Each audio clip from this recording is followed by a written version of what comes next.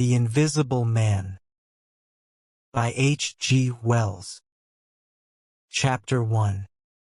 The Strange Man's Arrival.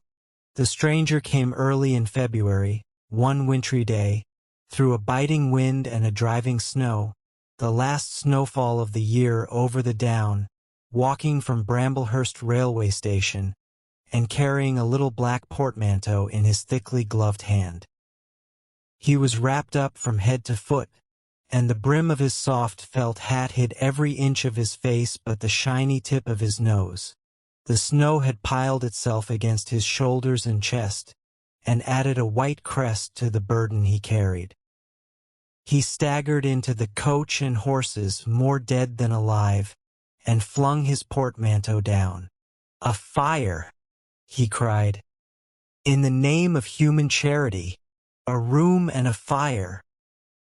He stamped and shook the snow from off himself in the bar, and followed Mrs. Hall into her guest parlor to strike his bargain.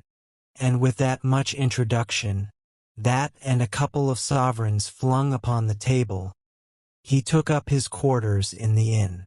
Mrs. Hall lit the fire and left him there while she went to prepare him a meal with her own hands.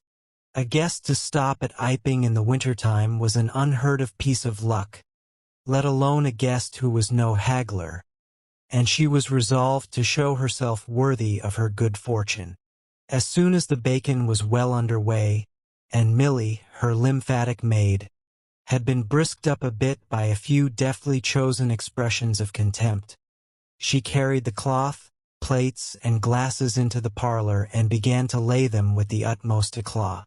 Although the fire was burning up briskly, she was surprised to see that her visitor still wore his hat and coat, standing with his back to her and staring out of the window at the falling snow in the yard.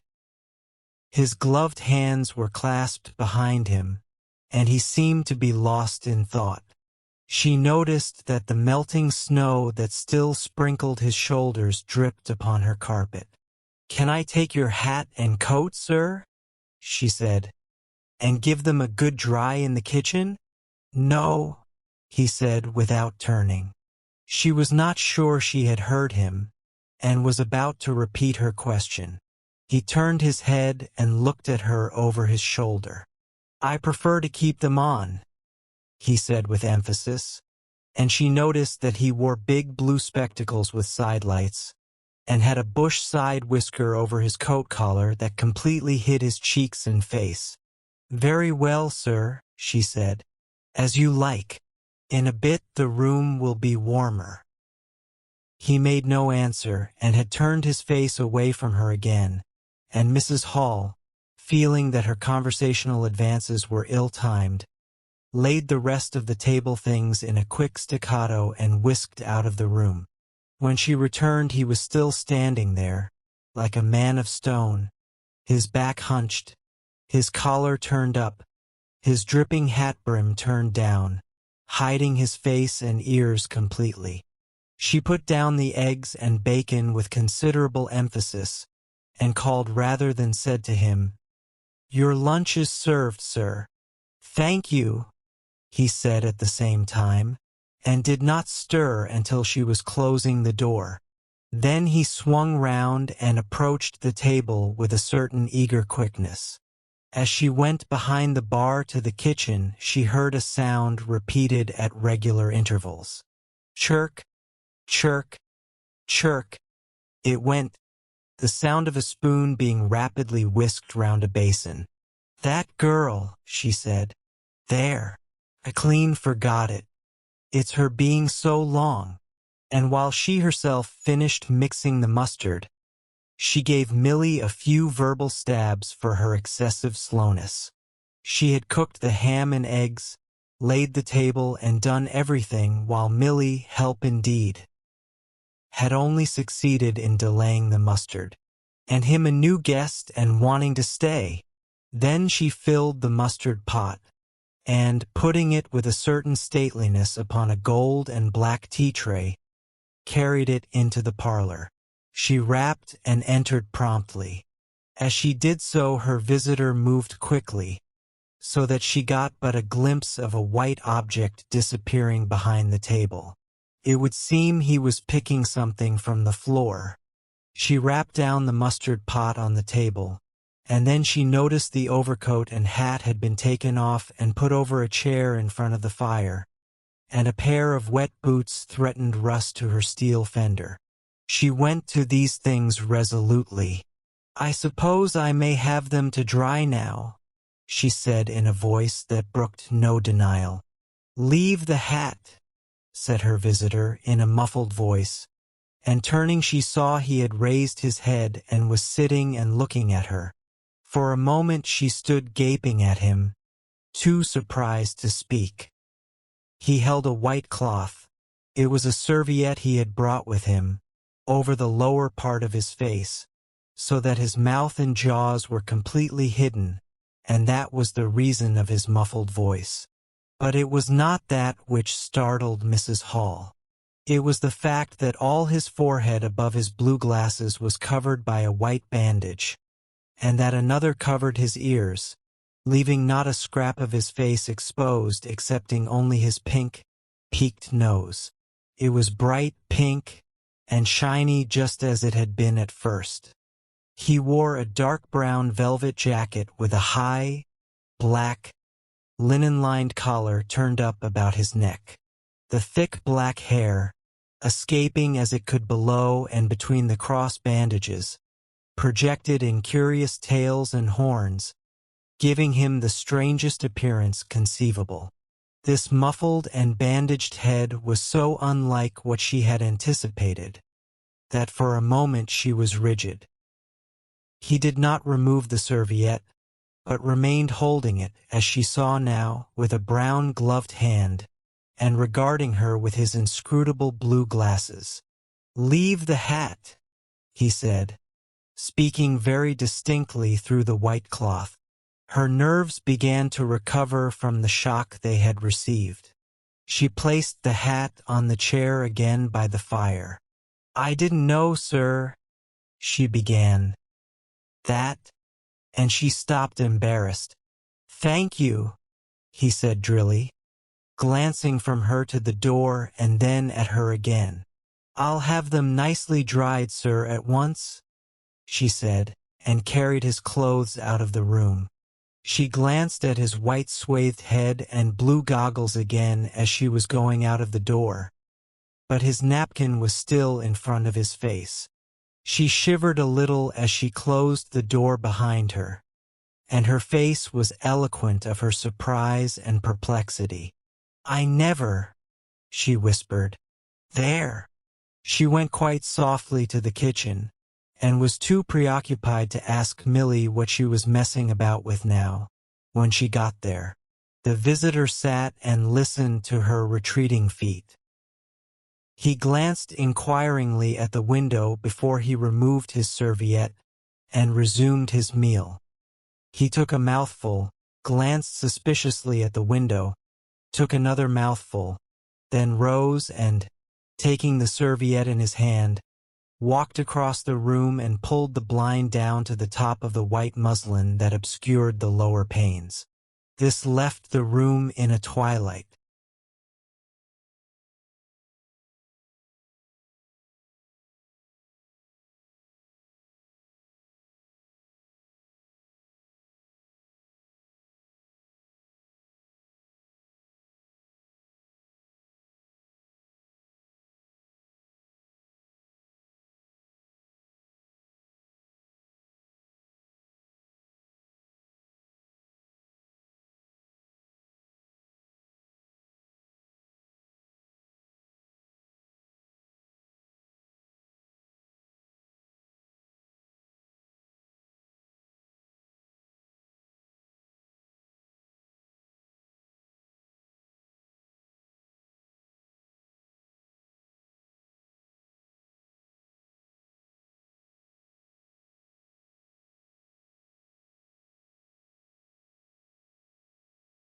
When Mrs. Hall went to clear away the stranger's lunch, her idea that his mouth must also have been cut or disfigured in the accident she supposed him to have suffered was confirmed, for he was smoking a pipe, And all the time that she was in the room he never loosened the silk muffler he had wrapped round the lower part of his face to put the mouthpiece to his lips. Yet it was not forgetfulness, for she saw he glanced at it as it smoldered out. He sat in the corner with his back to the window blind and spoke now, having eaten and drunk and being comfortably warmed through, with less aggressive brevity than before.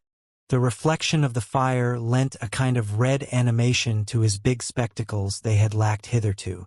"I have some luggage," he said, "at Bramblehurst Station," and he asked her how he could have it sent.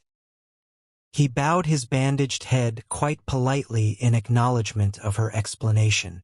"Tomorrow," he said, "there is no speedier delivery?" and seemed quite disappointed when she answered, "No." Was she quite sure? No man with a trap who would go over? Mrs. Hall, nothing loath, answered his questions and developed a conversation.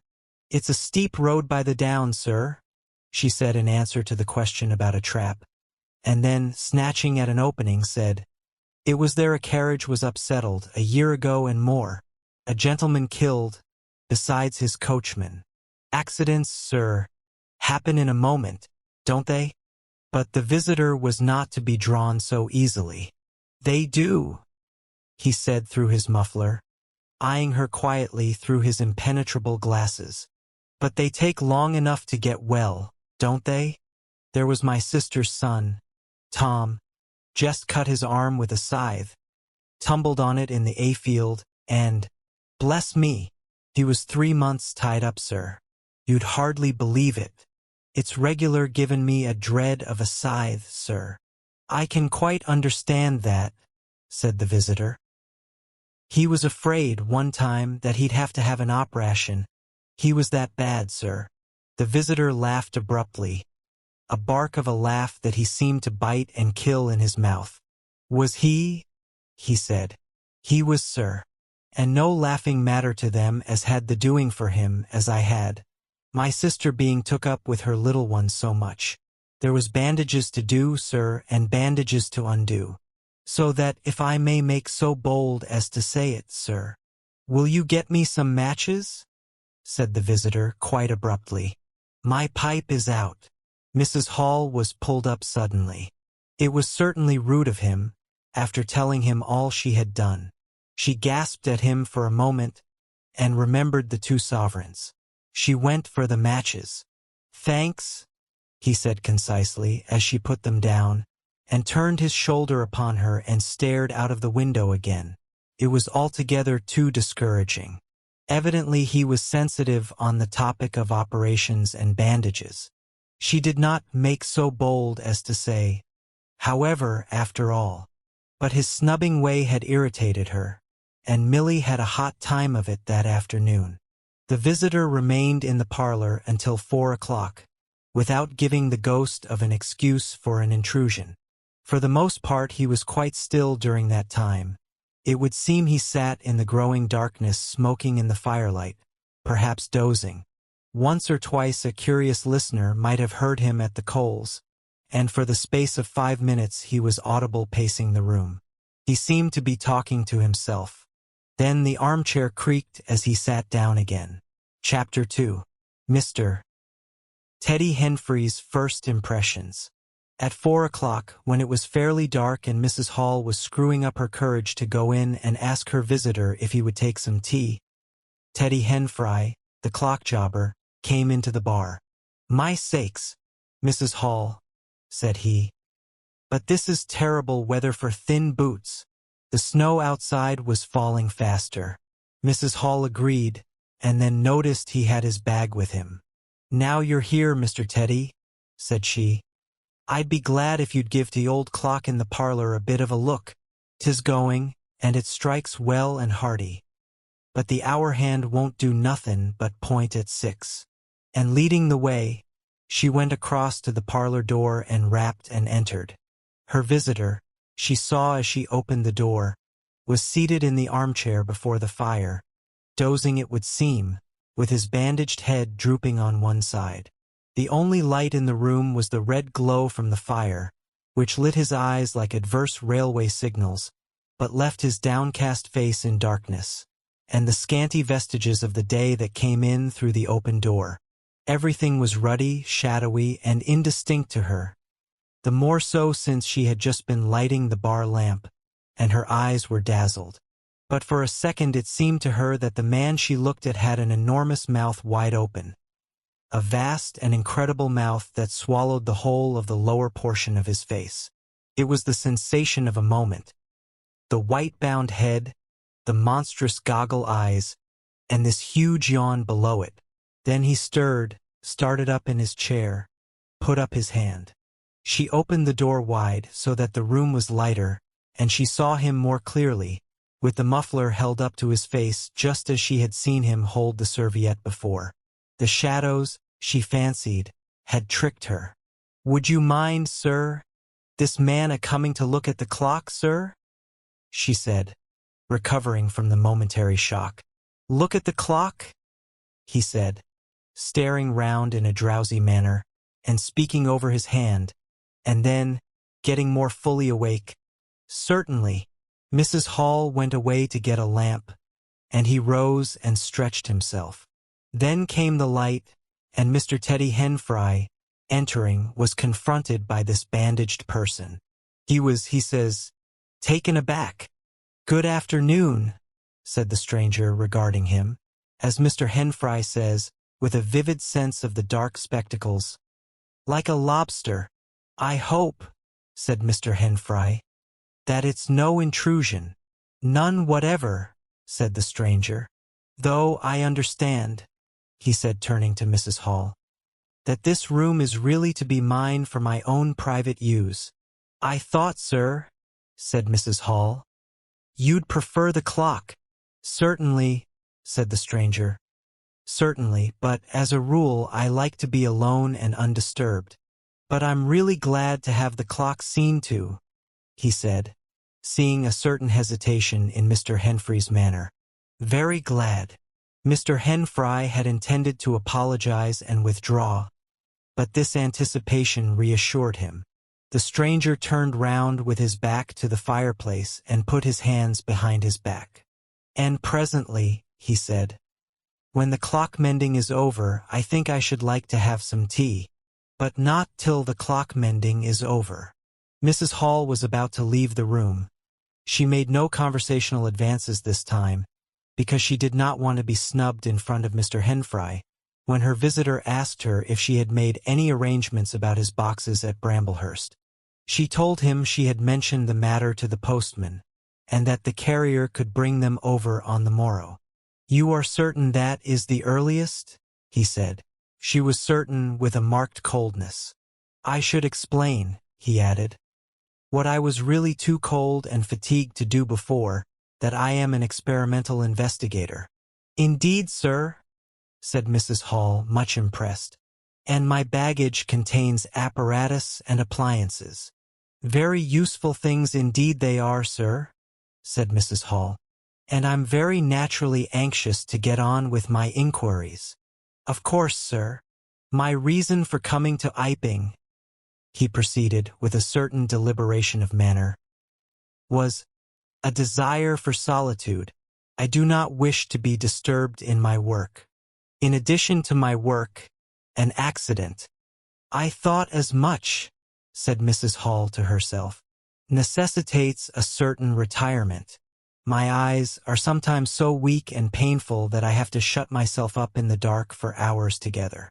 Lock myself up, sometimes now and then, not at present, certainly. At such times the slightest disturbance, the entry of a stranger into the room, is a source of excruciating annoyance to me.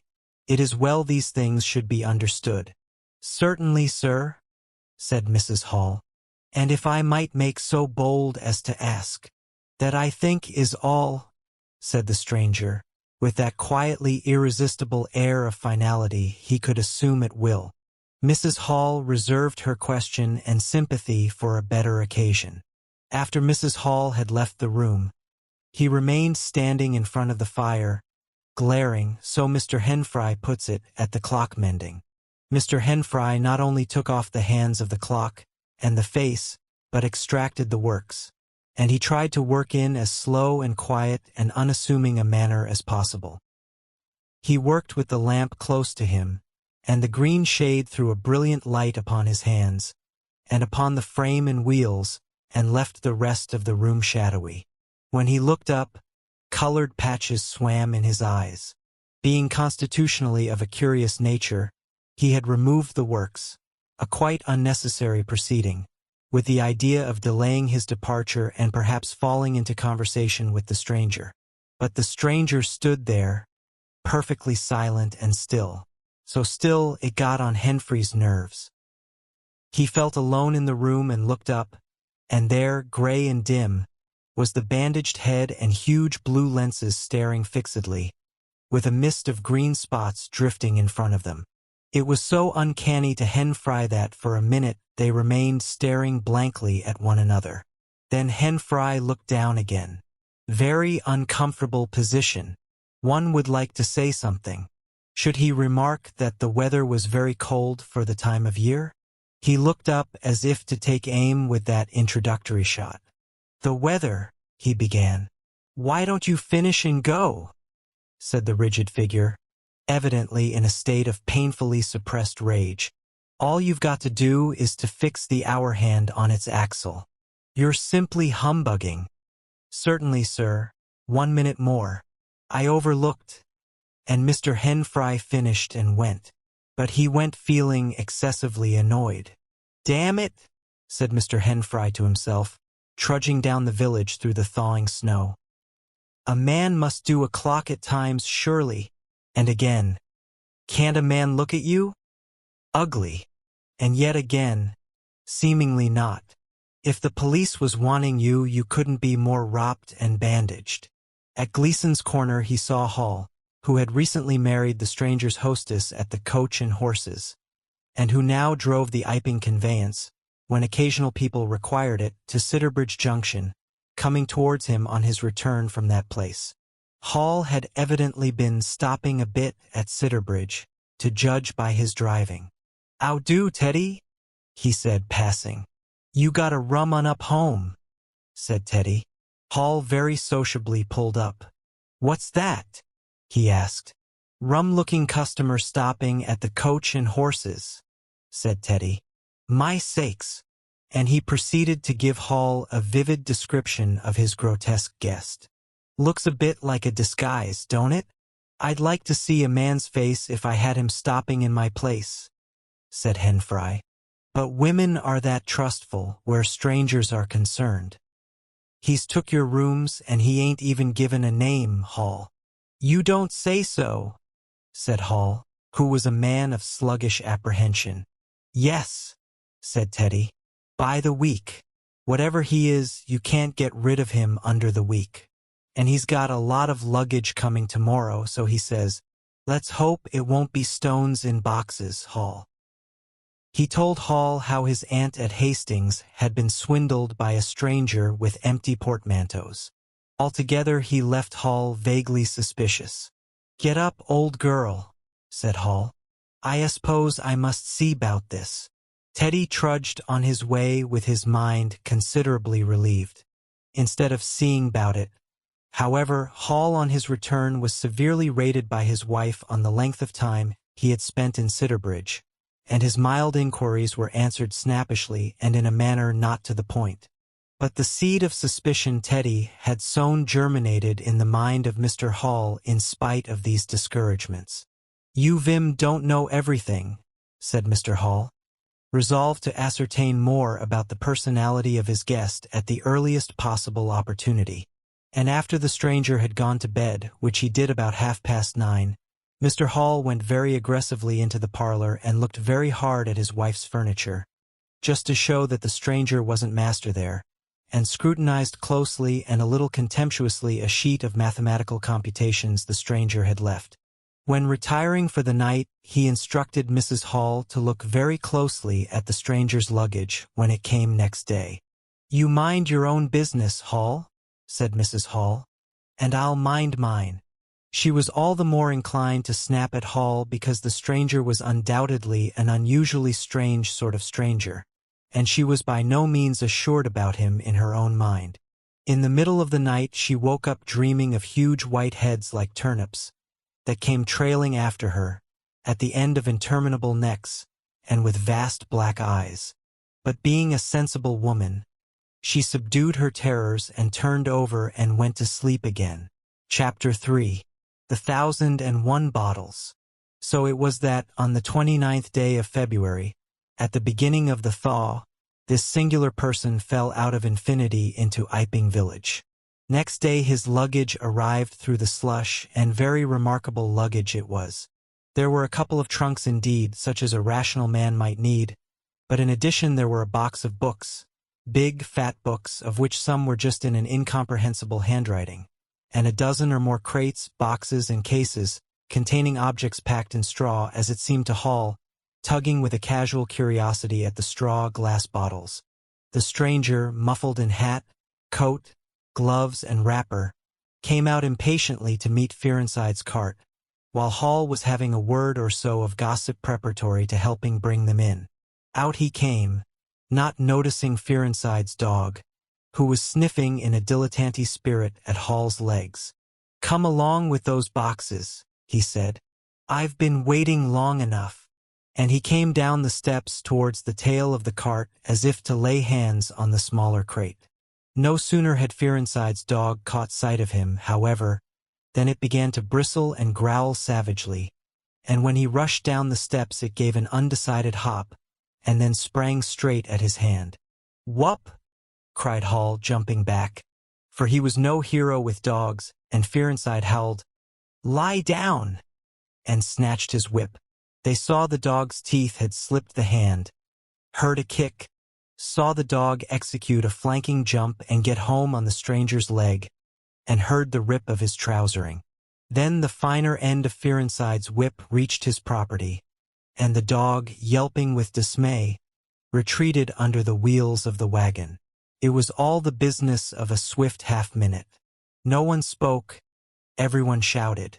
The stranger glanced swiftly at his torn glove and at his leg, made as if he would stoop to the latter, then turned and rushed swiftly up the steps into the inn. They heard him go headlong across the passage and up the uncarpeted stairs to his bedroom. "You brute, you!" said Fearenside, climbing off the wagon with his whip in his hand, while the dog watched him through the wheel. "Come here," said Fearenside. "You'd better." Hall had stood gaping. "He was bit," said Hall. "I'd better go and see to N." And he trotted after the stranger. He met Mrs. Hall in the passage. "Carrier's darg," he said, "bit N." He went straight upstairs, and the stranger's door being ajar, he pushed it open and was entering without any ceremony, being of a naturally sympathetic turn of mind. The blind was down and the room dim. He caught a glimpse of a most singular thing, what seemed a handless arm waving towards him, and a face of 3 huge indeterminate spots on white, very like the face of a pale pansy. Then he was struck violently in the chest, hurled back, and the door slammed in his face and locked. It was so rapid that it gave him no time to observe. A waving of indecipherable shapes, a blow, and a concussion. There he stood on the dark little landing, wondering what it might be that he had seen. A couple of minutes after, he rejoined the little group that had formed outside the coach and horses. There was Fearenside telling about it all over again for the second time. There was Mrs. Hall saying his dog didn't have no business to bite her guests. There was Huckster, the general dealer from over the road, interrogative, and Sandy Wodgers from the forge, judicial. Besides women and children, all of them saying fatuities. "Wouldn't let en bite me, I knows. Tasn't right have such dargs. What he bitin' for then?" And so forth. Mr. Hall, staring at them from the steps and listening, found it incredible that he had seen anything so very remarkable happen upstairs. Besides, his vocabulary was altogether too limited to express his impressions. "He don't want no help, he says," he said in answer to his wife's inquiry. "We'd better be a-takin of his luggage in." "He ought to have it cauterized at once," said Mr. Huckster, "especially if it's at all inflamed." "I'd shoot and that's what I'd do," said a lady in the group. Suddenly the dog began growling again. "Come along," cried an angry voice in the doorway, and there stood the muffled stranger with his collar turned up, and his hat brim bent down. "The sooner you get those things in the better, I'll be pleased." It is stated by an anonymous bystander that his trousers and gloves had been changed. "Was you hurt, sir?" said Fearinside. "I'm rare sorry the darg." "Not a bit," said the stranger. "Never broke the skin. Hurry up with those things." He then swore to himself, so Mr. Hall asserts. Directly the first crate was, in accordance with his directions, carried into the parlor, the stranger flung himself upon it with extraordinary eagerness, and began to unpack it, scattering the straw with an utter disregard of Mrs. Hall's carpet. And from it he began to produce bottles, little fat bottles containing powders, small and slender bottles containing colored and white fluids, fluted blue bottles labeled poison, bottles with round bodies and slender necks, large green glass bottles, large white glass bottles, bottles with glass stoppers and frosted labels, bottles with fine corks, bottles with bungs, bottles with wooden caps, wine bottles, salad oil bottles, putting them in rows on the chiffonier, on the mantel, on the table, under the window, round the floor, on the bookshelf, everywhere. The chemist's shop in Bramblehurst could not boast half so many. Quite a sight it was. Crate after crate yielded bottles, until all 6 were empty and the table high with straw. The only things that came out of these crates besides the bottles were a number of test tubes and a carefully packed balance. And directly the crates were unpacked, the stranger went to the window and set to work, not troubling in the least about the litter of straw, the fire which had gone out, the box of books outside, nor for the trunks and other luggage that had gone upstairs.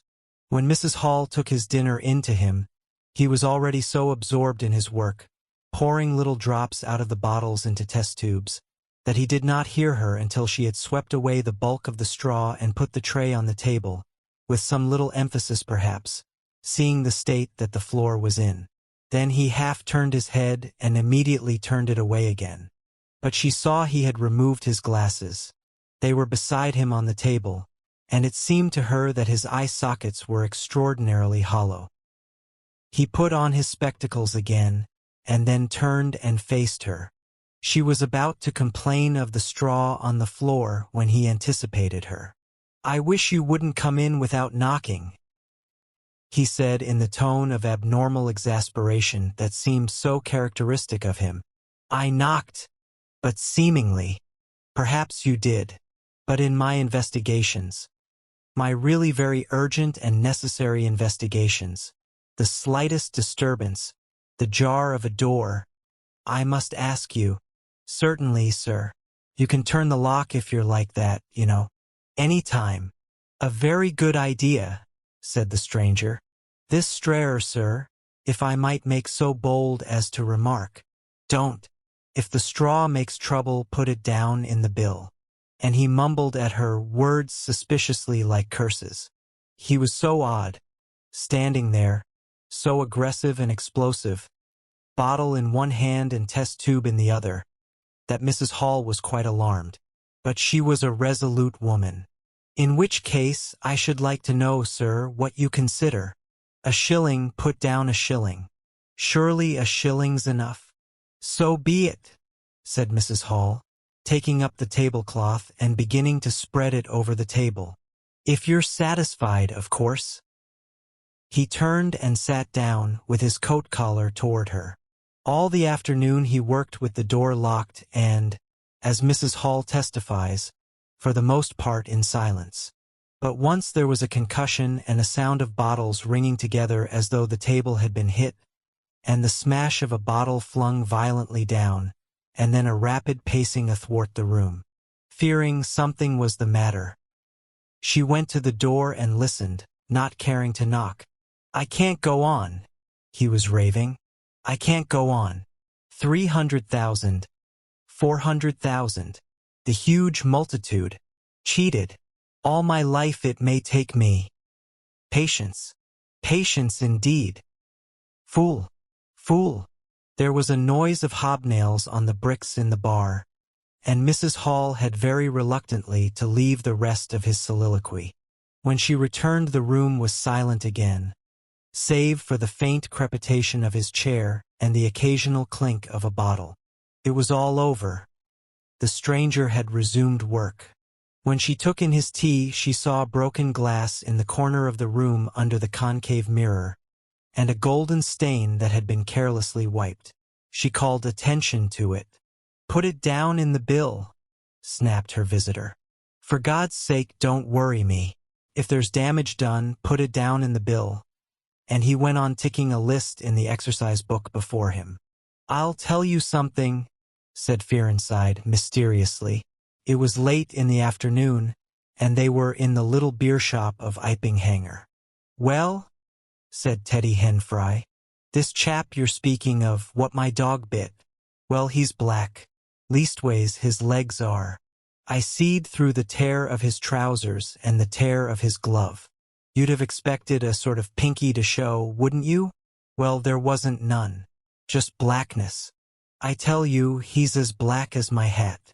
"My sakes," said Henfry. "It's a rummy case altogether. Why, his nose is as pink as paint." "That's true," said Fearenside. "I knows that, and I tell 'ee what I'm thinking. That marn's a piebald, Teddy. Black here and white there in patches, and he's ashamed of it. He's a kind of half-breed, and the colors come off patchy instead of mixing. I've heard of such things before, and it's the common way with horses, as anyone can see." Chapter 4. Mr. Cuss interviews the stranger. I have told the circumstances of the stranger's arrival in Iping with a certain fullness of detail, in order that the curious impression he created may be understood by the reader. But excepting two odd incidents, the circumstances of his stay until the extraordinary day of the club festival may be passed over very cursorily. There were a number of skirmishes with Mrs. Hall on matters of domestic discipline, but in every case until late April, when the first signs of penury began, he overrode her by the easy expedient of an extra payment. Hall did not like him, and whenever he dared he talked of the advisability of getting rid of him, but he showed his dislike chiefly by concealing it ostentatiously and avoiding his visitor as much as possible. "Wait till the summer," said Mrs. Hall sagely. "When the artistes are beginning to come, then we'll see. He may be a bit overbearing, but bills settled punctual is bills settled punctual, whatever you'd like to say." The stranger did not go to church, and indeed made no difference between Sunday and the irreligious days, even in costume. He worked, as Mrs. Hall thought, very fitfully. Some days he would come down early and be continuously busy. On others he would rise late, pace his room, fretting audibly for hours together, smoke, sleep in the armchair by the fire. Communication with the world beyond the village he had none. His temper continued very uncertain. For the most part his manner was that of a man suffering under almost unendurable provocation, and once or twice things were snapped, torn, crushed, or broken in spasmodic gusts of violence.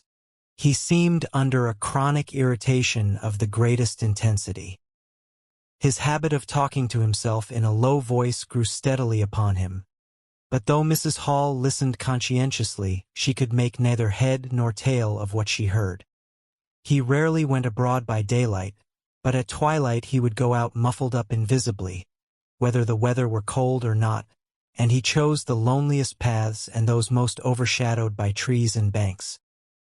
His goggling spectacles and ghastly bandaged face under the penthouse of his hat came with a disagreeable suddenness out of the darkness upon one or two home-going laborers, and Teddy Henfry, tumbling out of the scarlet coat one night at 9:30, was scared shamefully by the stranger's skull-like head. He was walking hat in hand, lit by the sudden light of the opened-in door. Such children as saw him at nightfall dreamt of bogies, and it seemed doubtful whether he disliked boys more than they disliked him, or the reverse. But there was certainly a vivid enough dislike on either side. It was inevitable that a person of so remarkable an appearance and bearing should form a frequent topic in such a village as Iping. Opinion was greatly divided about his occupation. Mrs. Hall was sensitive on the point. When questioned, she explained very carefully that he was an experimental investigator, going gingerly over the syllables as one who dreads pitfalls.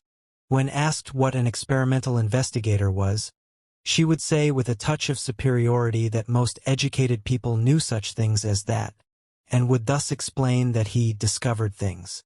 Her visitor had had an accident, she said, which temporarily discolored his face and hands, and being of a sensitive disposition, he was averse to any public notice of the fact.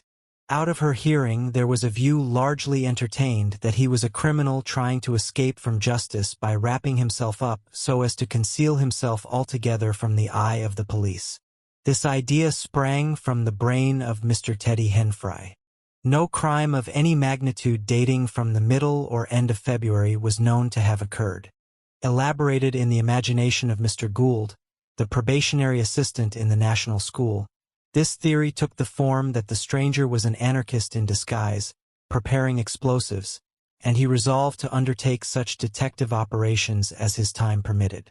These consisted for the most part in looking very hard at the stranger whenever they met, or in asking people who had never seen the stranger, leading questions about him.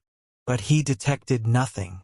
Another school of opinion followed Mr. Fearenside, and either accepted the piebald view or some modification of it.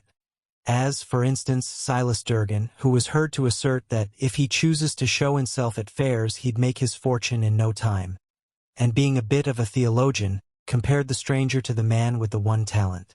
Yet another view explained the entire matter by regarding the stranger as a harmless lunatic, that had the advantage of accounting for everything straight away. Between these main groups there were waverers and compromisers. Sussex folk have few superstitions, and it was only after the events of early April that the thought of the supernatural was first whispered in the village. Even then it was only credited among the women folk. But whatever they thought of him, people in Iping on the whole agreed in disliking him. His irritability, though it might have been comprehensible to an urban brain worker, was an amazing thing to these quiet Sussex villagers. The frantic gesticulations they surprised now and then, the headlong pace after nightfall that swept him upon them round quiet corners, the inhuman bludgeoning of all tentative advances of curiosity, the taste for twilight that led to the closing of doors, the pulling down of blinds, the extinction of candles and lamps. Who could agree with such goings-on? They drew aside as he passed down the village, and when he had gone by, young humorists would up with coat collars and down with hat brims, and go pacing nervously after him in imitation of his occult bearing. There was a song popular at that time called "The Bogeyman." Miss Stachel sang it at the schoolroom concert in aid of the church lamps, and thereafter whenever one or two of the villagers were gathered together and the stranger appeared, a bar or so of this tune, more or less sharp or flat, was whistled in the midst of them. Also belated little children would call "Bogey-man" after him and make off tremulously elated. Cuss, the general practitioner, was devoured by curiosity. The bandages excited his professional interest. The report of the 1,001 bottles aroused his jealous regard. All through April and May he coveted an opportunity of talking to the stranger, and at last, towards Whitsuntide, he could stand it no longer, but hit upon the subscription list for a village nurse as an excuse. He was surprised to find that Mr. Hall did not know his guest's name. "He give a name," said Mrs. Hall, an assertion which was quite unfounded. "But I didn't rightly hear it." She thought it seemed so silly not to know the man's name. Cuss rapped at the parlor door and entered. There was a fairly audible imprecation from within. "Pardon my intrusion," said Cuss, and then the door closed and cut Mrs. Hall off from the rest of the conversation. She could hear the murmur of voices for the next 10 minutes, then a cry of surprise, a stirring of feet, a chair flung aside, a bark of laughter, quick steps to the door, and Cuss appeared, his face white, his eyes staring over his shoulder. He left the door open behind him, and without looking at her strode across the hall and went down the steps, and she heard his feet hurrying along the road. He carried his hat in his hand. She stood behind the door, looking at the open door of the parlor. Then she heard the stranger laughing quietly, and then his footsteps came across the room. She could not see his face where she stood. The parlor door slammed, and the place was silent again. Cuss went straight up the village to Bunting the vicar. "Am I mad?" Cuss began abruptly, as he entered the shabby little study. "Do I look like an insane person?" "What's happened?" said the vicar, putting the ammonite on the loose sheets of his forthcoming sermon. "That chap at the inn." "Well, give me something to drink," said Cuss, and he sat down. When his nerves had been steadied by a glass of cheap sherry, the only drink the good vicar had available, he told him of the interview he had just had. "Went in," he gasped, "and began to demand a subscription for that nurse fund. He'd stuck his hands in his pockets as I came in, and he sat down lumpily in his chair. Sniffed. I told him I'd heard he took an interest in scientific things. He said yes. Sniffed again. Kept on sniffing all the time. Evidently recently caught an infernal cold.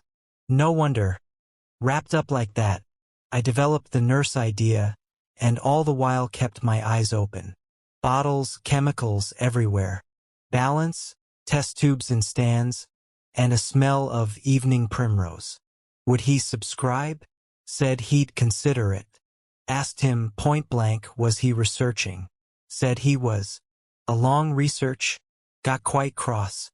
"A damnable long research," said he, blowing the cork out, so to speak. "Oh," said I, and out came the grievance. The man was just on the boil, and my question boiled him over. He had been given a prescription, most valuable prescription. What for he wouldn't say. Was it medical? "Damn you! What are you fishing after?" I apologized. Dignified sniff and cough. He resumed. He'd read it. 5 ingredients. Put it down. Turned his head. Draft of air from window lifted the paper. Swish. Rustle. He was working in a room with an open fireplace, he said. Saw a flicker and there was the prescription burning and lifting chimneyward. Rushed towards it just as it whisked up the chimney. So, just at that point, to illustrate his story, out came his arm. Well, no hand, just an empty sleeve. Lord, I thought that's a deformity. Got a cork arm, I suppose, and has taken it off. Then I thought there's something odd in that. What the devil keeps that sleeve up and open, if there's nothing in it? There was nothing in it, I tell you. Nothing down it, right down to the joint. I could see right down it to the elbow, and there was a glimmer of light shining through a tear of the cloth. Good God, I said.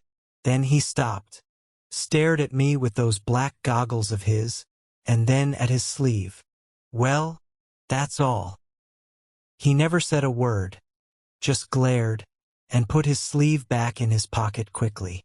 I was saying, said he, that there was the prescription burning, wasn't I? Interrogative cough. How the devil, said I. Can you move an empty sleeve like that? Empty sleeve. Yes, said I. An empty sleeve. It's an empty sleeve, is it? You saw it was an empty sleeve. He stood up right away. I stood up too. He came towards me in 3 very slow steps, and stood quite close. Sniffed venomously. I didn't flinch, though I'm hanged if that bandaged knob of his, and those blinkers, aren't enough to unnerve anyone. Coming quietly up to you. You said it was an empty sleeve? He said. Certainly, I said. At staring and saying nothing, a bare-faced man, unspectacled, starts scratch. Then very quietly he pulled his sleeve out of his pocket again, and raised his arm towards me as though he would show it to me again. He did it very, very slowly. I looked at it. Seemed an age. Well, said I, clearing my throat. There's nothing in it. Had to say something. I was beginning to feel frightened. I could see right down it. He extended it straight towards me, slowly, slowly, just like that, until the cuff was 6 inches from my face. Queer thing to see an empty sleeve come at you like that. And then, well, something, exactly like a finger and thumb it felt, nipped my nose. Bunting began to laugh. "There wasn't anything there," said Cuss, his voice running up into a shriek at the "there." "It's all very well for you to laugh, but I tell you I was so startled. I hit his cuff hard, and turned around, and cut out of the room. I left him." Cuss stopped. There was no mistaking the sincerity of his panic. He turned round in a helpless way and took a second glass of the excellent Vicar's very inferior sherry. "When I hit his cuff," said Cuss, "I tell you, it felt exactly like hitting an arm. And there wasn't an arm. There wasn't the ghost of an arm." Mr. Bunting thought it over. He looked suspiciously at Cuss. "It's a most remarkable story," he said. He looked very wise and grave indeed. "It's really," said Mr. Bunting with judicial emphasis, "a most remarkable story." Chapter 5. The Burglary at the Vicarage.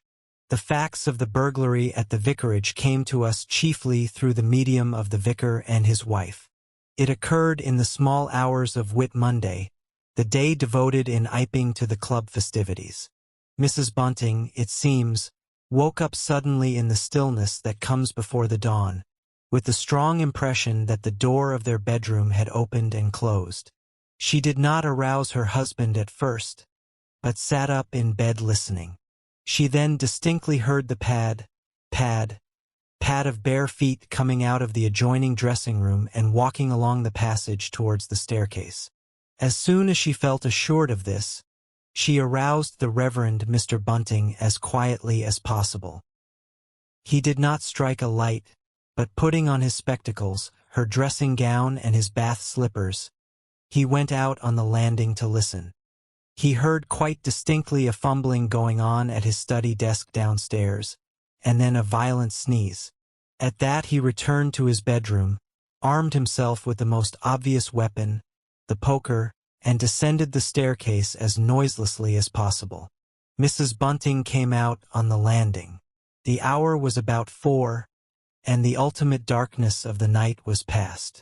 There was a faint shimmer of light in the hall, but the study doorway yawned impenetrably black. Everything was still except the faint creaking of the stairs under Mr. Bunting's tread, and the slight movements in the study.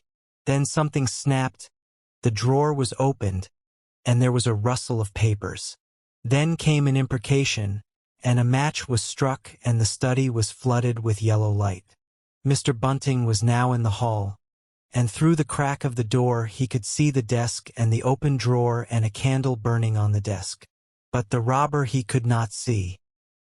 He stood there in the hall undecided what to do, and Mrs. Bunting, her face white and intent, crept slowly downstairs after him. One thing kept Mr. Bunting's courage, the persuasion that this burglar was a resident in the village. They heard the chink of money, and realized that the robber had found the housekeeping reserve of gold. £2.10 in half-sovereigns altogether. At that sound Mr. Bunting was nerved to abrupt action. Gripping the poker firmly, he rushed into the room, closely followed by Mrs. Bunting. "Surrender!" cried Mr. Bunting, fiercely, and then stooped amazed. Apparently the room was perfectly empty.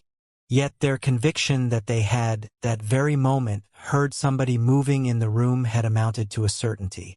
For half a minute, perhaps, they stood gaping. Then Mrs. Bunting went across the room and looked behind the screen, while Mr. Bunting, by a kindred impulse, peered under the desk. Then Mrs. Bunting turned back the window curtains, and Mr. Bunting looked up the chimney and probed it with the poker. Then Mrs. Bunting scrutinized the waste-paper basket and Mr. Bunting opened the lid of the coal scuttle. Then they came to a stop and stood with eyes interrogating each other. "I could have sworn," said Mr. Bunting. "The candle," said Mr. Bunting. "Who lit the candle?" "The drawer," said Mrs. Bunting. "And the money's gone." She went hastily to the doorway. Of all the strange occurrences, there was a violent sneeze in the passage. They rushed out, and as they did so the kitchen door slammed. "Bring the candle," said Mr. Bunting, and led the way. They both heard a sound of bolts being hastily shot back. As he opened the kitchen door, he saw through the scullery that the back door was just opening, and the faint light of early dawn displayed the dark masses of the garden beyond. He is certain that nothing went out of the door. It opened, stood open for a moment, and then closed with a slam. As it did so, the candle Mrs. Bunting was carrying from the study flickered and flared. It was a minute or more before they entered the kitchen. The place was empty. They refastened the back door, examined the kitchen, pantry, and scullery thoroughly, and at last went down into the cellar. There was not a soul to be found in the house, search as they would. Daylight found the vicar and his wife, a quaintly costumed little couple, still marveling about on their own ground floor by the unnecessary light of a guttering candle. Chapter 6. The Furniture That Went Mad. Now it happened that, in the early hours of Whit Monday, before Milly was hunted out for the day, Mr. Hall and Mrs. Hall both rose and went noiselessly down into the cellar. Their business there was of a private nature, and had something to do with the specific gravity of their beer. They had hardly entered the cellar when Mrs. Hall found she had forgotten to bring down a bottle of sarsaparilla from their joint room. As she was the expert and principal operator in this affair, Hall very properly went upstairs for it. On the landing he was surprised to see that the stranger's door was ajar. He went on into his own room and found the bottle as he had been directed. But returning with the bottle, he noticed that the bolts of the front door had been shot back, that the door was in fact simply on the latch. And with a flash of inspiration he connected this with the stranger's room upstairs and the suggestions of Mr. Teddy Henfry. He distinctly remembered holding the candle while Mrs. Hall shot these bolts overnight. At the sight he stopped, gaping, then with the bottle still in his hand went upstairs again. He rapped at the stranger's door. There was no answer. He rapped again, then pushed the door wide open and entered. It was as he expected. The bed, the room also, was empty, and what was stranger, even to his heavy intelligence, on the bedroom chair and along the rail of the bed were scattered the garments, the only garments so far as he knew, and the bandages of their guest. His big slouch hat even was cocked jauntily over the bedpost. As Hall stood there he heard his wife's voice coming out of the depth of the cellar, with that rapid telescoping of the syllables and interrogative cocking up of the final words to a high note, by which the West Sussex villager is wont to indicate a brisk impatience. "George, you gart what a want." At that he turned and hurried down to her. "Janny," he said, over the rail of the cellar steps, "'tas the truth what Henfry says. 'E's not in U's room, 'e ain't, and the front door's unbolted." At first Mrs. Hall did not understand, and as soon as she did she resolved to see the empty room for herself. Hall, still holding the bottle, went first. "If 'e ain't there," he said, "is close are, and what's 'e doin' ithout is close, then? 'Tas a most curious business." As they came up the cellar steps they both, it was afterwards ascertained, fancied they heard the front door open and shut, but seeing it closed and nothing there, neither said a word to the other about it at the time. Mrs. Hall passed her husband in the passage and ran on first upstairs. Someone sneezed on the staircase. Hall, following 6 steps behind, thought that he heard her sneeze. She, going on first, was under the impression that Hall was sneezing. She flung open the door and stood regarding the room. "Of all the curious," she said. She heard a sniff close behind her head as it seemed, and turning, was surprised to see Hall a dozen feet off on the topmost stair. But in another moment he was beside her. She bent forward and put her hand on the pillow and then under the clothes. "Cold," she said. "He's been up this hour or more." As she did so, a most extraordinary thing happened. The bedclothes gathered themselves together, leapt up suddenly into a sort of peak, and then jumped headlong over the bottom rail. It was exactly as if a hand had clutched them in the center and flung them aside. Immediately after, the stranger's hat hopped off the bedpost, described a whirling flight in the air through the better part of a circle, and then dashed straight at Mrs. Hall's face. Then as swiftly came the sponge from the washstand, and then the chair, flinging the stranger's coat and trousers carelessly aside, and laughing drilly in a voice singularly like the stranger's, turned itself up with its 4 legs at Mrs. Hall, seemed to take aim at her for a moment, and charged at her. She screamed and turned, and then the chair legs came gently but firmly against her back and impelled her and Hall out of the room.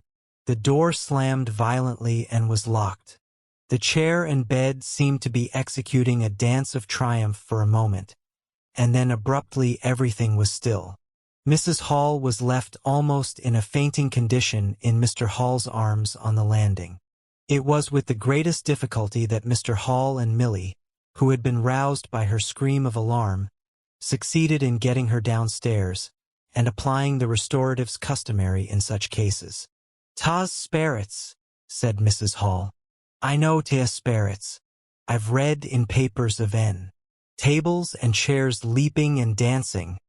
"Take a drop more, Janny," said Hall. "'Twill steady ye." "Lock him out," said Mrs. Hall. "Don't let him come in again. I half guessed I might ha' known. With them goggling eyes and bandaged head, and never going to church of a Sunday. And all they bottles, more'n it's right for anyone to have. He's put the sperits into the furniture. My good old furniture.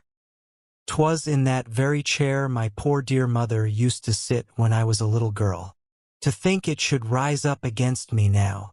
"Just a drop more, Janny," said Hall. "Your nerves is all upset." They sent Milly across the street through the golden 5 o'clock sunshine to rouse up Mr. Sandy Wodgers, the blacksmith. Mr. Hall's compliments, and the furniture upstairs was behaving most extraordinary. Would Mr. Wodgers come round? He was a knowing man, was Mr. Wodgers, and very resourceful. He took quite a grave view of the case. "Arm-darmed if that ain't witchcraft," was the view of Mr. Sandy Wodgers. "You warn't horseshoes for such gentry as he." He came round greatly concerned. They wanted him to lead the way upstairs to the room, but he didn't seem to be in any hurry. He preferred to talk in the passage. Over the way Huckster's apprentice came out and began taking down the shutters of the tobacco window. He was called over to join the discussion. Mr. Huckster naturally followed over in the course of a few minutes. The Anglo-Saxon genius for parliamentary government asserted itself. There was a great deal of talk and no decisive action. "Let's have the facts first," insisted Mr. Sandy Wodgers. "Let's be sure we'd be acting perfectly right in bustin' that there door open. A door onbust is always open to bustin', but ye can't onbust a door once you've busted in." And suddenly and most wonderfully the door of the room upstairs opened of its own accord, and as they looked up in amazement, they saw descending the stairs the muffled figure of the stranger, staring more blackly and blankly than ever with those unreasonably large blue glass eyes of his. He came down stiffly and slowly, staring all the time. He walked across the passage staring, then stopped. "Look there," he said.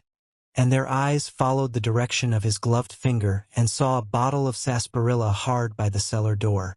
Then he entered the parlor, and suddenly, swiftly, viciously, slammed the door in their faces. Not a word was spoken until the last echoes of the slam had died away. They stared at one another. "Well, if that don't lick everything," said Mr. Wodgers, and left the alternative unsaid. "I'd go in and ask 'en 'bout it," said Wodgers to Mr. Hall.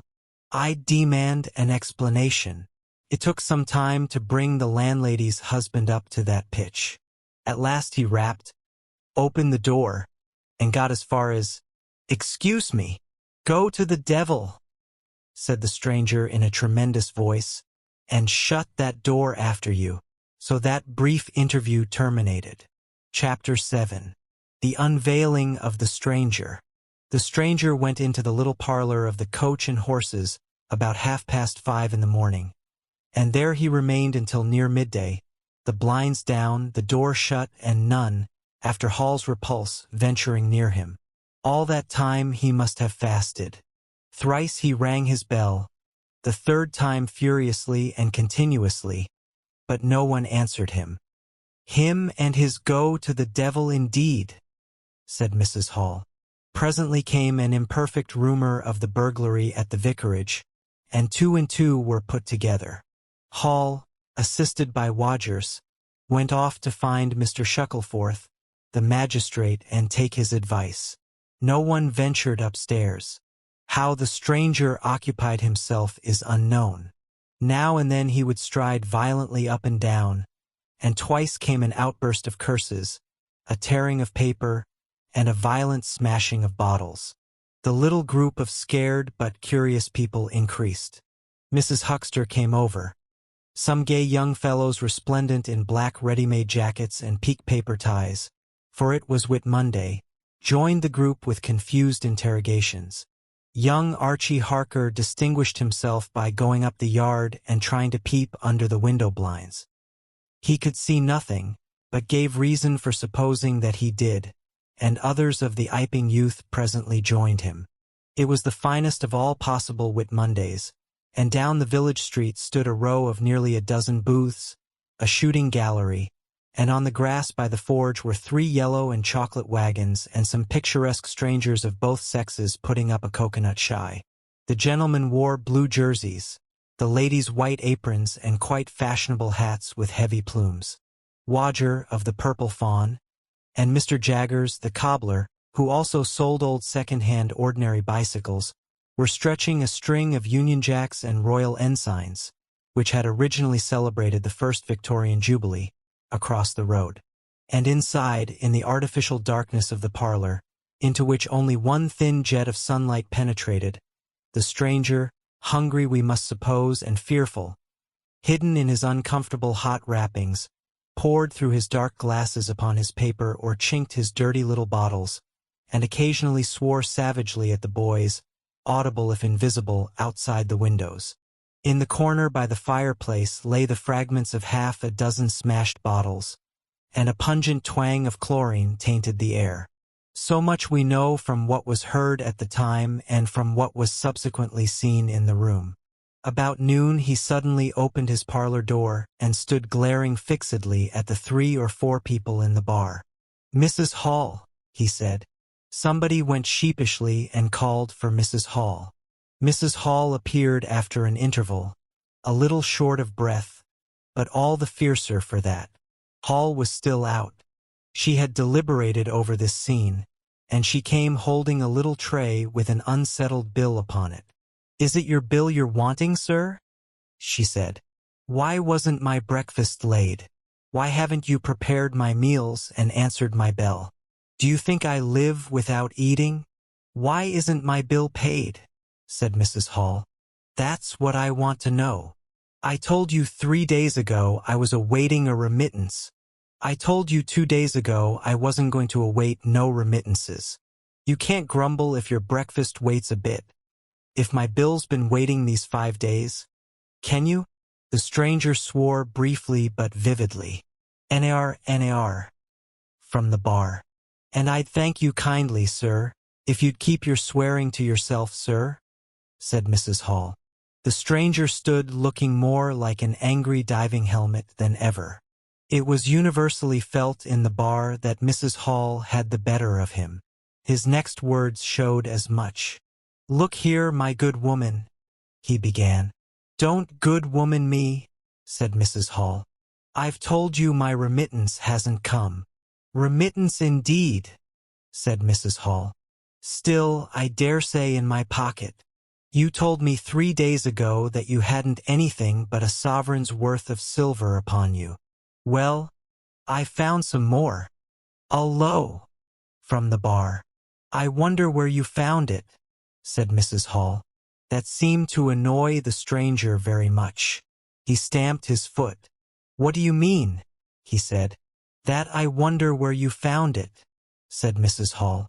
And before I take any bills or get any breakfasts or do any such things whatsoever, you got to tell me one or two things I don't understand, and what nobody don't understand, and what everybody is very anxious to understand. I want to know what you been doing to my chair upstairs, and I want to know how 'tis your room was empty, and how you got in again.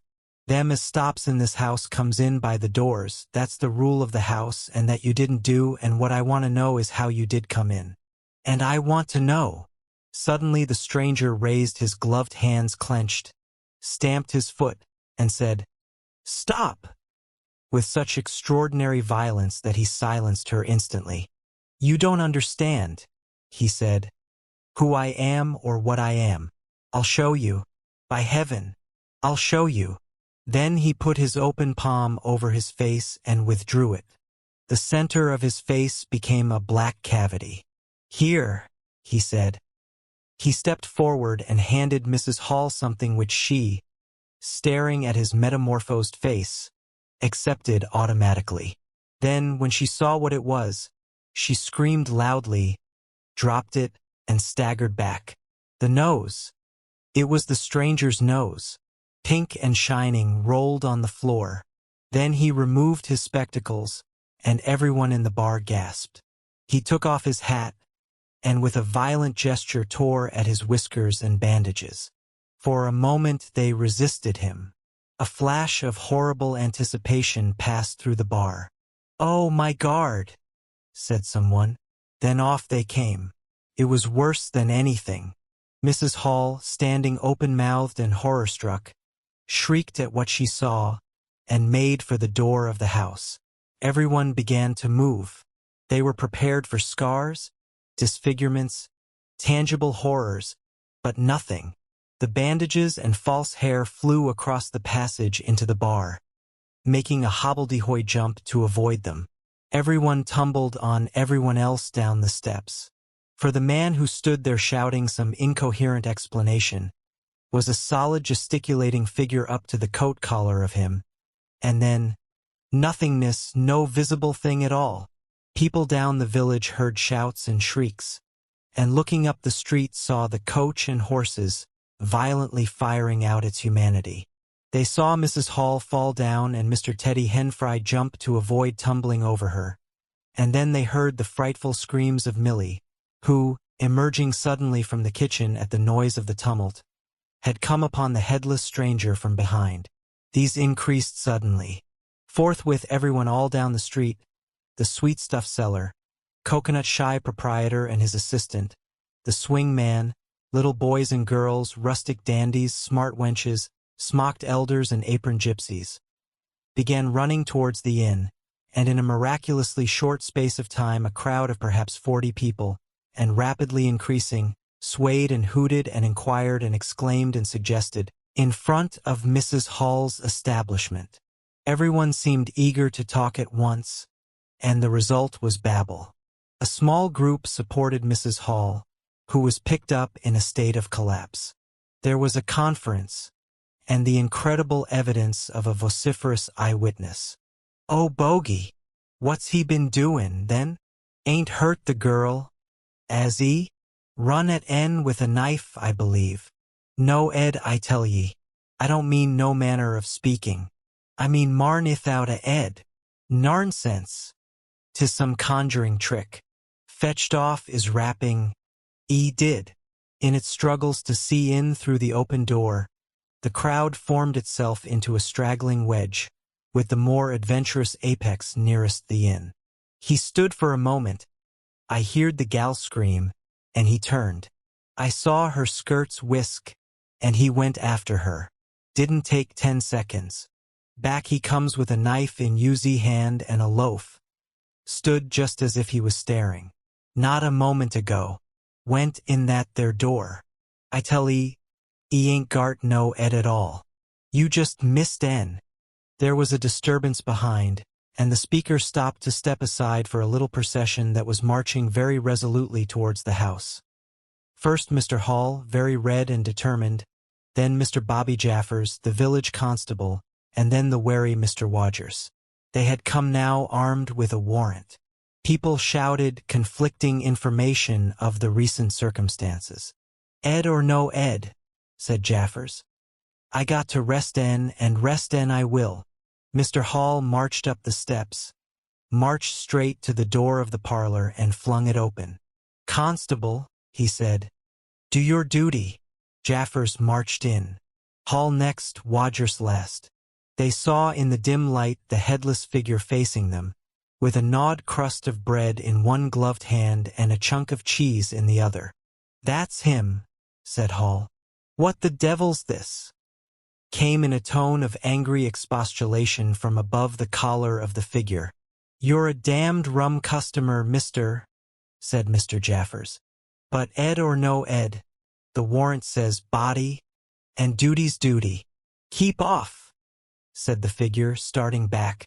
Abruptly he whipped down the bread and cheese, and Mr. Hall just grasped the knife on the table in time to save it. Off came the stranger's left glove and was slapped in Jaffers' face. In another moment Jaffers, cutting short some statement concerning a warrant, had gripped him by the handless wrist and caught his invisible throat.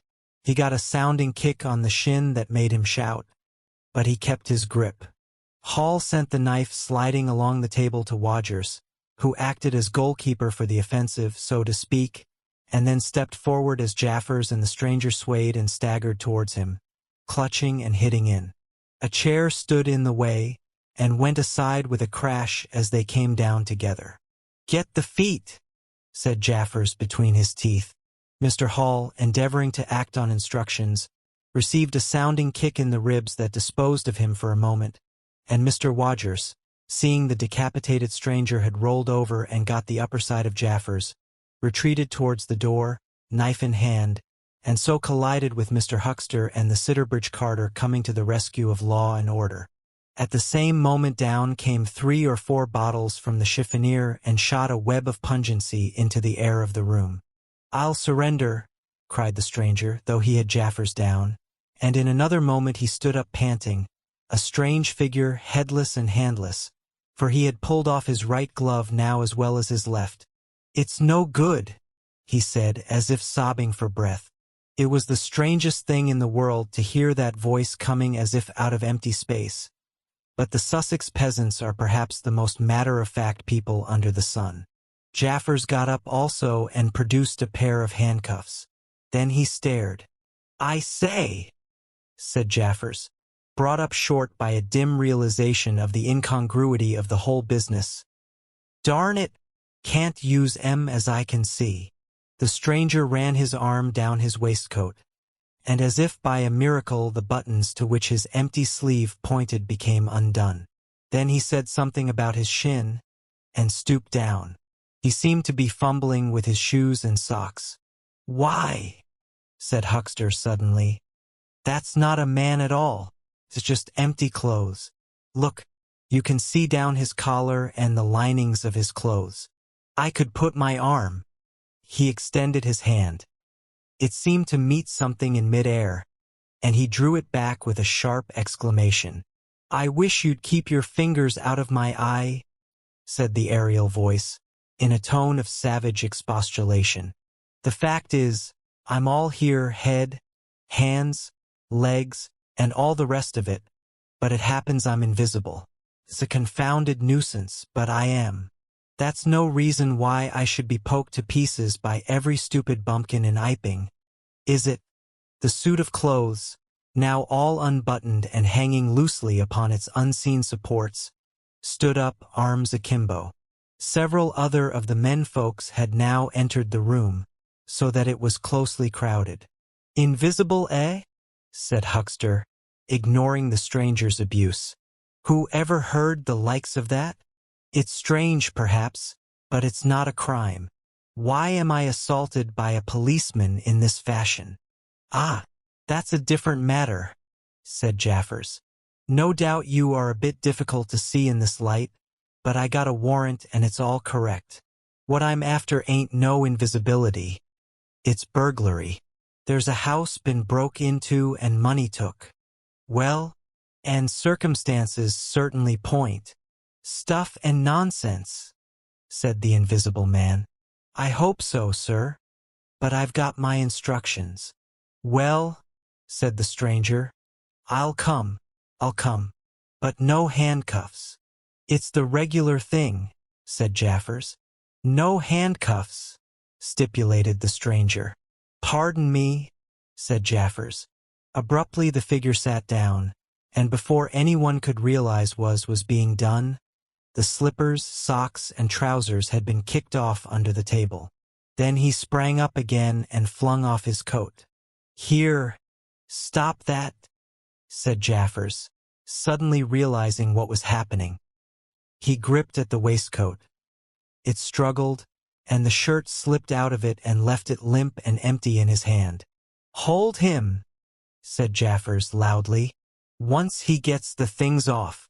Hold him, cried everyone, and there was a rush at the fluttering white shirt which was now all that was visible of the stranger.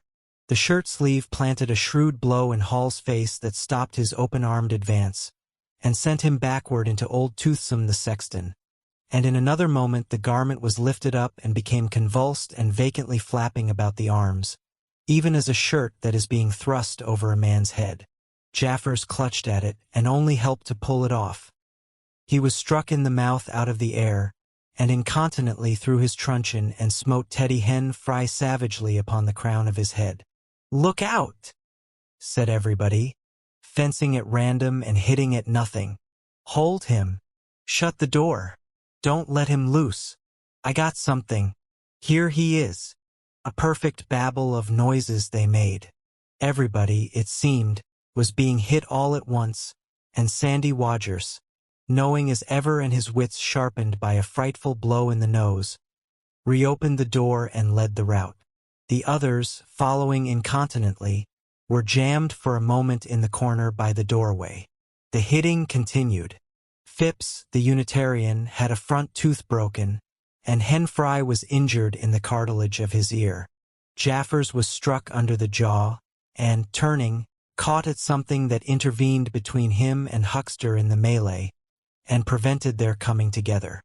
He felt a muscular chest, and in another moment the whole mass of struggling, excited men shot out into the crowded hall. "I got him!" shouted Jaffers, choking and reeling through them all, and wrestling with purple face and swelling veins against his unseen enemy. Men staggered right and left as the extraordinary conflict swayed swiftly towards the house door, and went spinning down the half-dozen steps of the inn.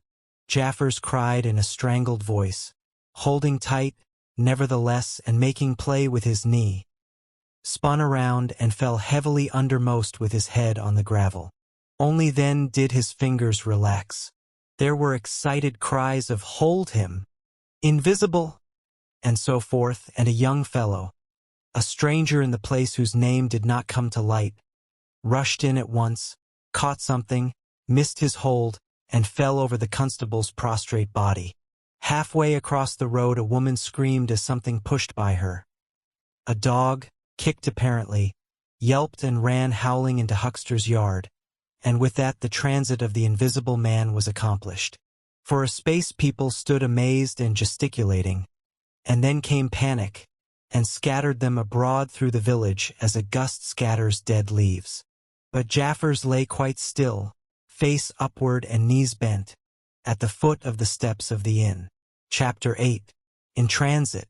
The 8th chapter is exceedingly brief, and relates that Gibbons, the amateur naturalist of the district, while lying out on the spacious open downs without a soul within a couple of miles of him, as he thought, and almost dozing, heard close to him the sound as of a man coughing, sneezing, and then swearing savagely to himself, and looking beheld nothing. Yet the voice was indisputable. It continued to swear with that breadth and variety that distinguishes the swearing of a cultivated man. It grew to a climax, diminished again, and died away in the distance, going as it seemed to him in the direction of Adderdean. It lifted to a spasmodic sneeze and ended.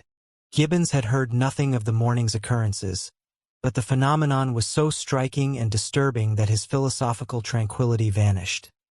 He got up hastily and hurried down the steepness of the hill towards the village, as fast as he could go. Chapter 9. Mr. Thomas Marvel. You must picture Mr. Thomas Marvel as a person of copious, flexible visage, a nose of cylindrical protrusion, a liquorish, ample, fluctuating mouth, and a beard of bristling eccentricity. His figure inclined to embonpoint. His short limbs accentuated this inclination. He wore a furry silk hat, and the frequent substitution of twine and shoelaces for buttons, apparent at critical points of his costume, marked a man essentially bachelor. Mr. Thomas Marvel was sitting with his feet in a ditch by the roadside over the down towards Adderdean, about 1.5 miles out of Iping. His feet, save for socks of irregular openwork, were bare. His big toes were broad, and pricked like the ears of a watchful dog. In a leisurely manner, he did everything in a leisurely manner. He was contemplating trying on a pair of boots. They were the soundest boots he had come across for a long time, but too large for him, whereas the ones he had were, in dry weather, a very comfortable fit, but too thin-soled for damp. Mr. Thomas Marvel hated roomy shoes, but then he hated damp. He had never properly thought out which he hated most, and it was a pleasant day, and there was nothing better to do. So he put the 4 shoes in a graceful group on the turf and looked at them, and seeing them there among the grass and springing agrimony, it suddenly occurred to him that both pairs were exceedingly ugly to see. He was not at all startled by a voice behind him. "They're boots anyhow," said the voice. "They are charity boots," said Mr. Thomas Marvel, with his head on one side regarding them distastefully. "And which is the ugliest pair in the whole blessed universe, I'm darned if I know." "Hem," said the voice. "I've worn worse, in fact I've worn none. But none so audacious ugly, if you'll allow the expression. I've been cadging boots, in particular, for days, because I was sick of them. They're sound enough, of course, but a gentleman on tramp sees such a thundering lot of his boots. And if you'll believe me, I've raised nothing in the whole blessed country, try as I would, but them. Look at 'em. And a good country for boots, too, in a general way. But it's just my promiscuous luck. I've got my boots in this country 10 years or more, and then they treat you like this. It's a beast of a country," said the voice, "and pigs for people. Ain't it?" said Mr. Thomas Marvel. "Lord, but them boots, it beats it." He turned his head over his shoulder to the right to look at the boots of his interlocutor with a view to comparisons, and lo! Where the boots of his interlocutor should have been were neither legs nor boots. He was irradiated by the dawn of a great amazement. "Where are your—" said Mr. Thomas Marvel over his shoulder and coming on all fours. He saw a stretch of empty downs with the wind swaying the remote green-pointed furze bushes. "Am I drunk?" said Mr. Marvel. "Have I had visions? Was I talking to myself? What the—" "Don't be alarmed," said a voice. "None of your ventriloquizing me," said Mr. Thomas Marvel, rising sharply to his feet. "Where are you? Alarmed? Indeed. Don't be alarmed," repeated the voice. "You'll be alarmed in a minute, you silly fool," said Mr. Thomas Marvel. "Where are you? Lemme get my mark on you. Are you buried?" said Mr. Thomas Marvel after an interval. There was no answer. Mr. Thomas Marvel stood bootless and amazed, his jacket nearly thrown off. "Pee-wit," said a pee-wit very remote. "Pee-wit indeed," said Mr. Thomas Marvel. "This ain't no time for foolery." The down was desolate, east and west, north and south. The road, with its shallow ditches and white bordering stakes, ran smooth and empty north and south, and save for that pee-wit, The blue sky was empty too. "So help me," said Mr. Thomas Marvel, shuffling his coat onto his shoulders again. "It's the drink. I might ha' known." "It's not the drink," said the voice. "You keep your nerves steady." "Ow," said Mr. Marvel, and his face grew white amidst its patches. "It's the drink," his lips repeated noiselessly. He remained staring about him, rotating slowly backwards. "I could have swore I heard a voice," he whispered. "Of course you did. It's there again," said Mr. Marvel, closing his eyes and clasping his hand on his brow with a tragic gesture. He was suddenly taken by the collar and shaken violently, and left more dazed than ever. "Don't be a fool," said the voice. "I'm off my blooming chump," said Mr. Marvel. "It's no good, this fretting about them blarsted boots. I'm off my blessed blooming chump, or its spirits." "Neither one thing nor the other," said the voice. "Listen." "Chump," said Mr. Marvel. "1 minute," said the voice, penetratingly, tremulous with self-control. "Well?" said Mr. Thomas Marvel, with a strange feeling of having been dug in the chest by a finger. "You think I'm just imagination?" "Just imagination." "What else can you be?" said Mr. Thomas Marvel, rubbing the back of his neck. "Very well," said the voice in a tone of relief. "Then I'm going to throw flints at you till you think differently." "But where are your—" The voice made no answer. Came a flint, apparently out of the air, and missed Mr. Marvel's shoulder by a hair's breadth. Mr. Marvel, turning, saw a flint jerk up into the air, trace a complicated path, hang for a moment, and then fling at his feet with almost invisible rapidity. He was too amazed to dodge. It came and ricocheted from a bare toe into the ditch.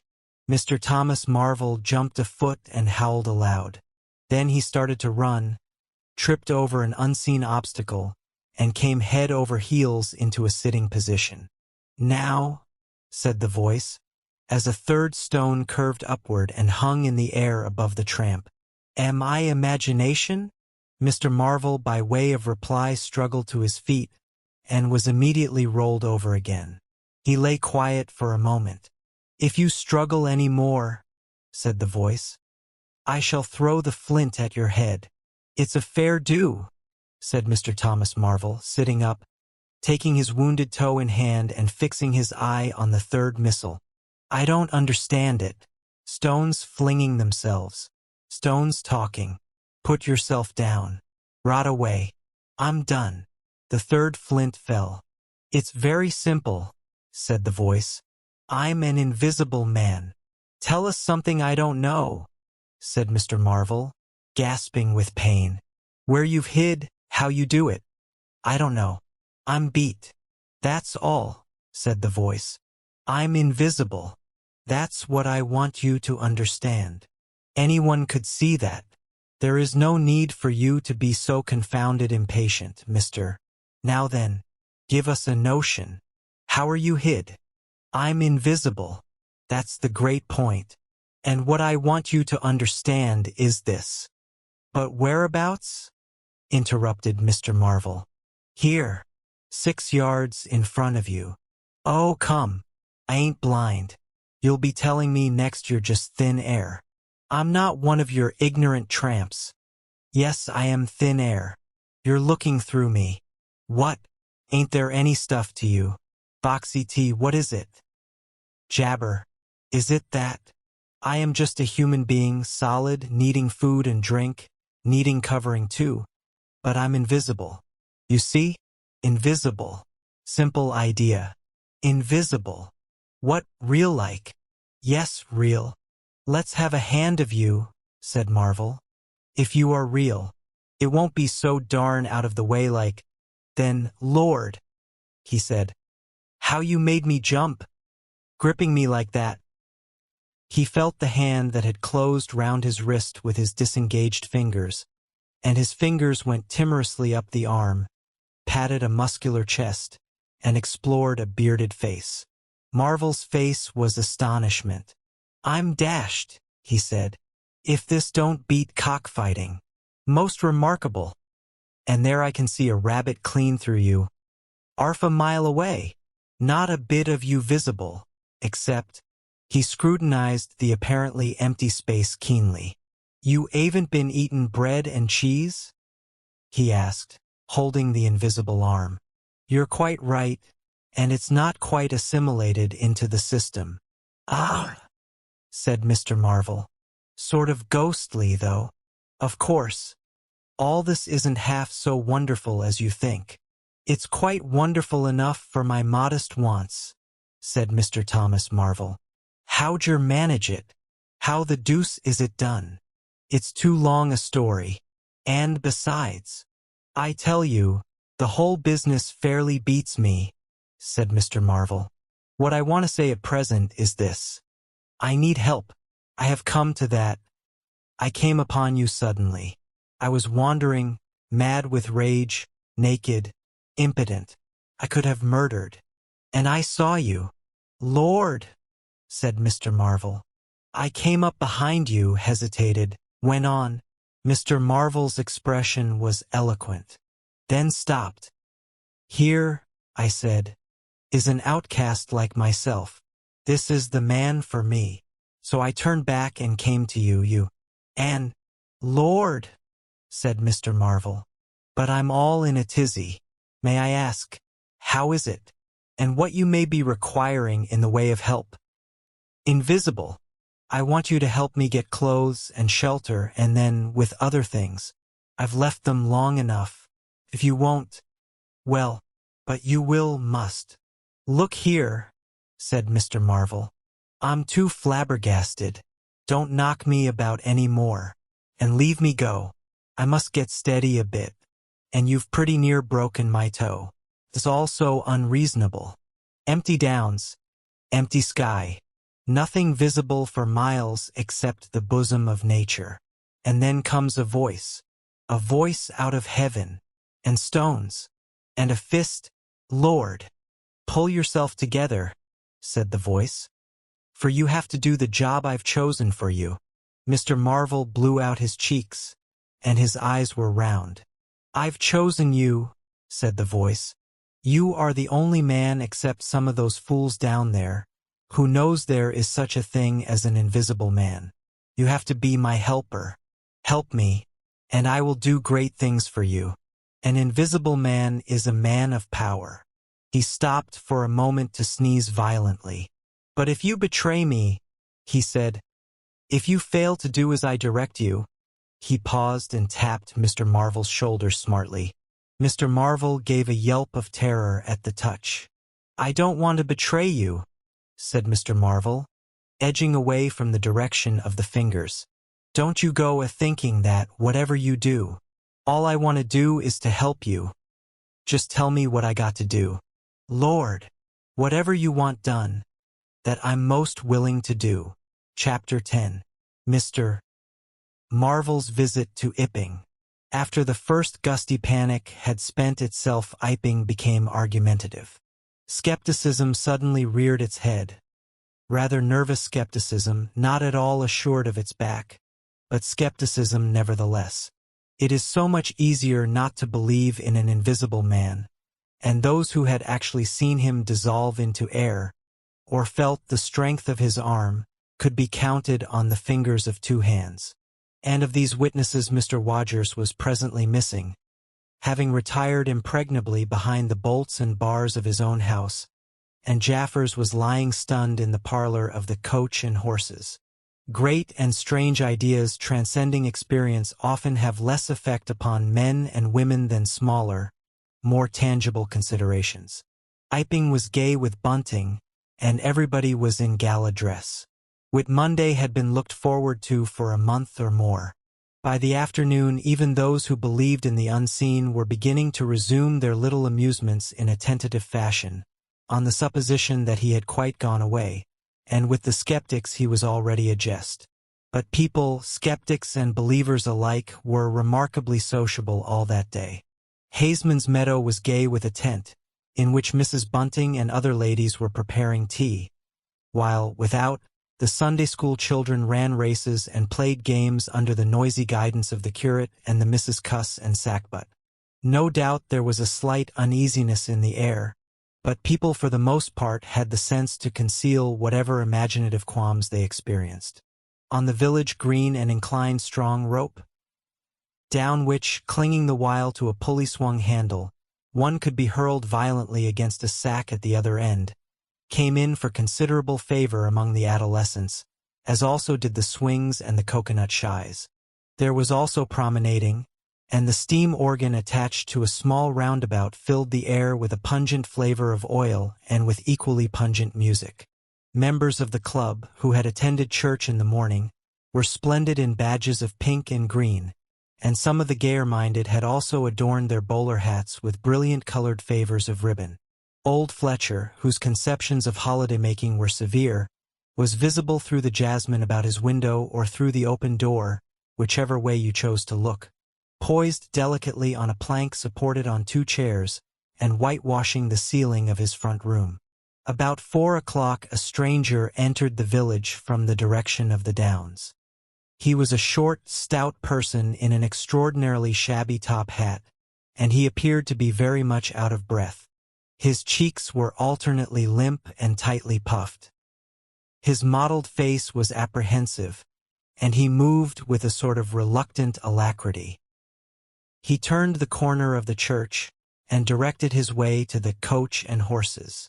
Among others old Fletcher remembers seeing him, and indeed the old gentleman was so struck by his peculiar agitation that he inadvertently allowed a quantity of whitewash to run down the brush into the sleeve of his coat while regarding him. This stranger, to the perceptions of the proprietor of the coconut shy, appeared to be talking to himself, and Mr. Huckster remarked the same thing. He stopped at the foot of the Coach and Horses steps, and, according to Mr. Huckster, appeared to undergo a severe internal struggle before he could induce himself to enter the house.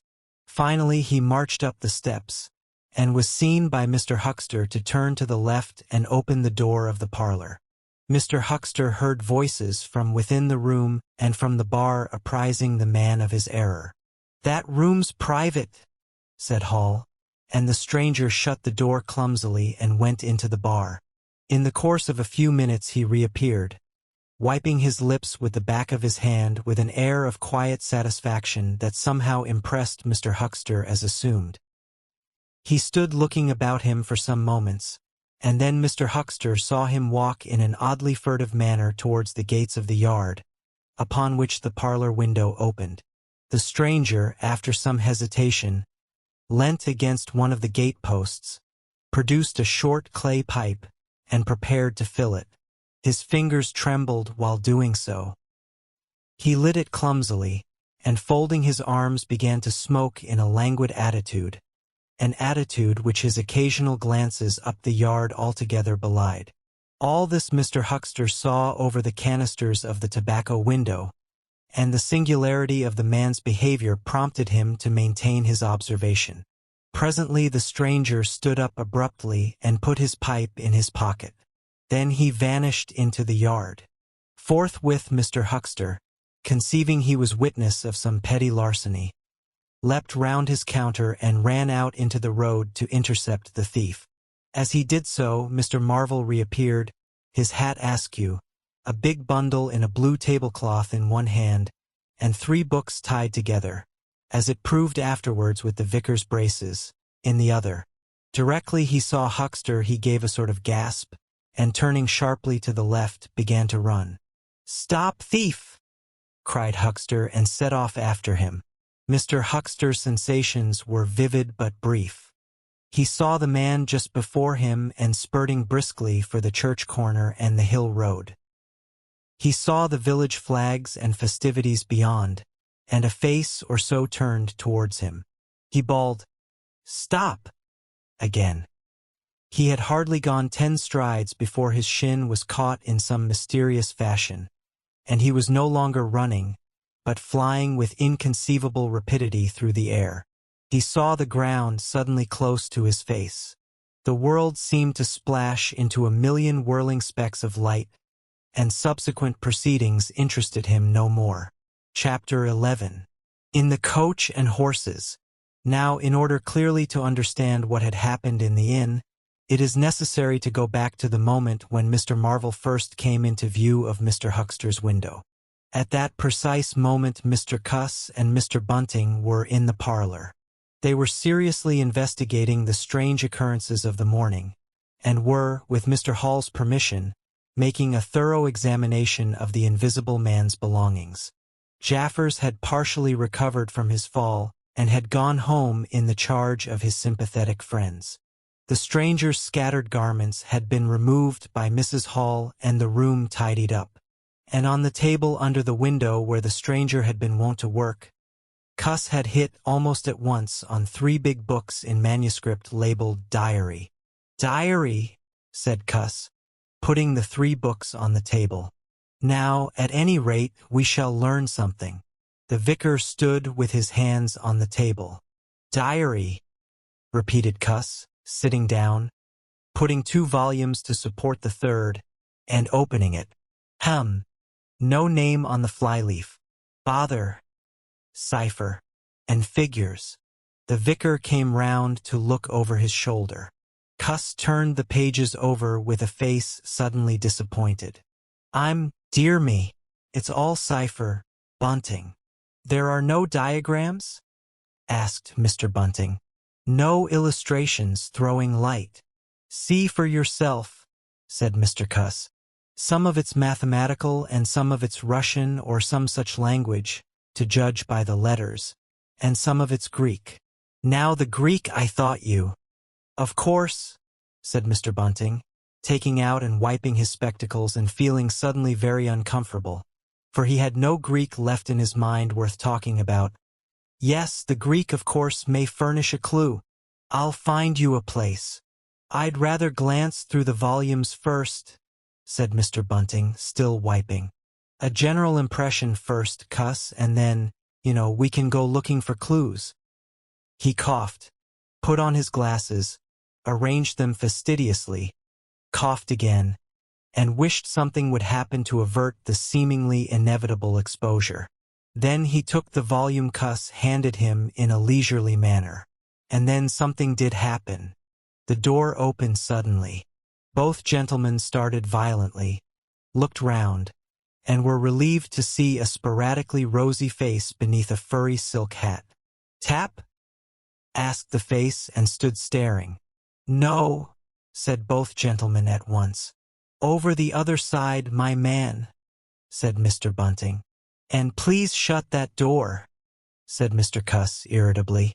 "All right," said the intruder, as it seemed in a low voice curiously different from the huskiness of its first inquiry. "Right you are," said the intruder in the former voice. "Stand clear." And he vanished and closed the door. "A sailor, I should judge," said Mr. Bunting.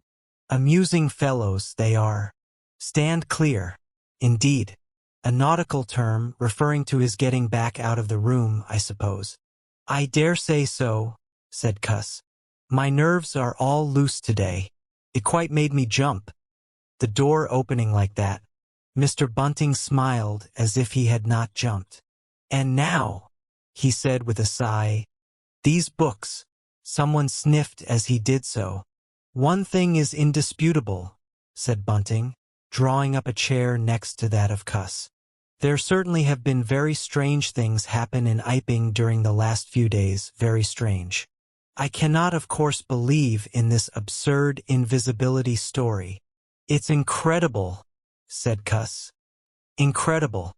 But the fact remains that I certainly saw right down his sleeve." "But are you sure? Suppose a mirror, for instance, hallucinations are so easily produced. I don't know if you have ever seen a really good conjurer." "I won't argue again," said Cuss.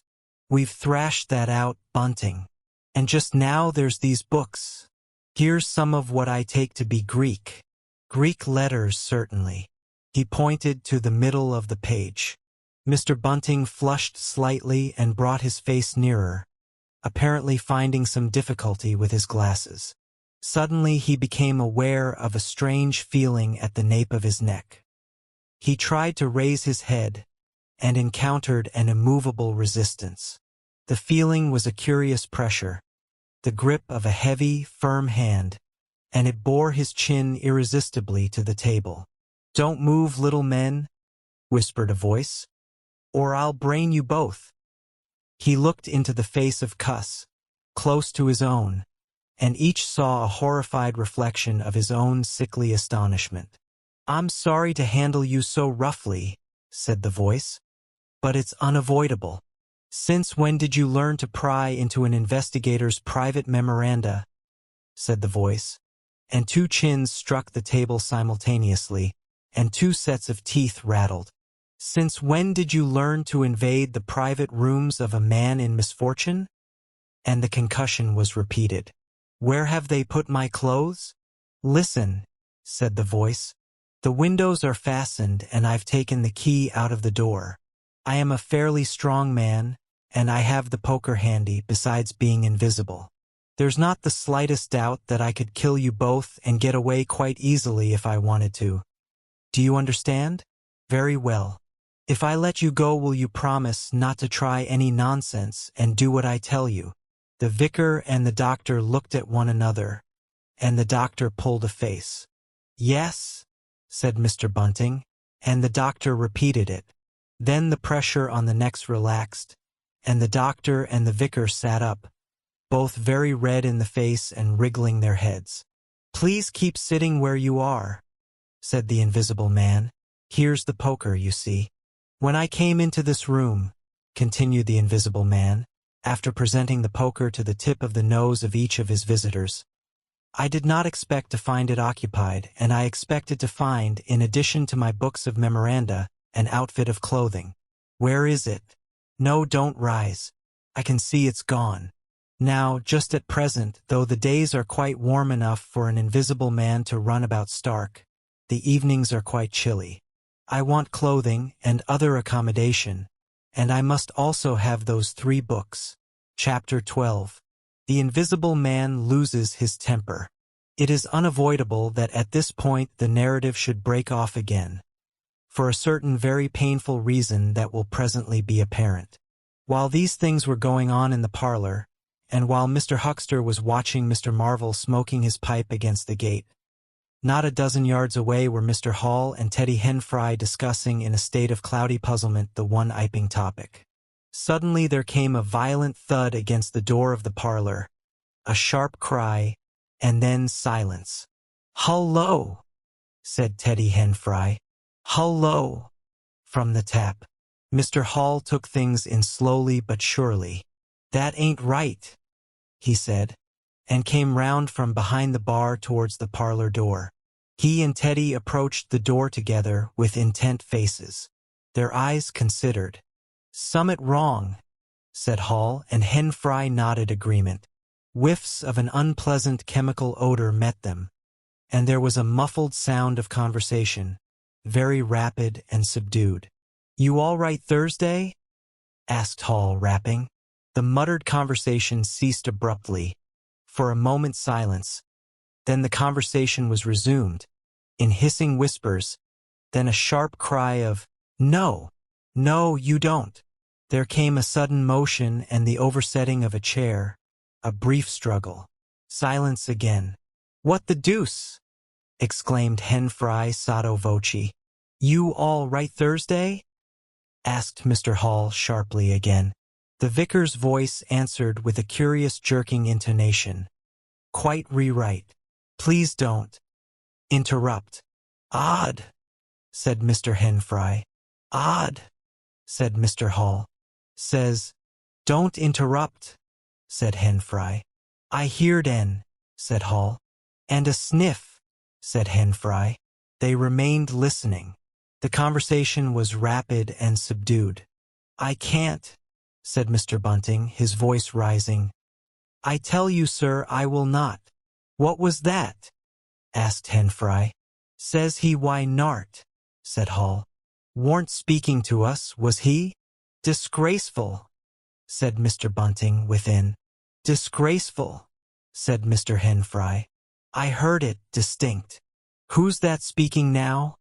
asked Henfry. "Mr. Cuss, I suppose," said Hall. "Can you hear anything?" Silence. The sounds within indistinct and perplexing. "Sounds like throwing the tablecloth about," said Hall. Mrs. Hall appeared behind the bar. Hall made gestures of silence and invitation. This aroused Mrs. Hall's wifely opposition. "What you're listening there for, Hall?" she asked. "Ain't you nothin' better to do? Busy day like this?" Hall tried to convey everything by grimaces and dumb show, but Mrs. Hall was obdurate. She raised her voice. So Hall and Henfry, rather crestfallen, tiptoed back to the bar, gesticulating to explain to her. At first she refused to see anything in what they had heard at all. Then she insisted on Hall keeping silence, while Henfry told her his story. She was inclined to think the whole business nonsense. Perhaps they were just moving the furniture about. "I heard en say disgraceful." "That I did," said Hall. "I heard that, Mrs. Hall," said Henfry. "Like as not," began Mrs. Hall. "HSH," said Mr. Teddy Henfry. "Didn't I hear the window?" "What window?" asked Mrs. Hall. "Parlor window," said Henfry. Everyone stood listening intently. Mrs. Hall's eyes, directed straight before her, saw without seeing the brilliant oblong of the inn door, the road white and vivid, and Huckster's shopfront blistering in the June sun. Abruptly Huckster's door opened and Huckster appeared, eyes staring with excitement, arms gesticulating. "Yap!" cried Huckster. "Stop thief!" And he ran obliquely across the oblong towards the yard gates, and vanished. Simultaneously came a tumult from the parlor, and a sound of windows being closed. Hall, Henfry, and the human contents of the tap rushed out at once pell-mell into the street. They saw someone whisk round the corner towards the road, and Mr. Huckster executing a complicated leap in the air that ended on his face and shoulder. Down the street people were standing astonished or running towards them. Mr. Huckster was stunned. Henfry stopped to discover this, but Hall and the two laborers from the tap rushed at once to the corner, shouting incoherent things, and saw Mr. Marvel vanishing by the corner of the church wall. They appear to have jumped to the impossible conclusion that this was the invisible man suddenly become visible, and set off at once along the lane in pursuit. But Hall had hardly run a dozen yards before he gave a loud shout of astonishment and went flying headlong sideways, clutching one of the laborers and bringing him to the ground. He had been charged just as one charges a man at football. The second laborer came round in a circle, stared, and conceiving that Hall had tumbled over of his own accord, turned to resume the pursuit, only to be tripped by the ankle just as Huckster had been. Then, as the first laborer struggled to his feet, he was kicked sideways by a blow that might have felled an ox. As he went down, the rush from the direction of the village green came round the corner. The first to appear was the proprietor of the Coconut Shy, a burly man in a blue jersey. He was astonished to see the lane empty save for 3 men sprawling absurdly on the ground. And then something happened to his rearmost foot, and he went headlong and rolled sideways just in time to graze the feet of his brother and partner, following headlong. The two were then kicked, knelt on, fallen over, and cursed by quite a number of over-hasty people. Now when Hall and Henfry and the laborers ran out of the house, Mrs. Hall, who had been disciplined by years of experience, remained in the bar next the till. And suddenly the parlor door was opened, and Mr. Cuss appeared, and without glancing at her rushed at once down the steps toward the corner. "Hold him," he cried. "Don't let him drop that parcel." He knew nothing of the existence of Marvel, for the invisible man had handed over the books and bundle in the yard. The face of Mr. Cuss was angry and resolute, but his costume was defective, a sort of limp white kilt that could only have passed muster in Greece. "Hold him," he bawled. "He's got my trousers, and every stitch of the vicar's clothes. Tend to him in a minute," he cried to Henfry as he passed the prostrate huckster, and, coming round the corner to join the tumult, was promptly knocked off his feet into an indecorous sprawl. Somebody in full flight trod heavily on his finger. He yelled, struggled to regain his feet, was knocked against and thrown on all fours again, and became aware that he was involved not in a capture, but a rout. Everyone was running back to the village. He rose again and was hit severely behind the ear. He staggered and set off back to the coach and horses forthwith, leaping over the deserted huckster, who was now sitting up on his way. Behind him, as he was halfway up the inn steps, he heard a sudden yell of rage, rising sharply out of the confusion of cries, and a sounding smack in someone's face. He recognized the voice as that of the Invisible Man, and the note was that of a man suddenly infuriated by a painful blow. In another moment Mr. Cuss was back in the parlor. "He's coming back, Bunting," he said, rushing in. "Save yourself." Mr. Bunting was standing in the window, engaged in an attempt to clothe himself in the hearthrug and a West Surrey Gazette. "Who's coming?" he said, so startled that his costume narrowly escaped disintegration. "Invisible Man," said Cuss, and rushed on to the window. "We'd better clear out from here. He's fighting mad. Mad." In another moment he was out in the yard. "Good heavens," said Mr. Bunting, hesitating between two horrible alternatives. He heard a frightful struggle in the passage of the inn, and his decision was made. He clambered out of the window, adjusted his costume hastily, and fled up the village as fast as his fat little legs would carry him. From the moment when the Invisible Man screamed with rage and Mr. Bunting made his memorable flight up the village, it became impossible to give a consecutive account of affairs in Iping. Possibly the Invisible Man's original intention was simply to cover Marvel's retreat with the clothes and books. But his temper, at no time very good, seems to have gone completely at some chance blow, and forthwith he set to smiting and overthrowing, for the mere satisfaction of hurting. You must figure the street full of running figures, of doors slamming and fights for hiding places. You must figure the tumult suddenly striking on the unstable equilibrium of old Fletcher's planks and two chairs, with cataclysmic results. You must figure an appalled couple caught dismally in a swing. And then the whole tumultuous rush has passed and the Iping street with its gauds and flags is deserted save for the still raging unseen, and littered with coconuts, overthrown canvas screens, and the scattered stock in trade of a sweetstuff stall. Everywhere there is a sound of closing shutters and shoving bolts, and the only visible humanity is an occasional flitting eye under a raised eyebrow in the corner of a window pane. The Invisible Man amused himself for a little while by breaking all the windows in the coach and horses, and then he thrust a street lamp through the parlor window of Mrs. Gribble. He it must have been who cut the telegraph wire to Adderdean just beyond Higgins' cottage on the Adderdean road.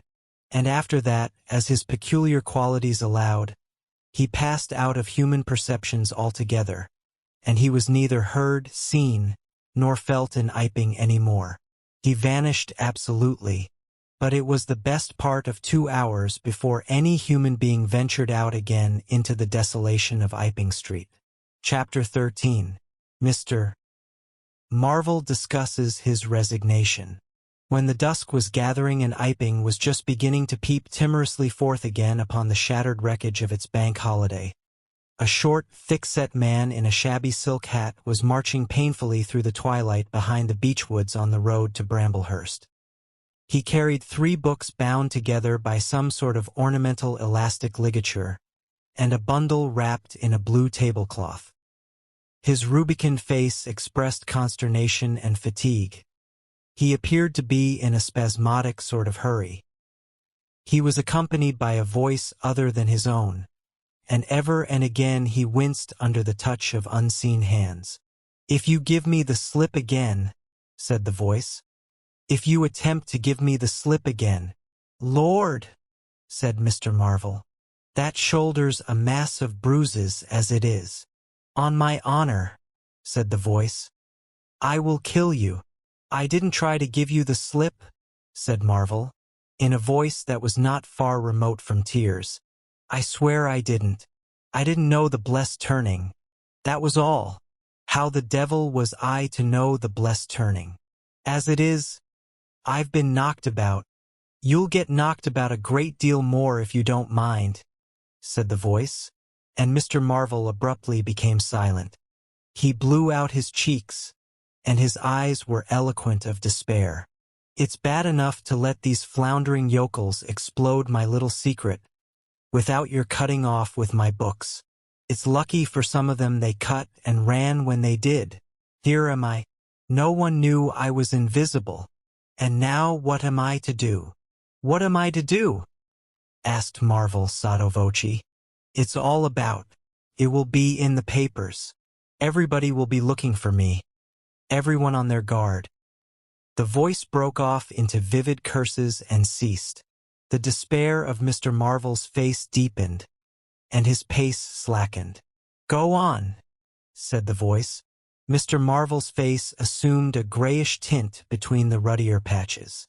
"Don't drop those books, stupid," said the voice sharply, overtaking him. "The fact is," said the voice, "I shall have to make use of you. You're a poor tool, but I must." "I'm a miserable tool," said Marvel. "You are," said the voice. "I'm the worst possible tool you could have," said Marvel. "I'm not strong," he said after a discouraging silence. "I'm not overstrong," he repeated. "No, and my heart's weak. That little business. I pulled it through, of course, but bless you, I could have dropped. Well, I haven't the nerve and strength for the sort of thing you want. I'll stimulate you. I wish you wouldn't. I wouldn't like to mess up your plans, you know, but I might, out of sheer funk and misery." "You'd better not," said the voice with quiet emphasis. "I wish I was dead," said Marvel. "It ain't justice," he said. "You must admit. It seems to me I've a perfect right." "Get on," said the voice. Mr. Marvel mended his pace, and for a time they went in silence again. "It's devilish hard," said Mr. Marvel. This was quite ineffectual. He tried another tack. "What do I make by it?" he began again in a tone of unendurable wrong. "Oh, shut up," said the voice with sudden amazing vigor. "I'll see to you all right. You do what you're told. You'll do it all right. You're a fool and all that, but you'll do. I tell you, sir, I'm not the man for it. Respectfully. But it is so. If you don't shut up, I shall twist your wrist again," said the invisible man. "I want to think." Presently 2 oblongs of yellow light appeared through the trees, and the square tower of a church loomed through the gloaming. "I shall keep my hand on your shoulder," said the voice. "All through the village. Go straight through and try no foolery. It will be the worse for you if you do." "I know that," sighed Mr. Marvel. "I know all that." The unhappy-looking figure in the obsolete silk hat passed up the street of the little village with his burdens, and vanished into the gathering darkness beyond the lights of the windows. Chapter 14. Port Stowe.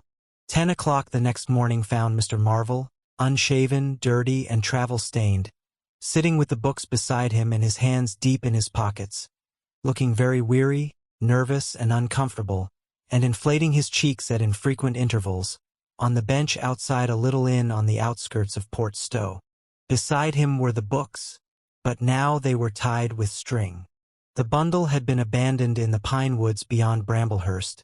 In accordance with a change in the plans of the invisible man, Mr. Marvel sat on the bench, and although no one took the slightest notice of him, his agitation remained at fever heat. His hands would go ever and again to his various pockets with a curious nervous fumbling. When he had been sitting for the best part of an hour, however, an elderly mariner, carrying a newspaper, came out of the inn and sat down beside him. "Pleasant day," said the mariner. Mr. Marvel glanced about him with something very like terror. "Very," he said. "Just seasonable weather for the time of year," said the mariner, taking no denial. "Quite," said Mr. Marvel. The mariner produced a toothpick, and, saving his regard, was engrossed thereby for some minutes. His eyes meanwhile were at liberty to examine Mr. Marvel's dusty figure, and the books beside him. As he had approached Mr. Marvel, he had heard a sound like the dropping of coins into a pocket. He was struck by the contrast of Mr. Marvel's appearance with this suggestion of opulence. Thence his mind wandered back again to a topic that had taken a curiously firm hold of his imagination. "Books?" he said suddenly, noisily finishing with the toothpick.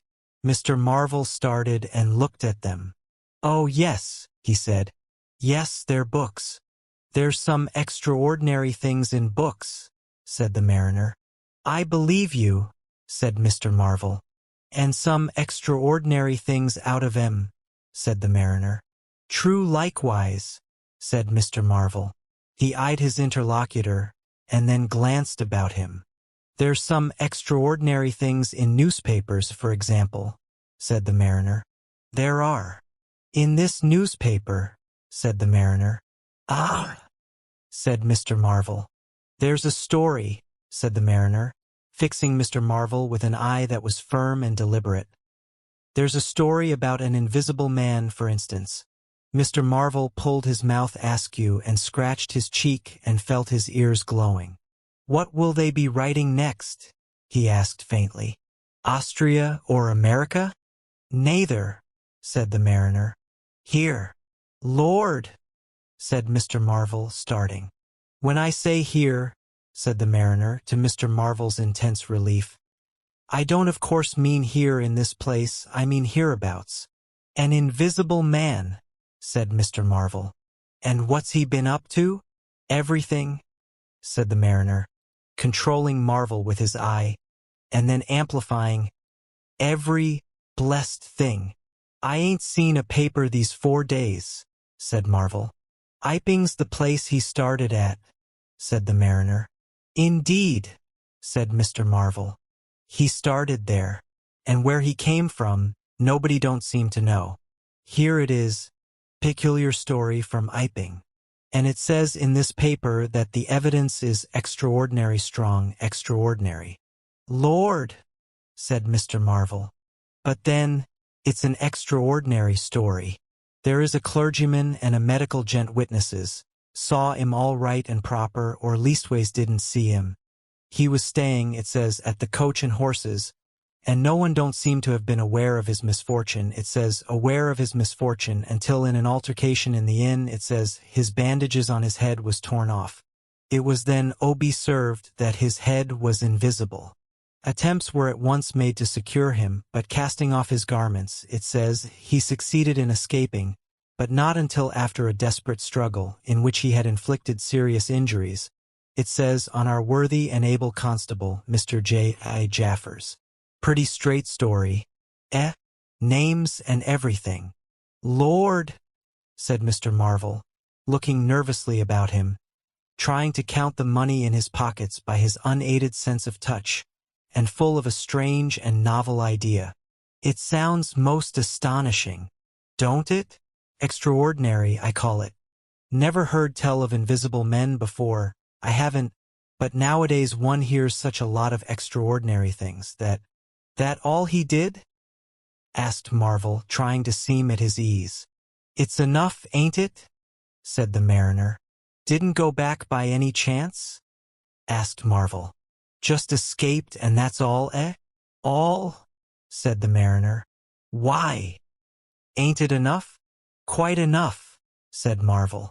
"I should think it was enough," said the mariner. "I should think it was enough. He didn't have any pals. It don't say he had any pals, does it?" asked Mr. Marvel, anxious. "Ain't one of a sort enough for you?" asked the mariner. "No, thank heaven, as one might say, he didn't."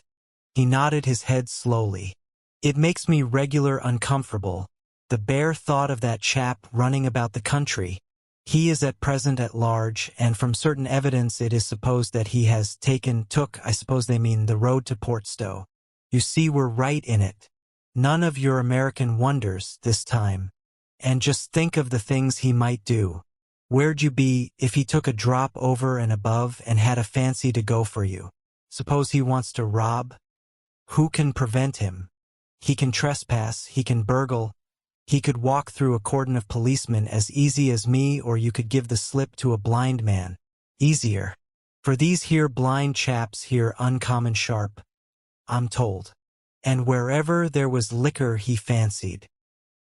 He's got a tremendous advantage, certainly, said Mr. Marvel. And well, you're right, said the mariner. He has. All this time Mr. Marvel had been glancing about him intently, listening for faint footfalls, trying to detect imperceptible movements. He seemed on the point of some great resolution. He coughed behind his hand.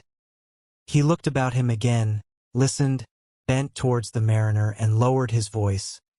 The fact of it is, I happen to know just a thing or two about this invisible man, from private sources. Oh, said the mariner, interested. You? Yes, said Mr. Marvel. Me? Indeed, said the mariner. And may I ask? You'll be astonished, said Mr. Marvel behind his hand. It's tremendous. Indeed, said the mariner. The fact is, began Mr. Marvel eagerly in a confidential undertone. Suddenly his expression changed marvelously. Ow, he said. He rose stiffly in his seat. His face was eloquent of physical suffering. Wow, he said. What's up? Said the mariner, concerned. Toothache, said Mr. Marvel, and put his hand to his ear. He caught hold of his books. I must be getting on, I think, he said. He edged in a curious way along the seat away from his interlocutor. But you was just a-going to tell me about this here invisible man, protested the mariner. Mr. Marvel seemed to consult with himself. Hoax, said a voice. It's a hoax, said Mr. Marvel. But it's in the paper, said the mariner. Hoax all the same, said Marvel.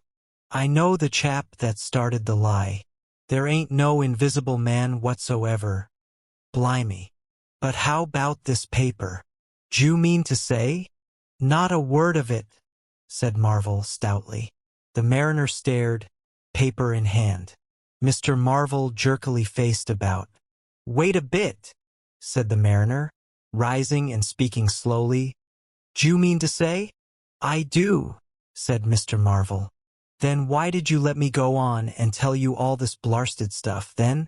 What do yer mean by letting a man make a fool of himself like that for? Mr. Marvel blew out his cheeks.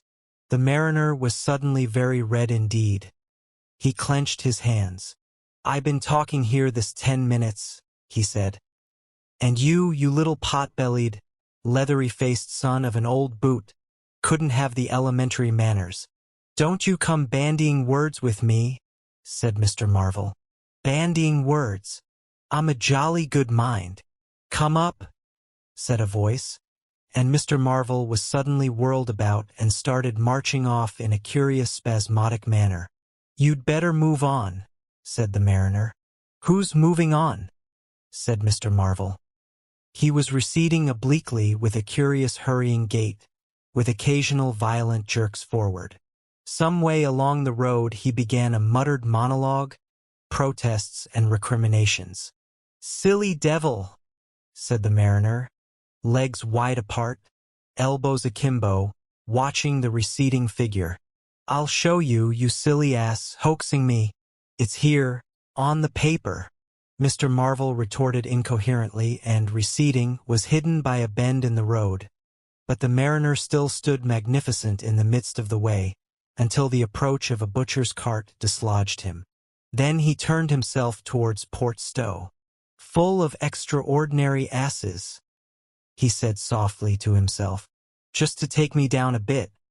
That was his silly game. It's on the paper. And there was another extraordinary thing he was presently to hear that had happened quite close to him. And that was a vision of a fistful of money, no less, traveling without visible agency, along by the wall at the corner of St. Michael's Lane. A brother mariner had seen this wonderful sight that very morning. He had snatched at the money forthwith and had been knocked headlong, and when he had got to his feet the butterfly money had vanished. Our mariner was in the mood to believe anything, he declared, but that was a bit too stiff. Afterwards, however, he began to think things over. The story of the flying money was true, and all about that neighborhood, even from the august London and Country Banking Company, from the tills of shops and inns doors standing that sunny weather entirely open. Money had been quietly and dexterously making off that day in handfuls and rouleaus, floating quietly along by walls and shady places, dodging quickly from the approaching eyes of men. And it had, though no man had traced it, invariably ended its mysterious flight in the pocket of that agitated gentleman in the obsolete silk hat, sitting outside the little inn on the outskirts of Port Stowe. It was 10 days after, and indeed only when the Burdock story was already old, that the mariner collated these facts and began to understand how near he had been to the wonderful invisible man. Chapter 15. The Man Who Was Running. In the early evening time Dr. Kemp was sitting in his study in the Belvedere on the hill overlooking Burdock. It was a pleasant little room with 3 windows, north, west, and south, and bookshelves covered with books and scientific publications, and a broad writing table, and, under the north window, a microscope, glass slips, minute instruments, some cultures, and scattered bottles of reagents. Dr. Kemp's solar lamp was lit, albeit the sky was still bright with the sunset light, and his blinds were up because there was no offense of peering outsiders to require them pulled down. Dr. Kemp was a tall and slender young man, with flaxen hair and a mustache almost white, and the work he was upon would earn him, he hoped, the fellowship of the Royal Society, so highly did he think of it. And his eye, presently wandering from his work, caught the sunset blazing at the back of the hill that is over against his own. For a minute perhaps he sat, pen in mouth, admiring the rich golden color above the crest, and then his attention was attracted by the little figure of a man, inky black, running over the hill brow towards him. He was a shortish little man, and he wore a high hat, and he was running so fast that his legs verily twinkled. "Another of those fools," said Dr. Kemp, "like that ass who ran into me this morning round a corner, with the visible man a-coming, sir. I can't imagine what possesses people. One might think we were in the 13th century." He got up, went to the window, and stared at the dusky hillside, and the dark little figure tearing down it. "He seems in a confounded hurry," said Dr. Kemp, "but he doesn't seem to be getting on. If his pockets were full of lead, he couldn't run heavier." "Spurted, sir," said Dr. Kemp. In another moment the higher of the villas that had clambered up the hill from Burdock had occulted the running figure. He was visible again for a moment, and then again 3 times between the 3 detached houses that came next, and then the terrace hid him. "Asses," said Dr. Kemp, swinging round on his heel and walking back to his writing table. But those who saw the fugitive nearer, and perceived the abject terror on his perspiring face, being themselves in the open roadway, did not share in the doctor's contempt. By the man pounded, and as he ran he chinked like a well-filled purse that is tossed to and fro. He looked neither to the right nor the left, but his dilated eyes stared straight downhill to where the lamps were being lit, and the people were crowded in the street. And his ill-shaped mouth fell apart, and a glary foam lay on his lips, and his breath came hoarse and noisy. All he passed stopped and began staring up the road and down, and interrogating one another with an inkling of discomfort for the reason of his haste.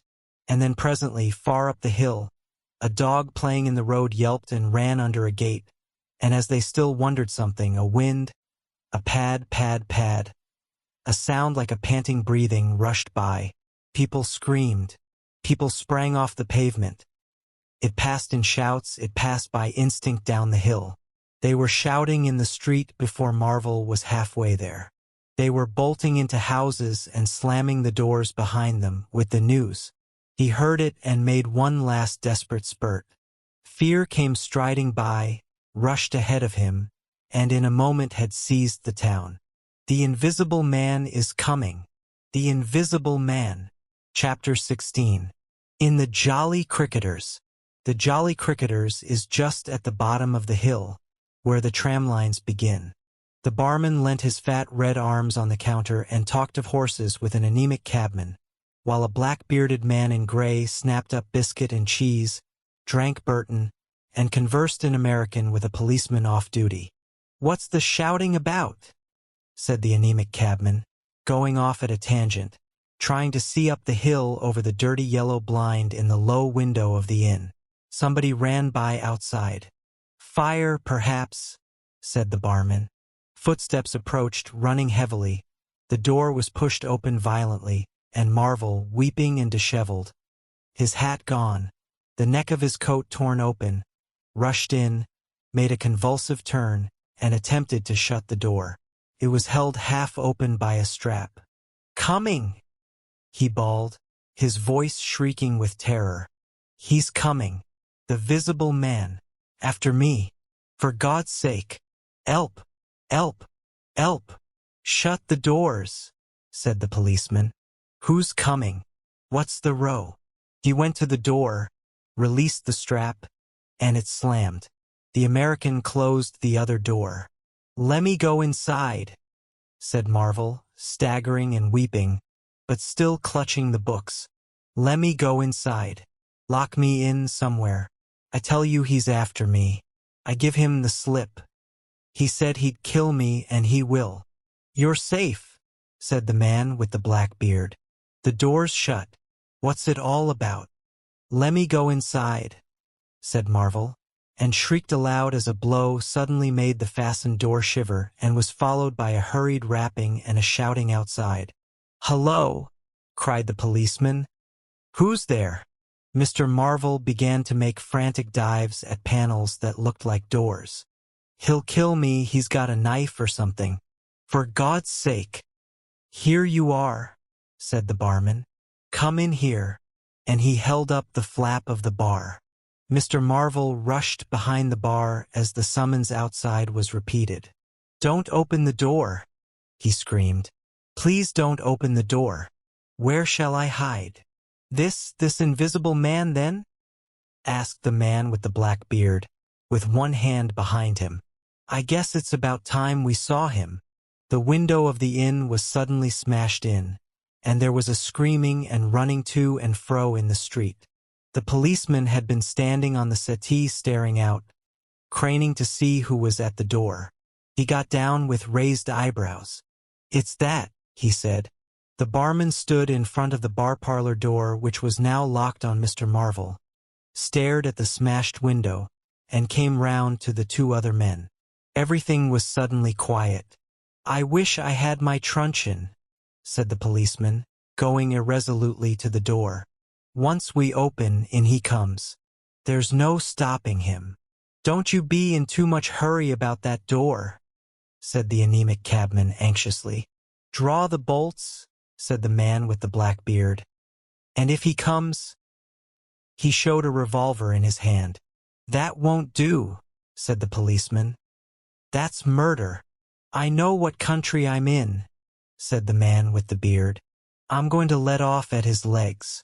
Draw the bolts." "Not with that blinking thing going off behind me," said the barman, craning over the blind. "Very well," said the man with the black beard, and stooping down, revolver ready, drew them himself. Barman, cabman, and policeman faced about. "Come in," said the bearded man in an undertone, standing back and facing the unbolted doors with his pistol behind him. No one came in, the door remained closed. 5 minutes afterwards, when a second cabman pushed his head in cautiously, they were still waiting, and an anxious face peered out of the bar parlor and supplied information. "Are all the doors of the house shut?" asked Marvel. "He's going round, prowling round. He's as artful as the devil." "Good Lord," said the burly barman. "There's the back. Just watch them doors. I say." He looked about him helplessly. The bar parlor door slammed and they heard the key turn. "There's the yard door and the private door." The yard door. He rushed out of the bar. In a minute he reappeared with a carving knife in his hand. "The yard door was open," he said, and his fat underlip dropped. "He may be in the house now," said the first cabman. "He's not in the kitchen," said the barman. "There's 2 women there, and I've stabbed every inch of it with this little beef slicer. And they don't think he's come in. They haven't noticed." "Have you fastened it?" asked the first cabman. "I'm out of frocks," said the barman. The man with the beard replaced his revolver. And even as he did so, the flap of the bar was shut down and the bolt clicked. And then with a tremendous thud, the catch of the door snapped and the bar parlor door burst open. They heard Marvel squeal like a caught leveret, and forthwith they were clambering over the bar to his rescue. The bearded man's revolver cracked and the looking-glass at the back of the parlor starred and came smashing and tinkling down. As the barman entered the room he saw Marvel, curiously crumpled up and struggling against the door that led to the yard and kitchen. The door flew open while the barman hesitated, and Marvel was dragged into the kitchen. There was a scream and a clatter of pans. Marvel, head down and lugging back obstinately, was forced to the kitchen door, and the bolts were drawn. Then the policeman, who had been trying to pass the barman, rushed in, followed by one of the cabmen, gripped the wrist of the invisible hand that collared Marvel, was hit in the face and went reeling back. The door opened, and Marvel made a frantic effort to obtain a lodgment behind it. Then the cabman collared something. "I got him," said the cabman. The barman's red hands came clawing at the unseen. "Here he is," said the barman. Mr. Marvel, released, suddenly dropped to the ground and made an attempt to crawl behind the legs of the fighting men. The struggle blundered round the edge of the door.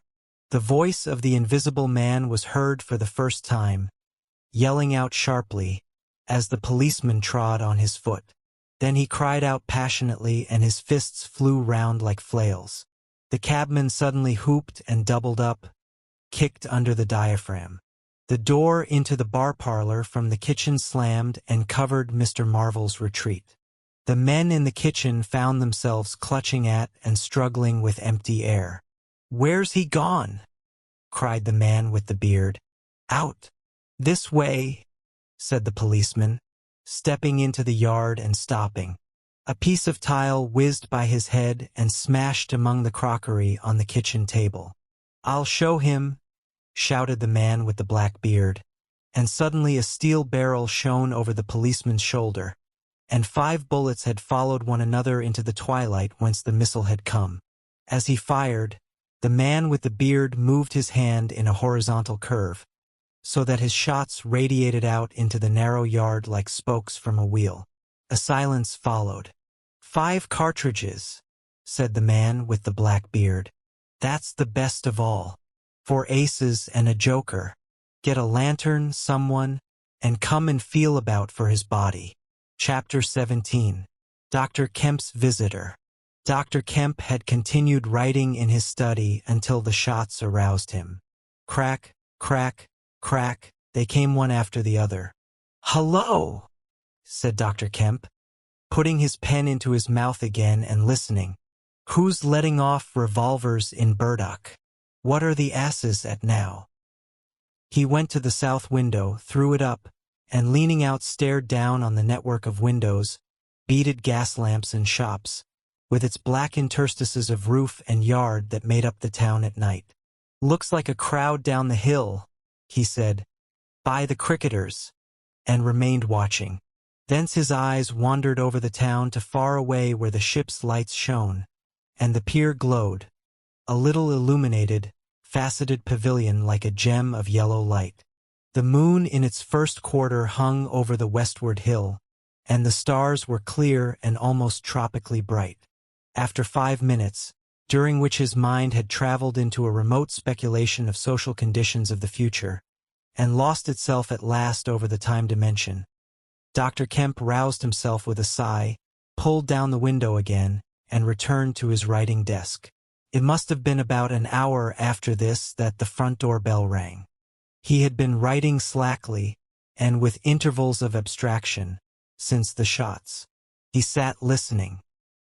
He heard the servant answer the door, and waited for her feet on the staircase, but she did not come. "Wonder what that was," said Dr. Kemp. He tried to resume his work, failed, got up, went downstairs from his study to the landing, rang and called over the balustrade to the housemaid as she appeared in the hall below. "Was that a letter?"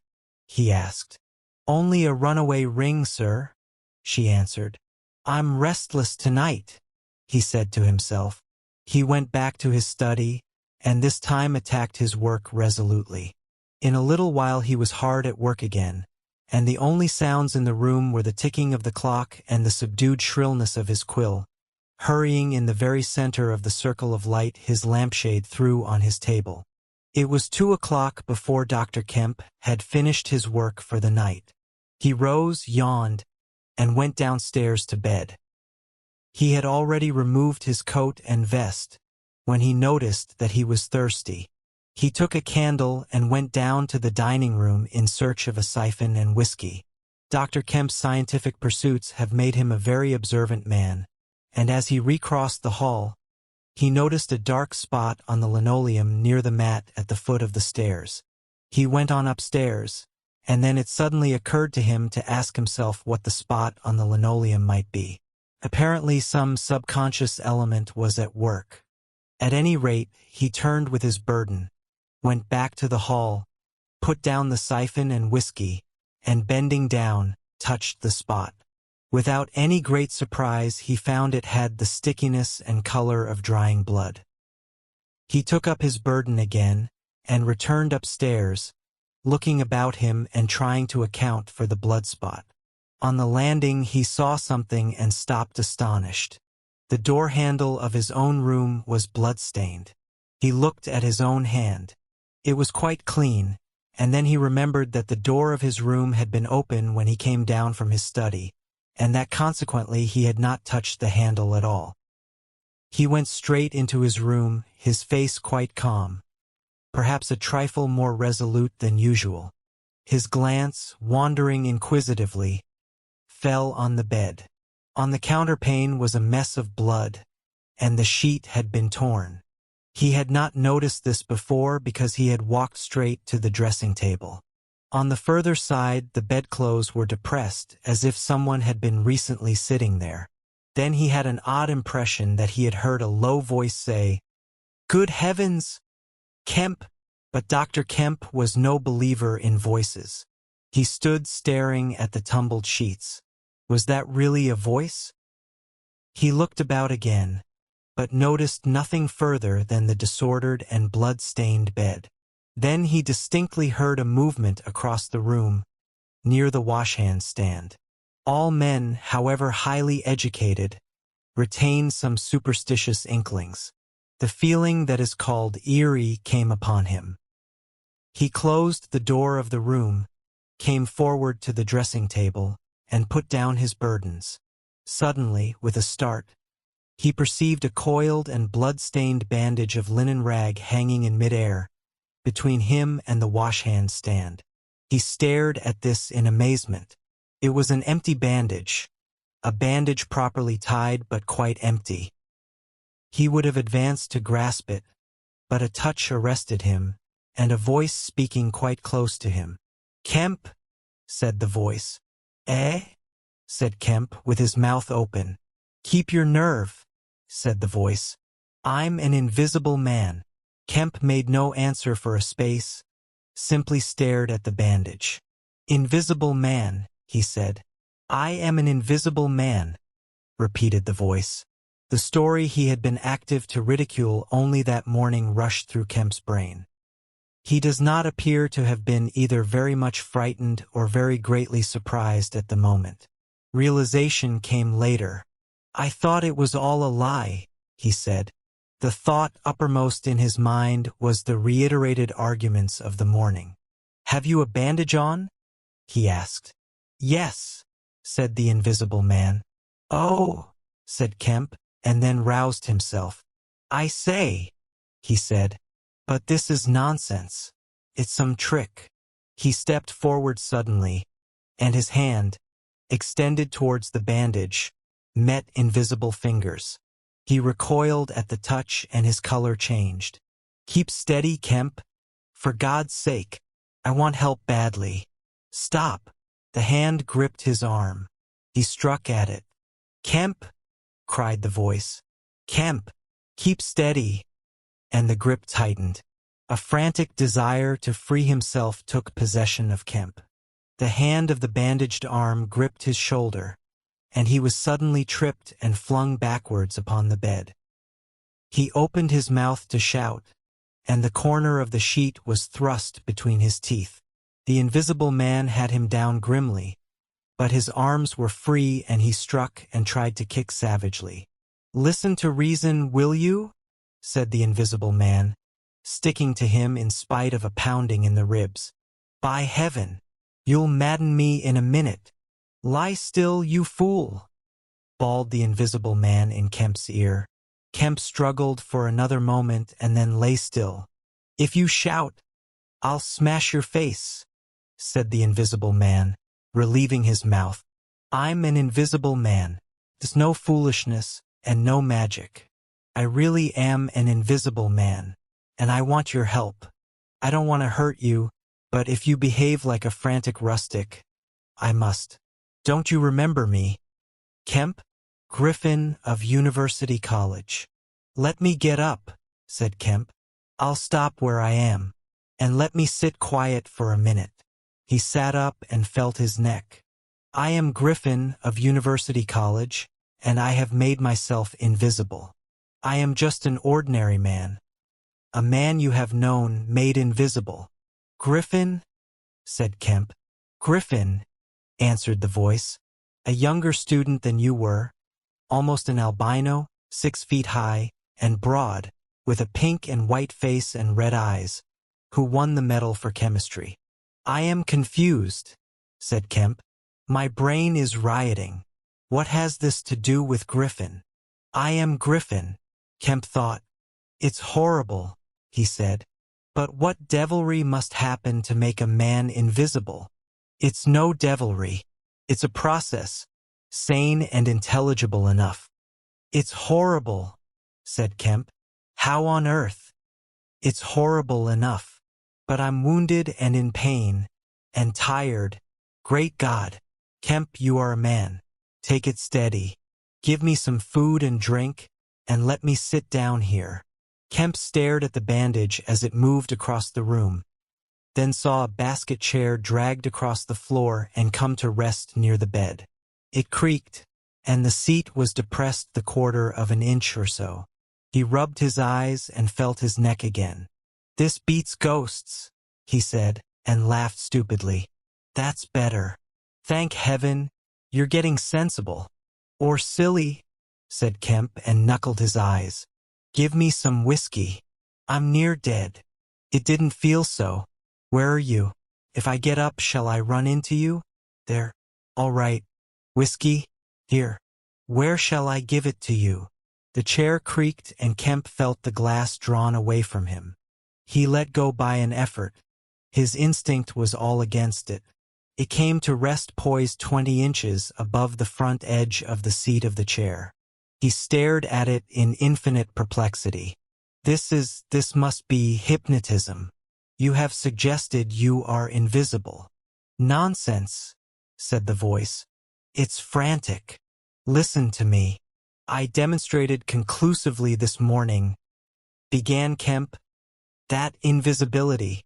Never mind what you've demonstrated." "I'm starving," said the voice. "And the night is chilly to a man without clothes." "Food?" said Kemp.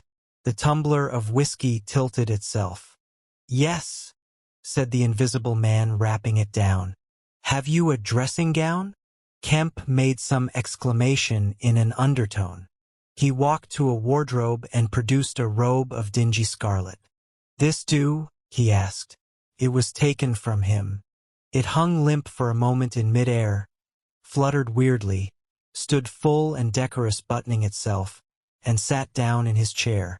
Drawers, socks, slippers would be a comfort, said the unseen curtly. And food. Anything. But this is the insanest thing I ever was in my life. He turned out his drawers for the articles, and then went downstairs to ransack his larder. He came back with some cold cutlets and bread, pulled up a light table, and placed them before his guest. Never mind knives, said his visitor, and a cutlet hung in midair with a sound of gnawing. Invisible, said Kemp, and sat down on a bedroom chair. I always like to get something about me before I eat, said the invisible man, with a full mouth, eating greedily. Queer fancy. I suppose that wrist is all right, said Kemp. Trust me, said the invisible man. Of all the strange and wonderful. Exactly. But it's odd I should blunder into your house to get my bandaging. My first stroke of luck. Anyhow, I meant to sleep in this house tonight. You must stand that. It's a filthy nuisance, my blood showing. Isn't it? Quite a clot over there. Gets visible as it coagulates, I see. It's only the living tissue I've changed. And only for as long as I'm alive. I've been in the house 3 hours. But how's it done? Began Kemp in a tone of exasperation. Confound it. The whole business, it's unreasonable from beginning to end. Quite reasonable, said the invisible man, perfectly reasonable. He reached over and secured the whiskey bottle. Kemp stared at the devouring dressing gown. A ray of candlelight penetrating a torn patch in the right shoulder made a triangle of light under the left ribs. What were the shots? He asked. How did the shooting begin? There was a real fool of a man, a sort of confederate of mine, curse him, who tried to steal my money, has done so. Is he invisible too? No. Well, can't I have some more to eat before I tell you all that? I'm hungry, in pain. And you want me to tell stories? Kemp got up. You didn't do any shooting? He asked. Not me, said his visitor. Some fool I'd never seen fired at random. A lot of them got scared. They all got scared at me. Curse them. I say, I want more to eat than this, Kemp. I'll see what there is to eat downstairs, said Kemp. Not much, I'm afraid. After he had done eating, and he made a heavy meal, the invisible man demanded a cigar. He bit the end savagely before Kemp could find a knife, and cursed when the outer leaf loosened. It was strange to see him smoking. His mouth and throat, pharynx and nares, became visible as a sort of whirling smoke cast. This blessed gift of smoking, he said, and puffed vigorously. I'm lucky to have fallen upon you, Kemp. You must help me. Fancy tumbling on you just now. I'm in a devilish scrape. I've been mad, I think. The things I have been through. But we will do things yet. Let me tell you. He helped himself to more whiskey and soda. Kemp got up, looked about him, and fetched a glass from his spare room. It's wild, but I suppose I may drink. You haven't changed much, Kemp, these dozen years. You fair men don't. Cool and methodical after the first collapse. I must tell you, we will work together. But how was it all done? Said Kemp. And how did you get like this? For God's sake, let me smoke in peace for a little while, and then I will begin to tell you. But the story was not told that night. The invisible man's wrist was growing painful. He was feverish, exhausted, and his mind came round to brood upon his chase down the hill and the struggle about the inn. He spoke in fragments of marvel, he smoked faster, his voice grew angry. Kemp tried to gather what he could. He was afraid of me. I could see that he was afraid of me, said the invisible man many times over. He meant to give me the slip. He was always casting about. What a fool I was. The cur. I should have killed him. Where did you get the money?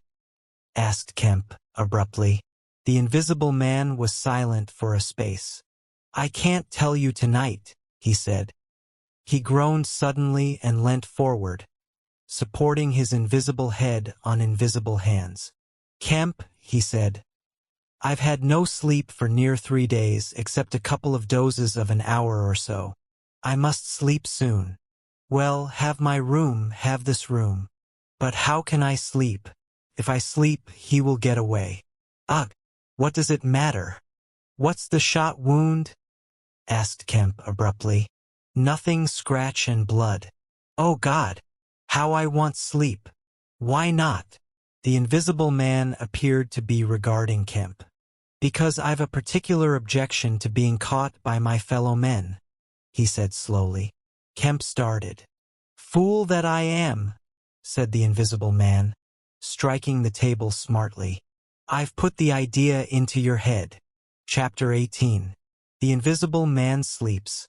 Exhausted and wounded as the invisible man was, he refused to accept Kemp's word that his freedom should be respected. He examined the 2 windows of the bedroom, drew up the blinds and opened the sashes, to confirm Kemp's statement that a retreat by them would be possible. Outside the night was very quiet and still, and the new moon was setting over the down. Then he examined the keys of the bedroom and the 2 dressing-room doors, to satisfy himself that these also could be made an assurance of freedom. Finally, he expressed himself satisfied. He stood on the hearth-rug and Kemp heard the sound of a yawn. I'm sorry, said the invisible man, if I cannot tell you all that I have done tonight, but I am worn out. It's grotesque, no doubt. It's horrible. But believe me, Kemp, in spite of your arguments of this morning, it is quite a possible thing. I have made a discovery. I meant to keep it to myself. I can't. I must have a partner. And you. We can do such things, but tomorrow. Now, Kemp, I feel as though I must sleep or perish. Kemp stood in the middle of the room staring at the headless garment. I suppose I must leave you, he said. It's incredible. 3 things happening like this, overturning all my preconceptions, would make me insane. But it's real. Is there anything more that I can get you? Only bid me good night, said Griffin. Good night, said Kemp, and shook an invisible hand. He walked sideways to the door. Suddenly the dressing gown walked quickly towards him. Understand me, said the dressing gown. No attempts to hamper me or capture me. Or, Kemp's face changed a little.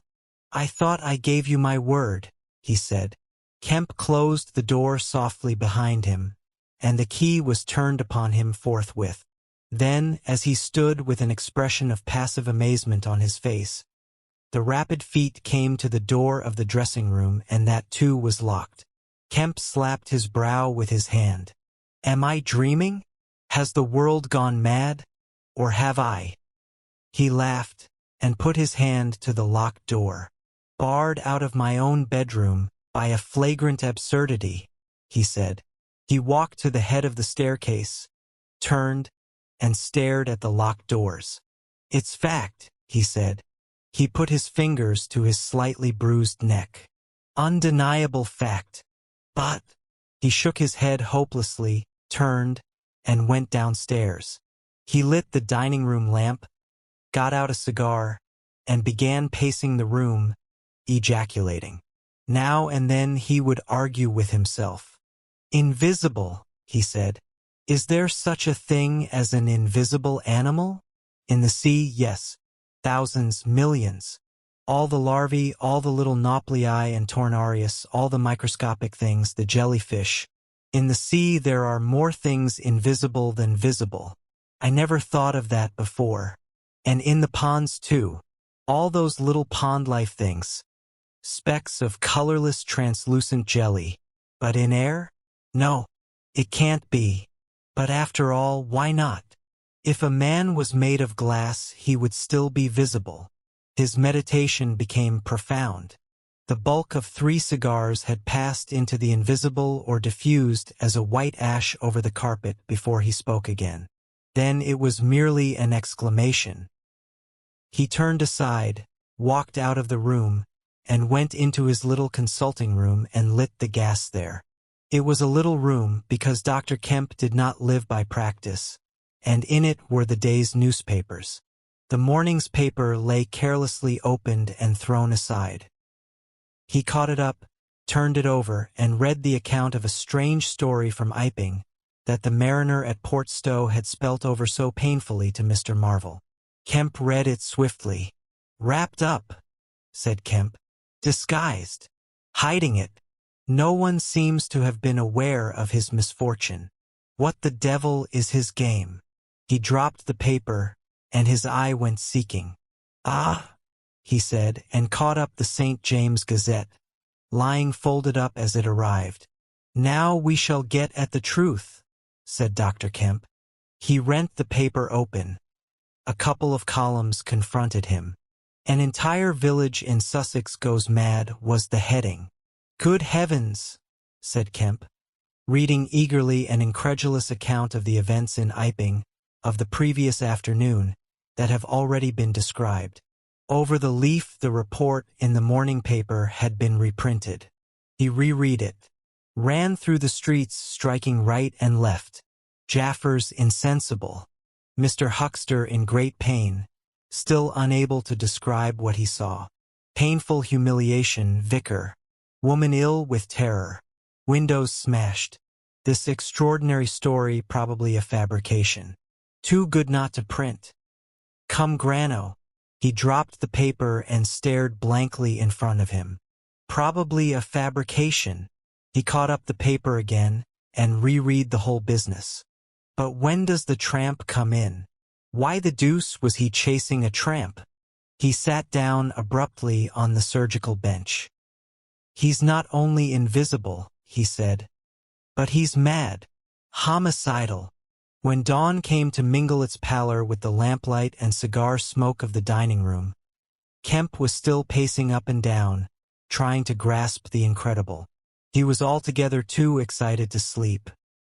His servants, descending sleepily, discovered him, and were inclined to think that overstudy had worked this ill on him.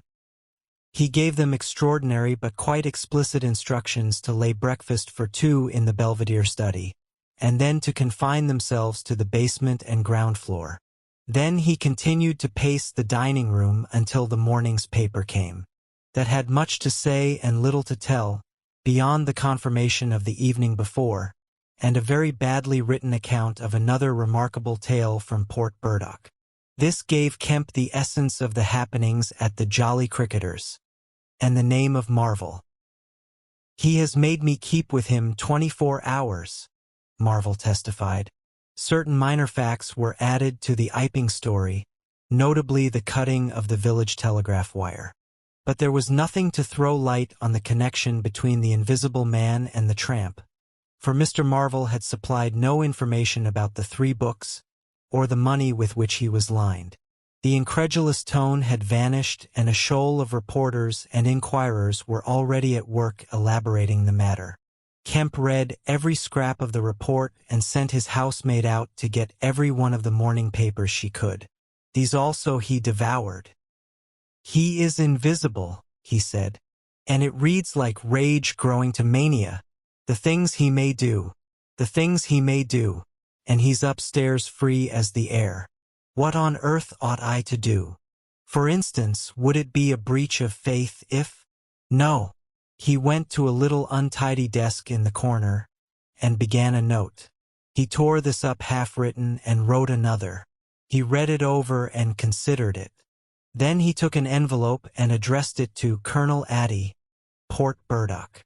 The invisible man awoke even as Kemp was doing this.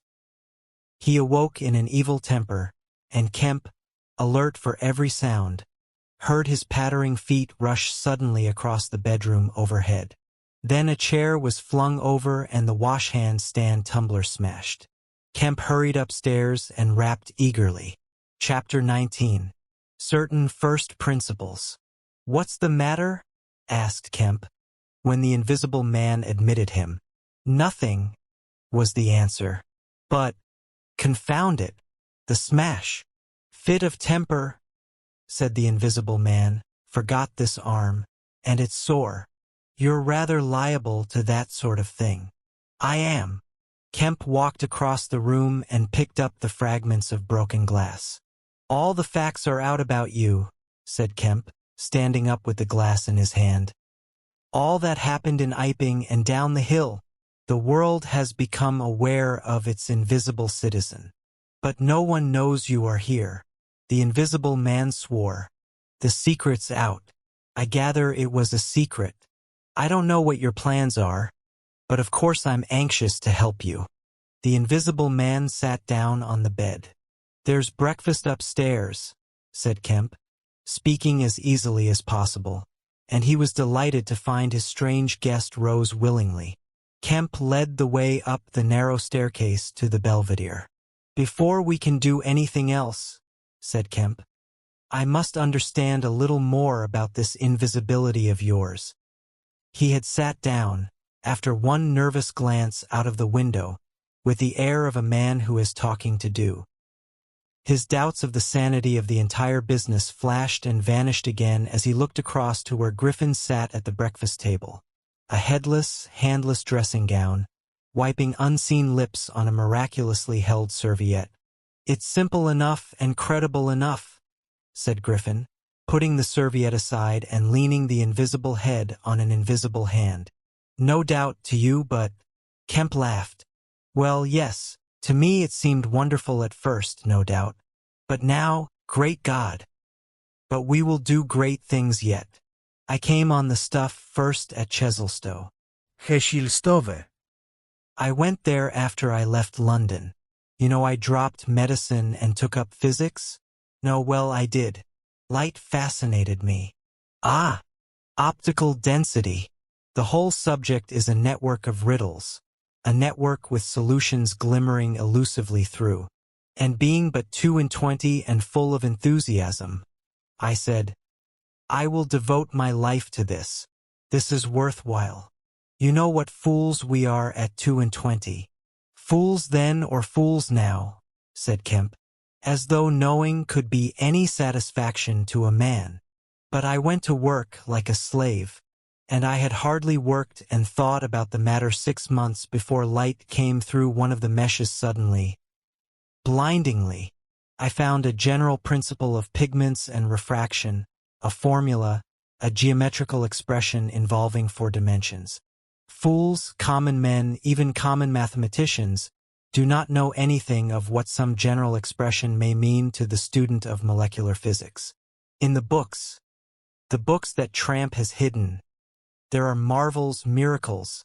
But this was not a method, it was an idea that might lead to a method by which it would be possible, without changing any other property of matter, except in some instances colors, to lower the refractive index of a substance, solid or liquid, to that of air, so far as all practical purposes are concerned.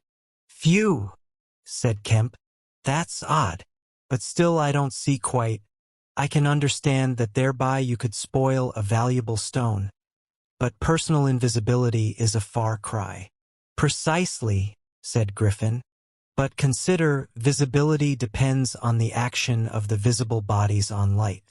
Either a body absorbs light, or it reflects or refracts it, or does all these things.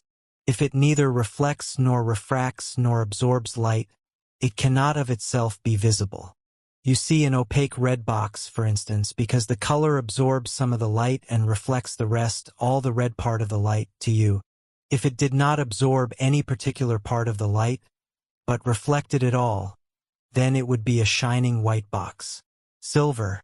A diamond box would neither absorb much of the light nor reflect much from the general surface, but just here and there where the surfaces were favorable the light would be reflected and refracted, so that you would get a brilliant appearance of flashing reflections and translucencies, a sort of skeleton of light.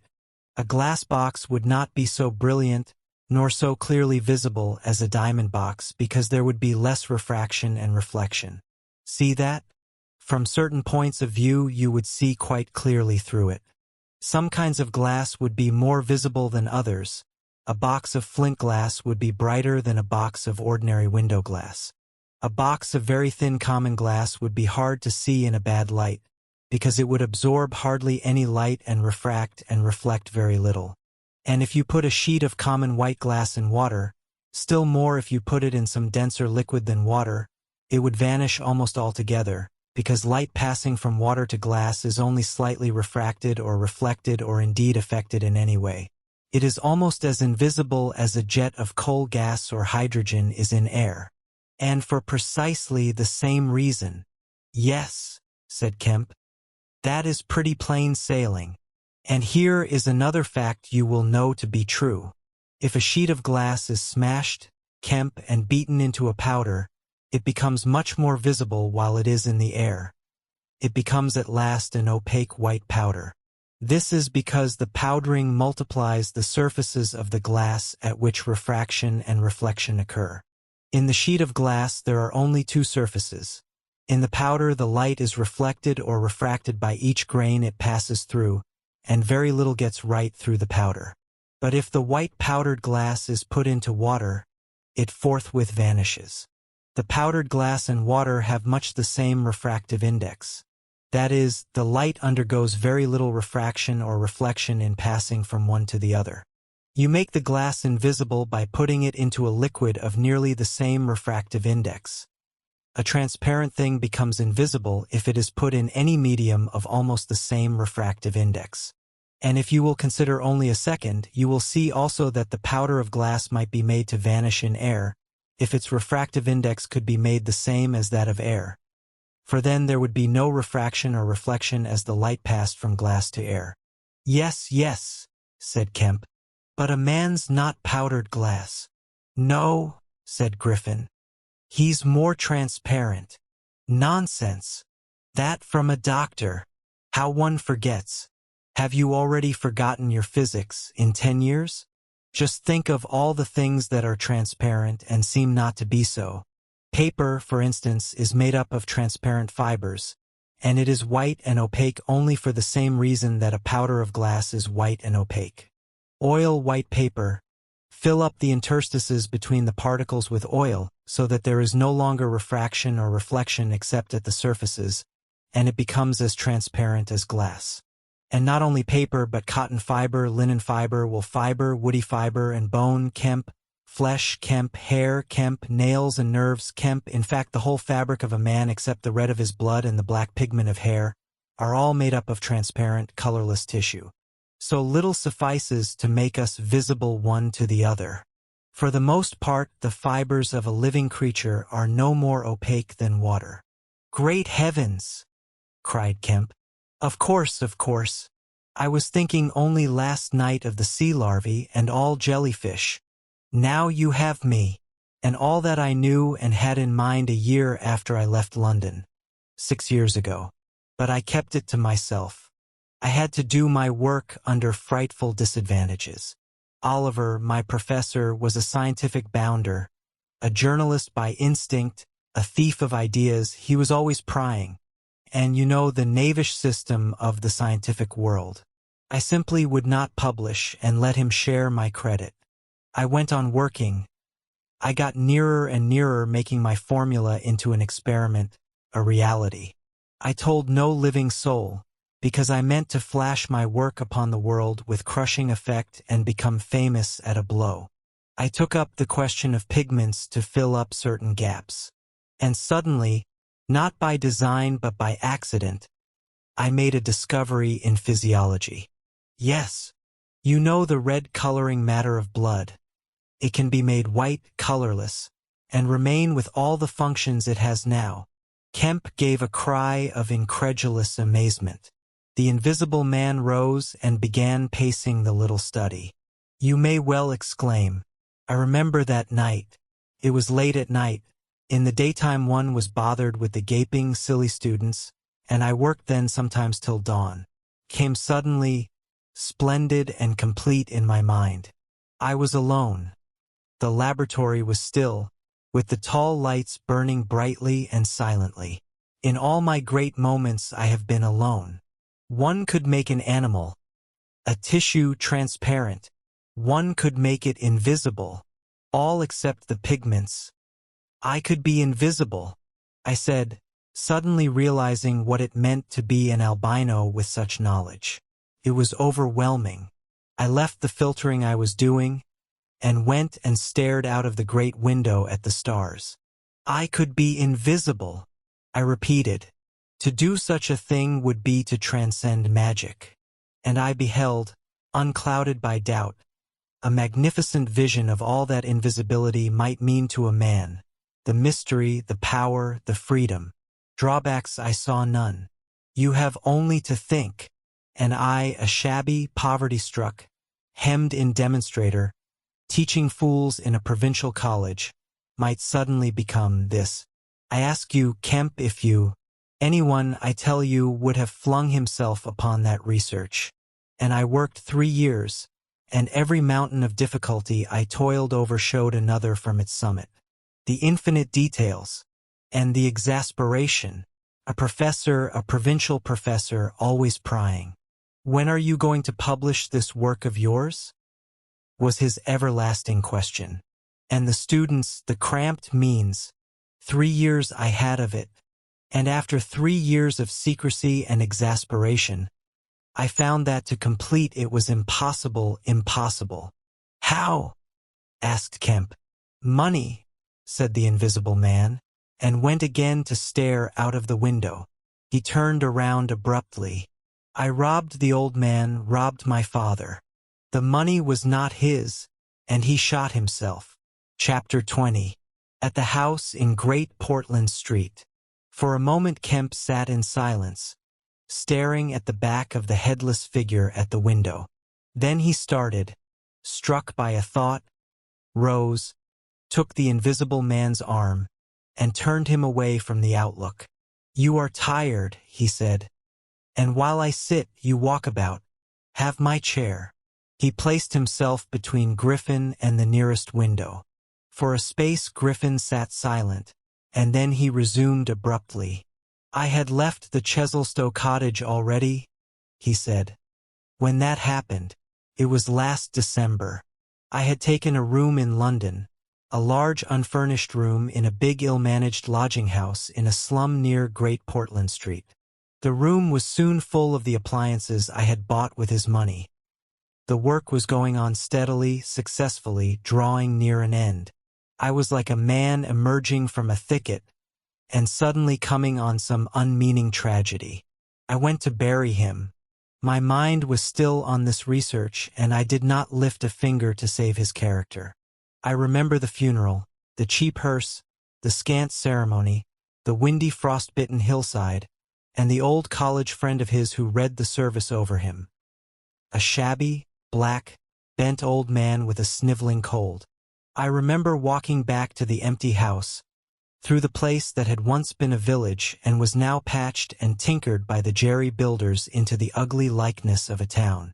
Every way the roads ran out at last into the desecrated fields and ended in rubble heaps and rank wet weeds. I remember myself as a gaunt black figure, going along the slippery, shiny pavement, and the strange sense of detachment I felt from the squalid respectability, the sordid commercialism of the place. I did not feel a bit sorry for my father. He seemed to me to be the victim of his own foolish sentimentality.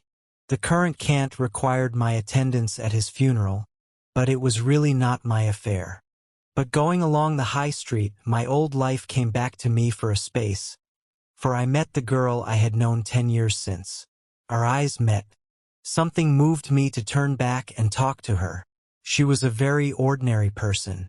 It was all like a dream, that visit to the old places. I did not feel then that I was lonely, that I had come out from the world into a desolate place. I appreciated my loss of sympathy, but I put it down to the general inanity of things. Re-entering my room seemed like the recovery of reality. There were the things I knew and loved. There stood the apparatus, the experiments arranged and waiting. And now there was scarcely a difficulty left, beyond the planning of details. I will tell you, Kemp, sooner or later, all the complicated processes. We need not go into that now. For the most part, saving certain gaps I chose to remember, they are written in cipher in those books that Tramp has hidden. We must hunt him down. We must get those books again. But the essential phase was to place the transparent object whose refractive index was to be lowered between two radiating centers of a sort of ethereal vibration, of which I will tell you more fully later.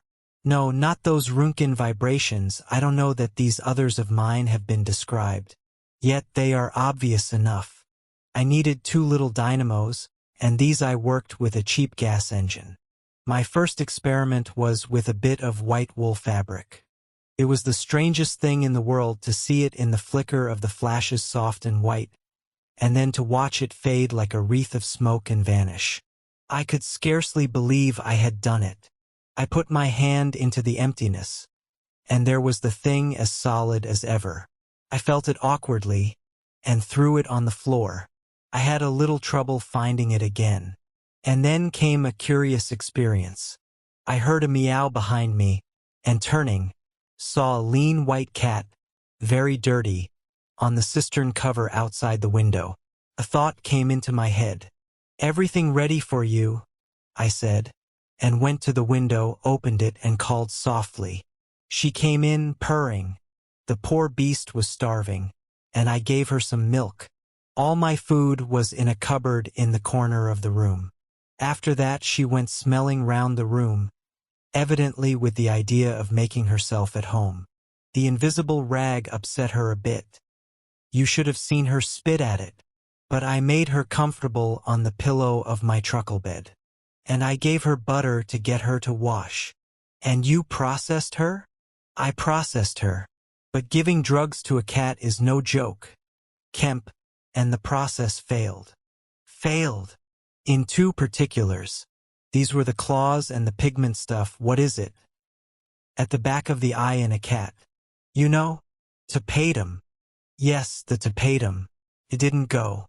After I'd given the stuff to bleach the blood and done certain other things to her, I gave the beast opium, and put her and the pillow she was sleeping on the apparatus.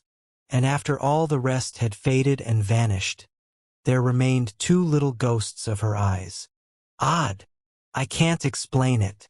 She was bandaged and clamped, of course, so I had her safe. But she woke while she was still misty, and meowed dismally, and someone came knocking. It was an old woman from downstairs who suspected me of vivisecting. A drink-sodden old creature, with only a white cat to care for in all the world.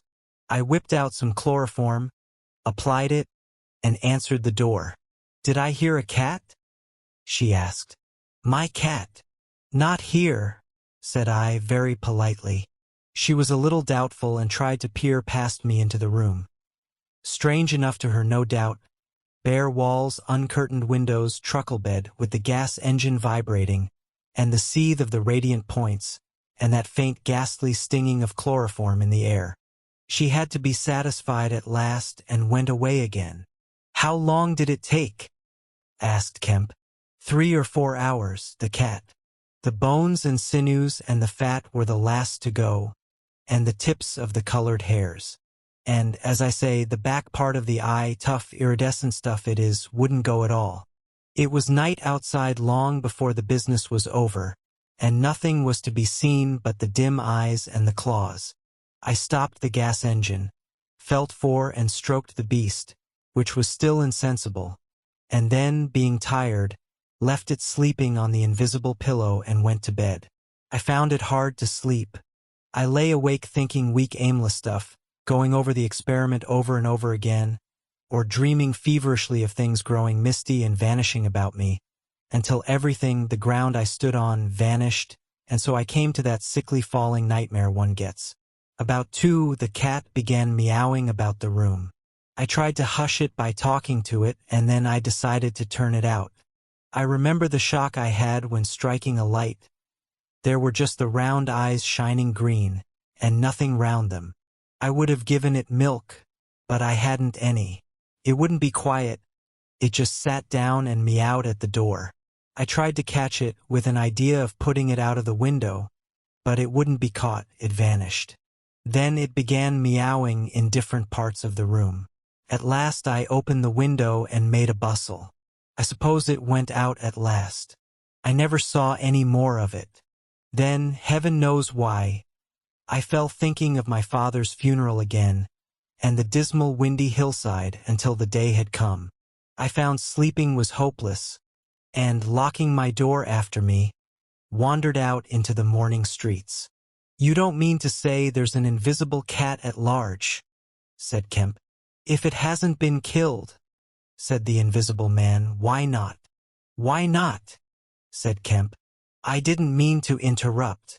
"It's very probably been killed," said the invisible man. "It was alive 4 days after, I know, and down a grating in Great Titchfield Street, because I saw a crowd round the place trying to see whence the meowing came." He was silent for the best part of a minute. Then he resumed abruptly. "I remember that morning before the change very vividly. I must have gone up Great Portland Street. I remember the barracks in Albany Street, and the horse soldiers coming out, and at last I found the summit of Primrose Hill.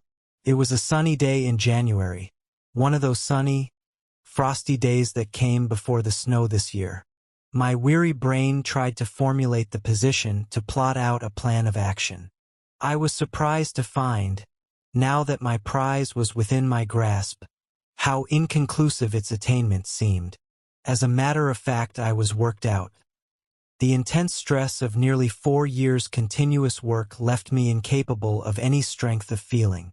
I was apathetic, and I tried in vain to recover the enthusiasm of my first inquiries, the passion of discovery that had enabled me to compass even the downfall of my father's gray hairs. Nothing seemed to matter. I saw pretty clearly this was a transient mood, due to overwork and want of sleep, and that either by drugs or rest it would be possible to recover my energies. All I could think clearly was that the thing had to be carried through. The fixed idea still ruled me, and soon, for the money I had was almost exhausted. I looked about me at the hillside, with children playing and girls watching them, and tried to think of all the fantastic advantages an invisible man would have in the world.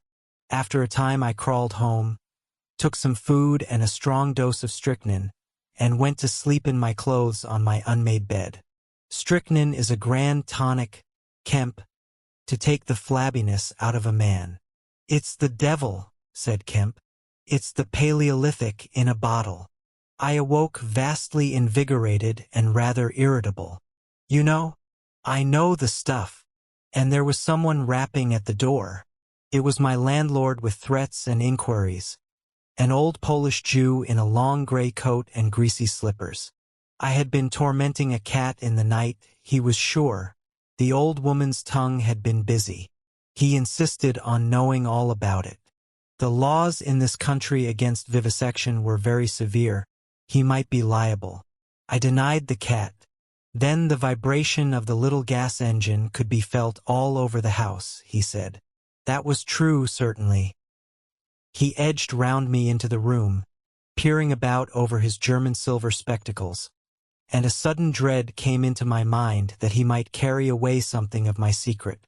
I tried to keep between him and the concentrating apparatus I had arranged, and that only made him more curious. What was I doing? Why was I always alone and secretive? Was it legal? Was it dangerous? I paid nothing but the usual rent. His had always been a most respectable house, in a disreputable neighborhood. Suddenly my temper gave way. I told him to get out.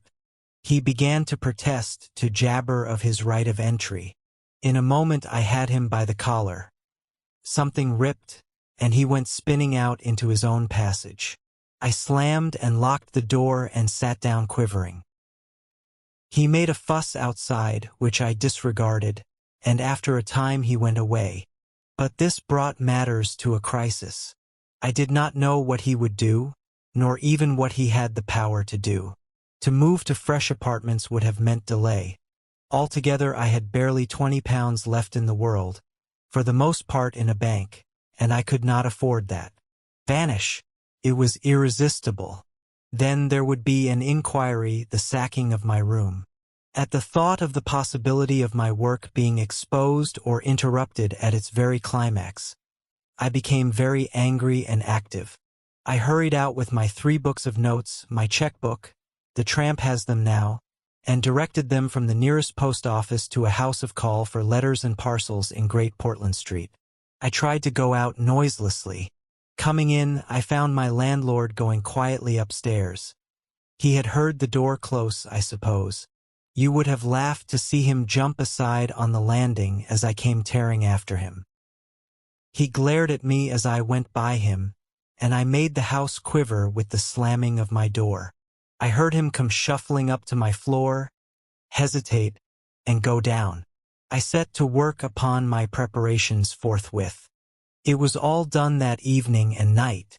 While I was still sitting under the sickly, drowsy influence of the drugs that decolorize blood, there came a repeated knocking at the door. It ceased, footsteps went away and returned, and the knocking was resumed. There was an attempt to push something under the door, a blue paper. Then, in a fit of irritation, I rose and went and flung the door wide open. "Now then," said I. It was my landlord, with a notice of ejectment or something. He held it out to me. Saw something odd about my hands, I expect, and lifted his eyes to my face. For a moment he gaped. Then he gave a sort of inarticulate cry, dropped candle and writ together, and went blundering down the dark passage to the stairs. I shut the door, locked it, and went to the looking-glass. Then I understood his terror. My face was white, like white stone. But it was all horrible. I had not expected the suffering. A night of racking anguish, sickness, and fainting. I set my teeth, though my skin was presently afire, all my body afire. But I lay there like grim death. I understood now how it was the cat had howled until I chloroformed it. Lucky it was I lived alone and untended in my room. There were times when I sobbed and groaned and talked, but I stuck to it. I became insensible and woke languid in the darkness. The pain had passed. I thought I was killing myself, and I did not care.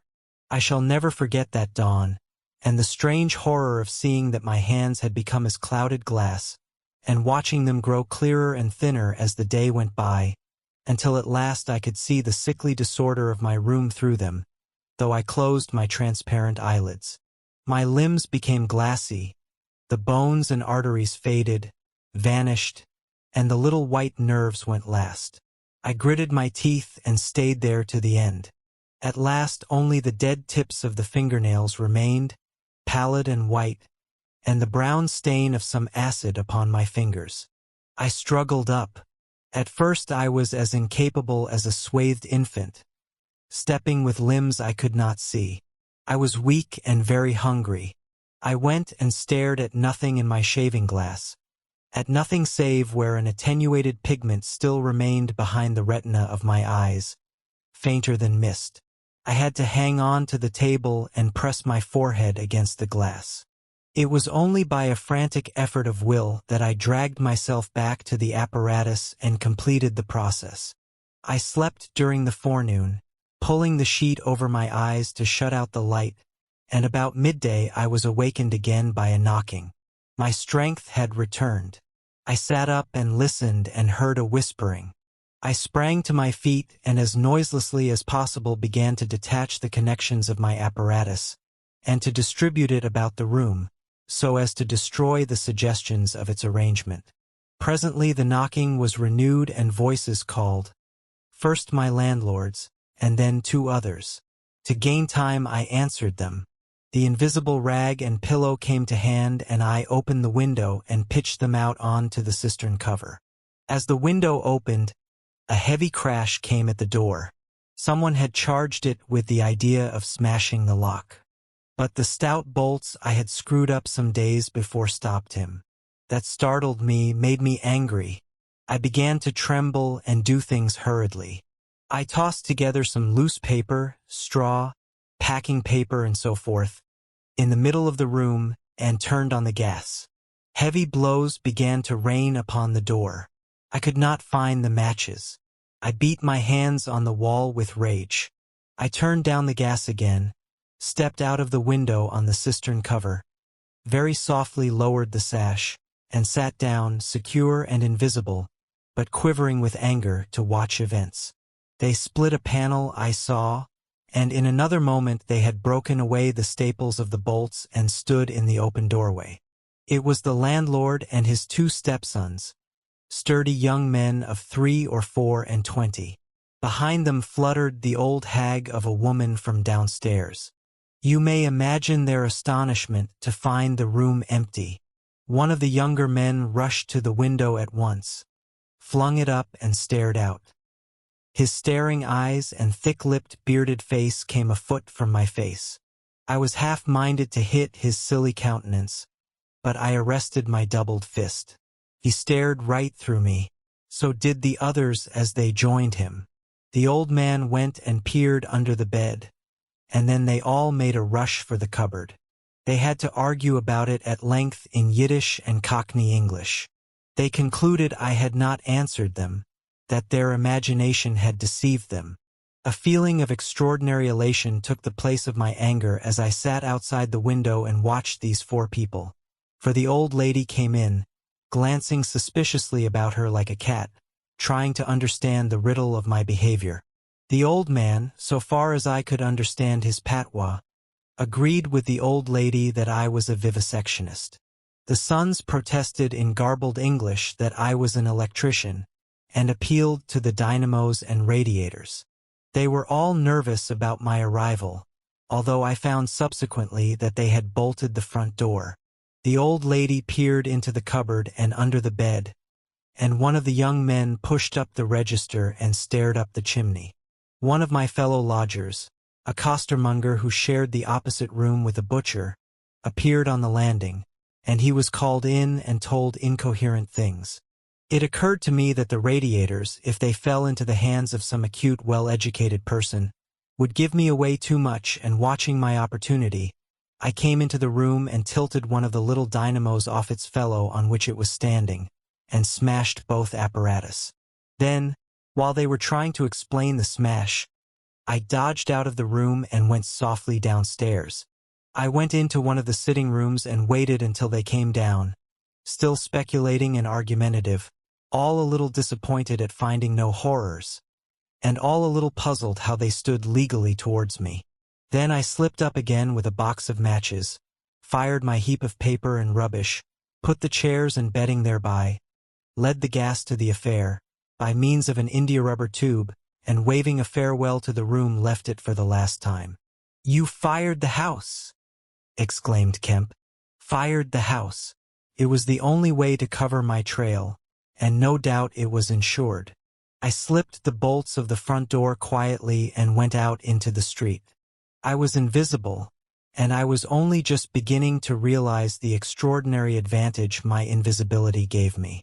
My head was already teeming with plans of all the wild and wonderful things I had now impunity to do. Chapter 21. In Oxford Street. In going downstairs the first time I found an unexpected difficulty because I could not see my feet. Indeed, I stumbled twice, and there was an unaccustomed clumsiness in gripping the bolt. By not looking down, however, I managed to walk on the level passably well. My mood, I say, was one of exaltation.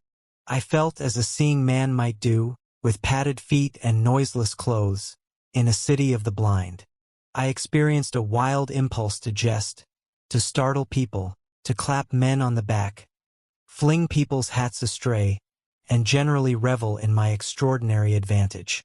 But hardly had I emerged upon Great Portland Street, however, my lodging was close to the big draper's shop there, when I heard a clashing concussion and was hit violently behind, and turning saw a man carrying a basket of soda-water siphons, and looking in amazement at his burden. Although the blow had really hurt me, I found something so irresistible in his astonishment that I laughed aloud.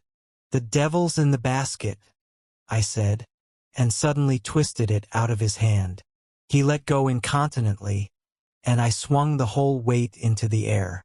But a fool of a cabman, standing outside a public house, made a sudden rush for this, and his extending fingers took me with excruciating violence under the ear. I let the whole down with a smash on the cabman, and then, with shouts and the clatter of feet about me, people coming out of shops, vehicles pulling up, I realized what I had done for myself, and cursing my folly, backed against a shop window and prepared to dodge out of the confusion. In a moment I should be wedged into a crowd and inevitably discovered. I pushed by a butcher boy, who luckily did not turn to see the nothingness that shoved him aside, and dodged behind the cabman's four-wheeler. I do not know how they settled the business. I hurried straight across the road, which was happily clear, and hardly heeding which way I went, in the fright of detection the incident had given me, plunged into the afternoon throng of Oxford Street. I tried to get into the stream of people, but they were too thick for me, and in a moment my heels were being trodden upon. I took to the gutter, the roughness of which I found painful to my feet, and forthwith the shaft of a crawling hansom dug me forcibly under the shoulder blade, reminding me that I was already bruised severely. I staggered out of the way of the cab, avoided a perambulator by a convulsive movement, and found myself behind the hansom. A happy thought saved me, and as this drove slowly along I followed in its immediate wake, trembling and astonished at the turn of my adventure. And not only trembling, but shivering. It was a bright day in January, and I was stark naked, and the thin slime of mud that covered the road was freezing. Foolish as it seems to me now, I had not reckoned that, transparent or not, I was still amenable to the weather and all its consequences. Then suddenly a bright idea came into my head. I ran round and got into the cab, and so, shivering, scared, and sniffing with the first intimations of a cold, and with the bruises in the small of my back growing upon my attention, I drove slowly along Oxford Street and past Tottenham Court Road. My mood was as different from that in which I had sallied forth 10 minutes ago as it is possible to imagine. This invisibility indeed. The one thought that possessed me was, how was I to get out of the scrape I was in? We crawled past Moody's, and there a tall woman with 5 or 6 yellow-labeled books hailed my cab, and I sprang out just in time to escape her, shaving a railway ven narrowly in my flight. I made off up the roadway to Bloomsbury Square, intending to strike north past the museum and so get into the quiet district. I was now cruelly chilled, and the strangeness of my situation so unnerved me that I whimpered as I ran. At the northward corner of the square, a little white dog ran out of the Pharmaceutical Society's offices, and incontinently made for me, nose down. I had never realized it before, but the nose is to the mind of a dog what the eye is to the mind of a seeing man. Dogs perceive the scent of a man moving as men perceive his vision. This brute began barking and leaping, showing, as it seemed to me, only too plainly that he was aware of me. I crossed Great Russell Street, glancing over my shoulder as I did so, and went some way along Montague Street before I realized what I was running towards. Then I became aware of a blare of music, and looking along the street saw a number of people advancing out of Russell Square, red shirts, and the banner of the Salvation Army to the fore. Such a crowd, chanting in the roadway and scoffing on the pavement, I could not hope to penetrate, and dreading to go back and farther from home again, and deciding on the spur of the moment, I ran up the white steps of a house facing the museum railings, and stood there until the crowd should have passed. Happily the dog stopped at the noise of the band too, hesitated, and turned tail, running back to Bloomsbury Square again. On came the band, bawling with unconscious irony some hymn about when shall we see his face? And it seemed an interminable time to me before the tide of the crowd washed along the pavement by me. Thud, thud, thud, came the drum with a vibrating resonance, and for the moment I did not notice 2 urchins stopping at the railings by me. "See 'em?" said one. "See what?" said the other. "Why, them footmarks, bear, like what you makes in mud."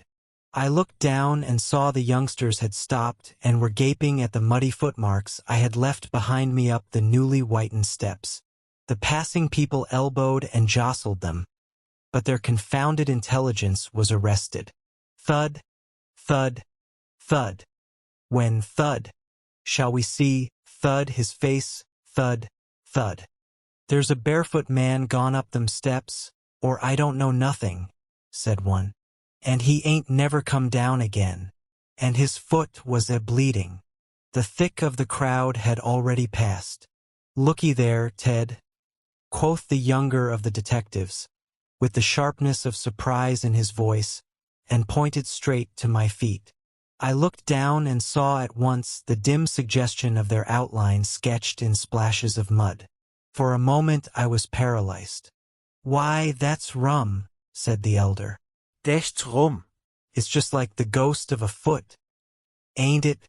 He hesitated and advanced with outstretched hand. A man pulled up short to see what he was catching, and then a girl. In another moment he would have touched me. Then I saw what to do. I made a step.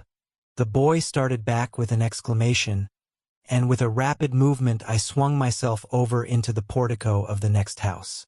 But the smaller boy was sharp-eyed enough to follow the movement, and before I was well down the steps and upon the pavement, he had recovered from his momentary astonishment and was shouting out that the feet had gone over the wall. They rushed round and saw my new footmarks flash into being on the lower step and upon the pavement. "What's up?" asked someone. "Feet. Look, feet running." Everybody in the road, except my 3 pursuers, was pouring along after the Salvation Army, and this blow not only impeded me but them. There was an eddy of surprise and interrogation. At the cost of bowling over one young fellow I got through, and in another moment I was rushing headlong round the circuit of Russell Square, with 6 or 7 astonished people following my footmarks. There was no time for explanation, or else the whole host would have been after me. Twice I doubled round corners. Thrice I crossed the road and came back upon my tracks. And then, as my feet grew hot and dry, the damp impressions began to fade. At last I had a breathing space and rubbed my feet clean with my hands, and so got away altogether. The last I saw of the chase was a little group of a dozen people perhaps, studying with infinite perplexity a slowly drying footprint that had resulted from a puddle in Tavistock Square, a footprint as isolated and incomprehensible to them as Crusoe's solitary discovery. This running warmed me to a certain extent, and I went on with a better courage through the maze of less frequented roads that runs hereabouts. My back had now become very stiff and sore, my tonsils were painful from the cabman's fingers, and the skin of my neck had been scratched by his nails. My feet hurt exceedingly, and I was lame from a little cut on one foot. I saw in time a blind man approaching me, and fled limping, for I feared his subtle intuitions. Once or twice accidental collisions occurred, and I left people amazed, with unaccountable curses ringing in their ears.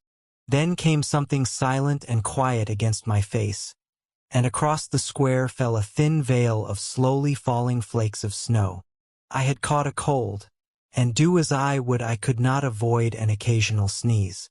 And every dog that came in sight, with its pointing nose and curious sniffing, was a terror to me. Then came men and boys running, first one and then others, and shouting as they ran.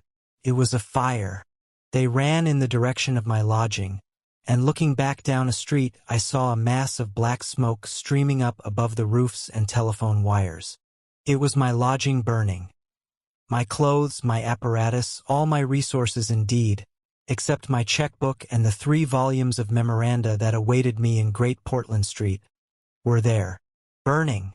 I had burnt my boats. If ever a man did. The place was blazing.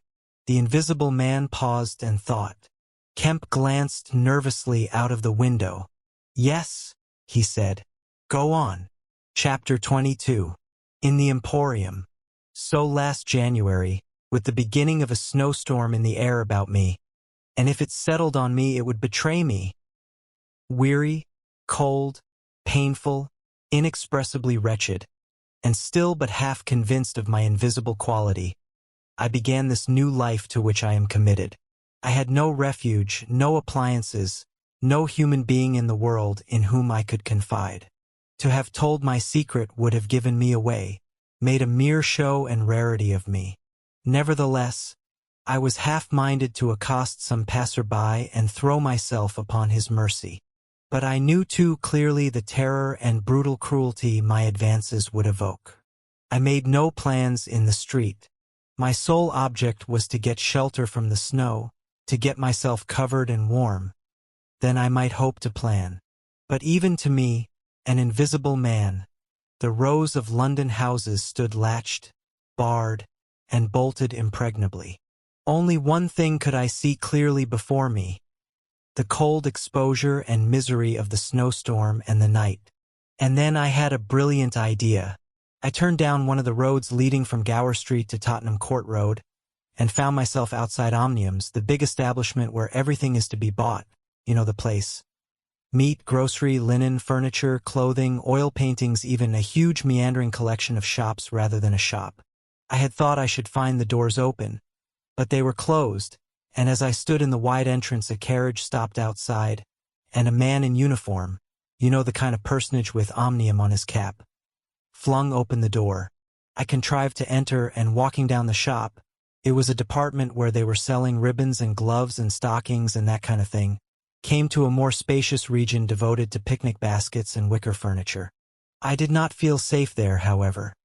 People were going to and fro, and I prowled restlessly about until I came upon a huge section in an upper floor containing multitudes of bedsteads, and over these I clambered, and found a resting place at last among a huge pile of folded flock mattresses. The place was already lit up and agreeably warm, and I decided to remain where I was, keeping a cautious eye on the 2 or 3 sets of shopmen and customers who were meandering through the place, until closing time came. Then I should be able, I thought, to rob the place for food and clothing, and disguised, prowl through it and examine its resources, perhaps sleep on some of the bedding. That seemed an acceptable plan.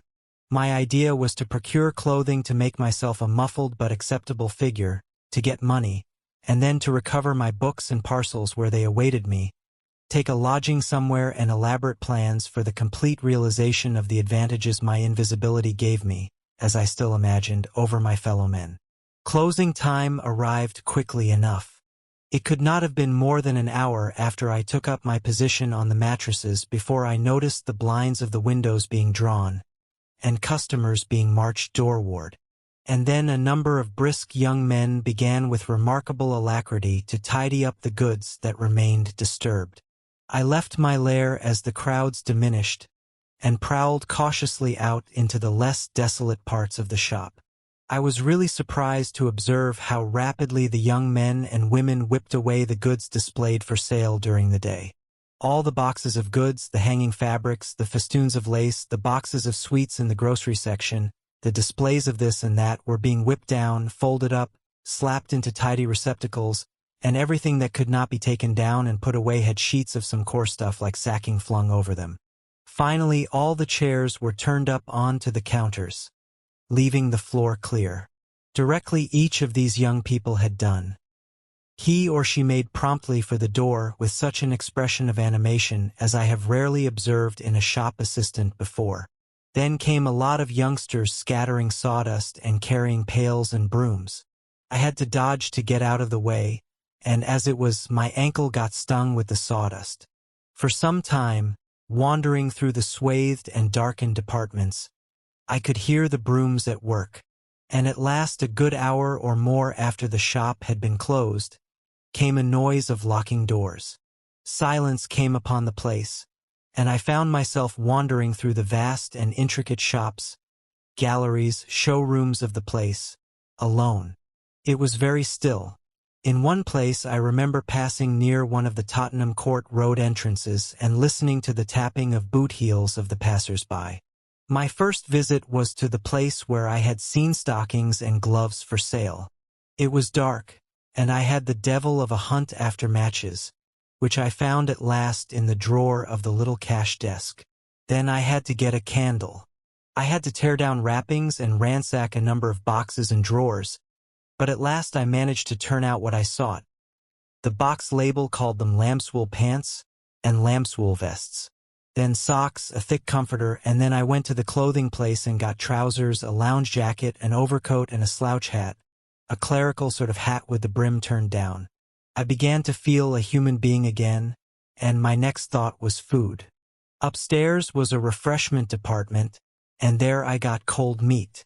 There was coffee still in the urn, and I lit the gas and warmed it up again, and altogether I did not do badly. Afterwards, prowling through the place in search of blankets, I had to put up at last with a heap of down quilts. I came upon a grocery section with a lot of chocolate and candied fruits, more than was good for me indeed, and some white burgundy. And near that was a toy department, and I had a brilliant idea. I found some artificial noses, dummy noses, and I thought of dark spectacles. But Omnium's had no optical department. My nose had been a difficulty indeed. I had thought of paint. But the discovery set my mind running on wigs and masks and the like. Finally, I went to sleep in a heap of down quilts, very warm and comfortable. My last thoughts before sleeping were the most agreeable I had had since the change. I was in a state of physical serenity, and that was reflected in my mind. I thought that I should be able to slip out unobserved in the morning with my clothes upon me, muffling my face with a white wrapper I had taken, purchase, with the money I had taken, spectacles and so forth, and so complete my disguise. I lapsed into disorderly dreams of all the fantastic things that had happened during the last few days. I saw the ugly little Jew of a landlord vociferating in his rooms.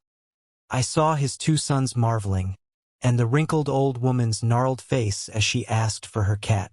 I experienced again the strange sensation of seeing the cloth disappear, and so I came round to the windy hillside and the sniffing old clergyman mumbling earth to earth, ashes to ashes, dust to dust. At my father's open grave. You also, said a voice, and suddenly I was being forced towards the grave. I struggled, shouted, appealed to the mourners, but they continued stonily following the service. The old clergyman, too, never faltered droning and sniffing through the ritual. I realized I was invisible and inaudible, that overwhelming forces had their grip on me. I struggled in vain. I was forced over the brink. The coffin rang hollow as I fell upon it, and the gravel came flying after me in spadefuls. Nobody heeded me, nobody was aware of me. I made convulsive struggles and awoke. The pale London dawn had come. The place was full of a chilly gray light that filtered round the edges of the window blinds. I sat up, and for a time I could not think where this ample apartment, with its counters, its piles of rolled stuff, its heap of quilts and cushions, its iron pillars, might be. Then, as recollection came back to me, I heard voices in conversation. Then far down the place, in the brighter light of some department which had already raised its blinds, I saw two men approaching. I scrambled to my feet, looking about me for some way of escape, and even as I did so the sound of my movement made them aware of me. I suppose they saw merely a figure moving quietly and quickly away. "Who's that?" cried one, and "Stop there," shouted the other. I dashed around a corner and came full tilt. A faceless figure, mind you, on a lanky lad of 15. He yelled and I bowled him over, rushed past him, turned another corner, and by a happy inspiration threw myself behind a counter. In another moment feet went running past and I heard voices shouting, "All hands to the doors," asking what was up, and giving one another advice how to catch me. Lying on the ground, I felt scared out of my wits. But, odd as it may seem, it did not occur to me at the moment to take off my clothes as I should have done. I had made up my mind, I suppose, to get away in them, and that ruled me. And then down the vista of the counters came a bawling of, "Here he is." I sprang to my feet, whipped a chair off the counter, and sent it whirling at the fool who had shouted, turned, came into another round a corner, sent him spinning and rushed up the stairs. He kept his footing, gave a view hello, and came up the staircase hot after me. Up the staircase were piled a multitude of those bright-colored pot things. "What are they?" "Art pots," suggested Kemp. "That's it. Art pots." Well, I turned at the top step and swung round, plucked one out of a pile and smashed it on his silly head as he came at me. The whole pile of pots went headlong, and I heard shouting and footsteps running from all parts. I made a mad rush for the refreshment place, and there was a man in white like a man cook, who took up the chase. I made one last desperate turn and found myself among lamps and ironmongery. I went behind the counter of this and waited for my cook, and as he bolted in at the head of the chase, I doubled him up with a lamp. Down he went, and I crouched down behind the counter and began whipping off my clothes as fast as I could. Coat, jacket, trousers, shoes were all right, but a lamb's wool vest fits a man like a skin. I heard more men coming. My cook was lying quiet on the other side of the counter, stunned or scared speechless, and I had to make another dash for it, like a rabbit hunted out of a woodpile. "This way, policeman!" I heard someone shouting. I found myself in my bedstead storeroom again, and at the end of a wilderness of wardrobes. I rushed among them, went flat, got rid of my vest after infinite wriggling, and stood a free man again, panting and scared, as the policeman and 3 of the shopmen came round the corner. They made a rush for the vest and pants, and collared the trousers. "He's dropping his plunder," said one of the young men. "He must be somewhere here." But they did not find me all the same. I stood watching them hunt for me for a time, and cursing my ill luck in losing the clothes. Then I went into the refreshment room, drank a little milk I found there, and sat down by the fire to consider my position. In a little while 2 assistants came in and began to talk over the business very excitedly and like the fools they were. I heard a magnified account of my depredations, and other speculations as to my whereabouts. Then I fell to scheming again. The insurmountable difficulty of the place, especially now it was alarmed, was to get any plunder out of it.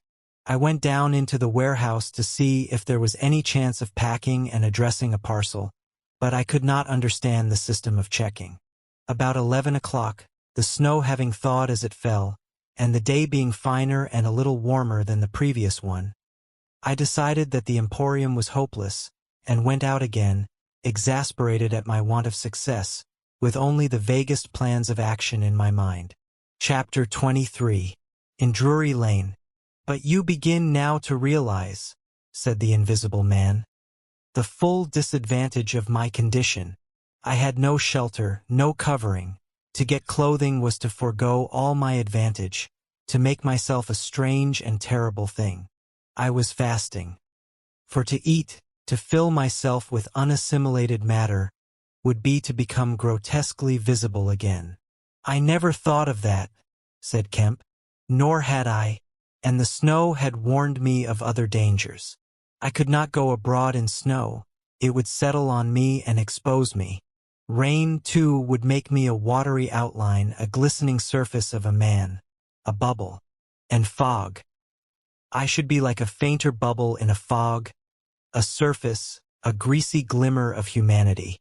Moreover, as I went abroad in the London air, I gathered dirt about my ankles, floating smuts and dust upon my skin. I did not know how long it would be before I should become visible from that cause also. But I saw clearly it could not be for long. Not in London at any rate. I went into the slums towards Great Portland Street, and found myself at the end of the street in which I had lodged. I did not go that way, because of the crowd halfway down it opposite to the still smoking ruins of the house I had fired. My most immediate problem was to get clothing. What to do with my face puzzled me. Then I saw in one of those little miscellaneous shops news, sweets, toys, stationery, belated Christmas tomfoolery, and so forth, an array of masks and noses. I realized that problem was solved. In a flash I saw my course. I turned about, no longer aimless, and went circuitously in order to avoid the busy ways, towards the back streets north of the Strand. For I remembered, though not very distinctly where, that some theatrical costumiers had shops in that district. The day was cold, with a nipping wind down the northward running streets. I walked fast to avoid being overtaken. Every crossing was a danger, every passenger a thing to watch alertly. One man, as I was about to pass him at the top of Bedford Street, turned upon me abruptly and came into me, sending me into the road and almost under the wheel of a passing hansom. The verdict of the cab rank was that he had had some sort of stroke. I was so unnerved by this encounter that I went into Covent Garden Market and sat down for some time in a quiet corner by a stall of violets, panting and trembling. I found I had caught a fresh cold, and had to turn out after a time lest my sneezes should attract attention. At last I reached the object of my quest, a dirty, fly-blown little shop in a byway near Drury Lane, with a window full of tinsel robes, sham jewels, wigs, slippers, dominoes, and theatrical photographs. The shop was old-fashioned and low and dark, and the house rose above it for 4 stories, dark and dismal.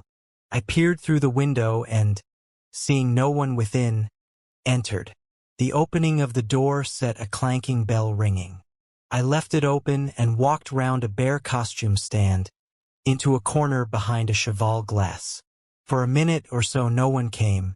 Then I heard heavy feet striding across a room, and a man appeared down the shop. My plans were now perfectly definite.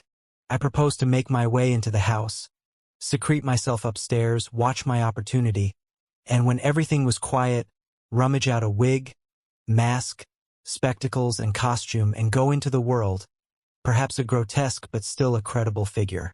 And incidentally, of course, I could rob the house of any available money. The man who had just entered the shop was a short, slight, hunched, beetle-browed man, with long arms and very short bandy legs. Apparently I had interrupted a meal. He stared about the shop with an expression of expectation. This gave way to surprise, and then to anger, as he saw the shop empty. "Damn the boys," he said. He went to stare up and down the street. He came in again in a minute, kicked the door to with his foot spitefully, and went muttering back to the house door. I came forward to follow him, and at the noise of my movement he stopped dead. I did so too, startled by his quickness of ear. He slammed the house door in my face. I stood hesitating. Suddenly I heard his quick footsteps returning, and the door reopened. He stood looking about the shop like one who was still not satisfied. Then, murmuring to himself, he examined the back of the counter and peered behind some fixtures. Then he stood doubtful. He had left the house door open and I slipped into the inner room. It was a queer little room, poorly furnished and with a number of big masks in the corner. On the table was his belated breakfast, and it was a confoundedly exasperating thing for me, Kemp, to have to sniff his coffee and stand watching while he came in and resumed his meal. And his table manners were irritating. 3 doors opened into the little room, one going upstairs and one down, but they were all shut. I could not get out of the room while he was there. I could scarcely move because of his alertness, and there was a draft down my back. Twice I strangled a sneeze just in time.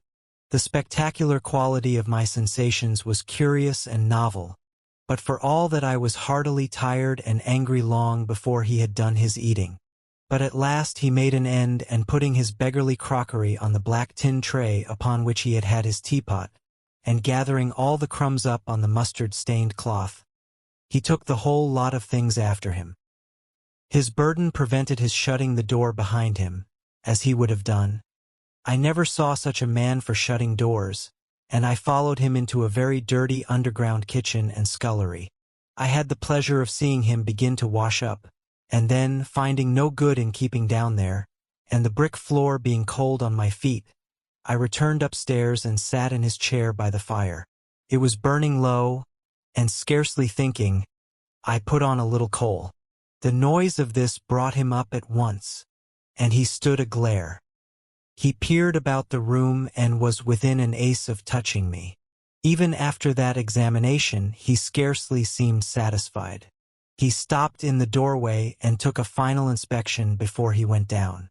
I waited in the little parlor for an age, and at last he came up and opened the upstairs door. I just managed to get by him. On the staircase he stopped suddenly, so that I very nearly blundered into him. He stood looking back right into my face and listening.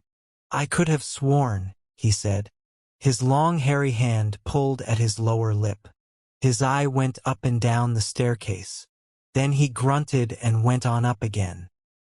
His hand was on the handle of a door, and then he stopped again with the same puzzled anger on his face. He was becoming aware of the faint sounds of my movements about him. The man must have had diabolically acute hearing. He suddenly flashed into rage. "If there's anyone in this house," he cried with an oath, and left the threat unfinished. He put his hand in his pocket, failed to find what he wanted, and rushing past me went blundering noisily and pugnaciously downstairs. But I did not follow him. I sat on the head of the staircase until his return. Presently he came up again, still muttering. He opened the door of the room, and before I could enter, slammed it in my face. I resolved to explore the house, and spent some time in doing so as noiselessly as possible. The house was very old and tumble-down, damp so that the paper in the attics was peeling from the walls, and rat-infested. Some of the door handles were stiff and I was afraid to turn them.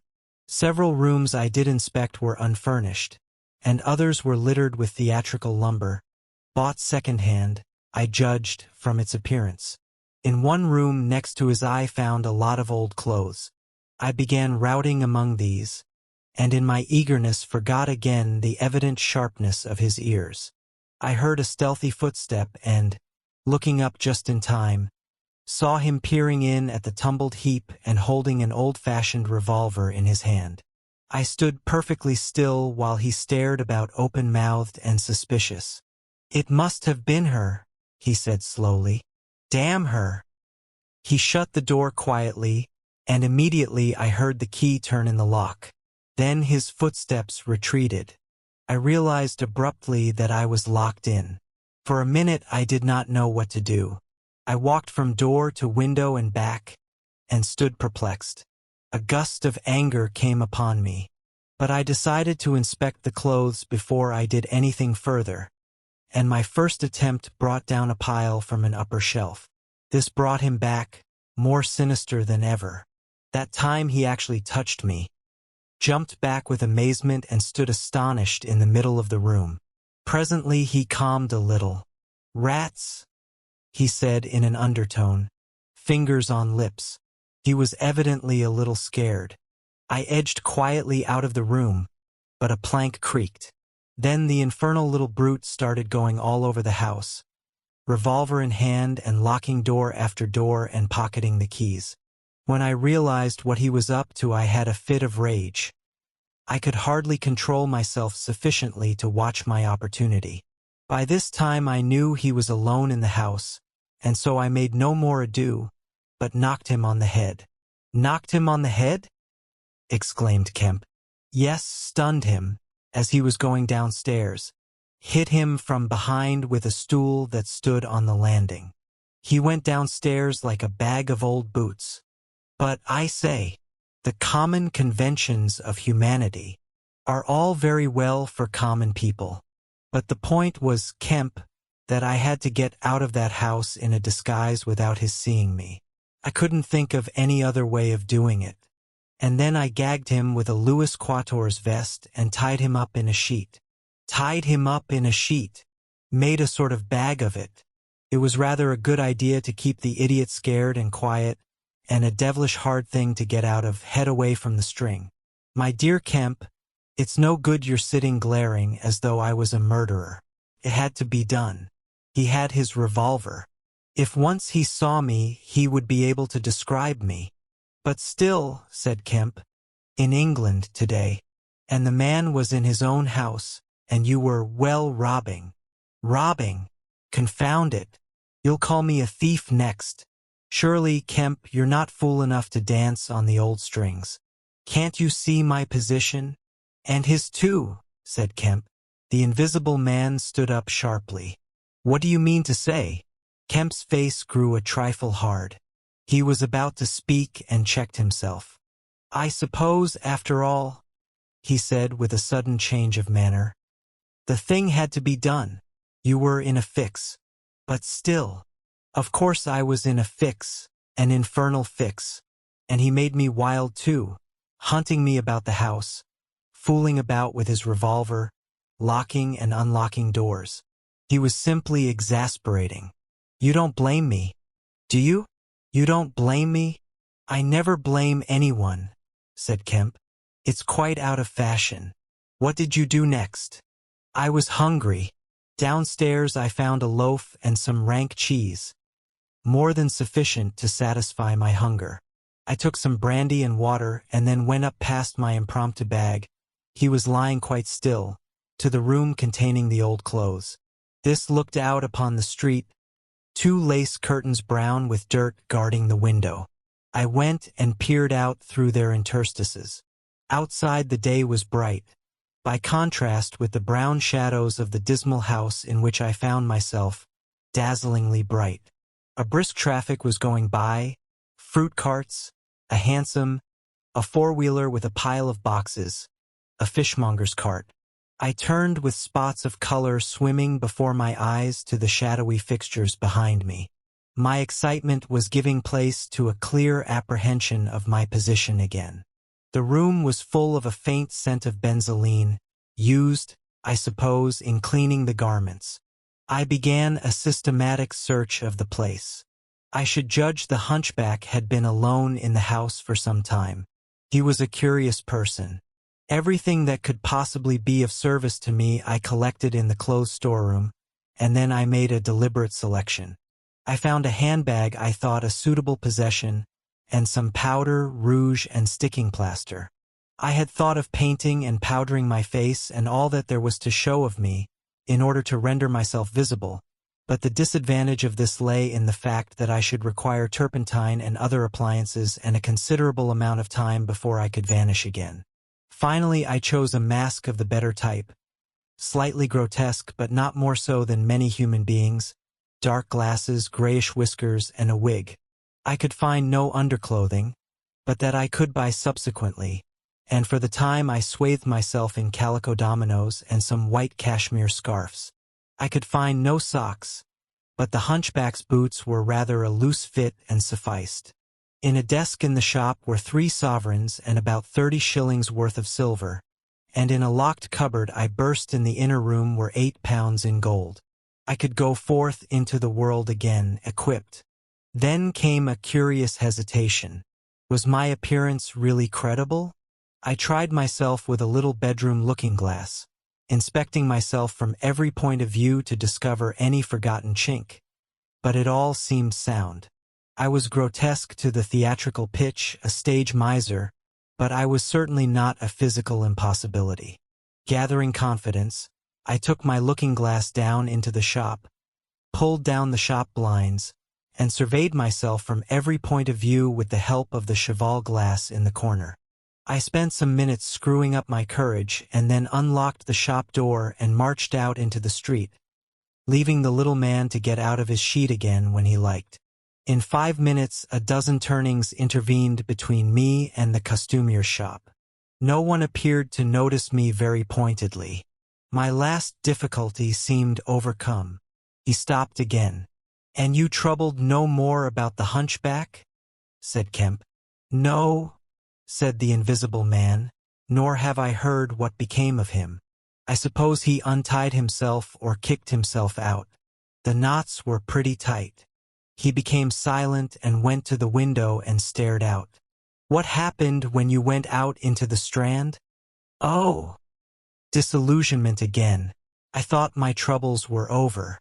Practically, I thought I had impunity to do whatever I chose, everything, save to give away my secret. So I thought. Whatever I did, whatever the consequences might be, was nothing to me. I had merely to fling aside my garments and vanish. No person could hold me. I could take my money where I found it. I decided to treat myself to a sumptuous feast, and then put up at a good hotel and accumulate a new outfit of property. I felt amazingly confident. It's not particularly pleasant recalling that I was an ass. I went into a place and was already ordering lunch, when it occurred to me that I could not eat unless I exposed my invisible face. I finished ordering the lunch, told the man I should be back in 10 minutes, and went out exasperated. I don't know if you have ever been disappointed in your appetite. Not quite so badly, said Kemp, but I can imagine it. I could have smashed the silly devils. At last, faint with the desire for tasteful food, I went into another place and demanded a private room. I am disfigured, I said. Badly. They looked at me curiously, but of course it was not their affair, and so at last I got my lunch. It was not particularly well served, but it sufficed. And when I had had it, I sat over a cigar, trying to plan my line of action. And outside a snowstorm was beginning.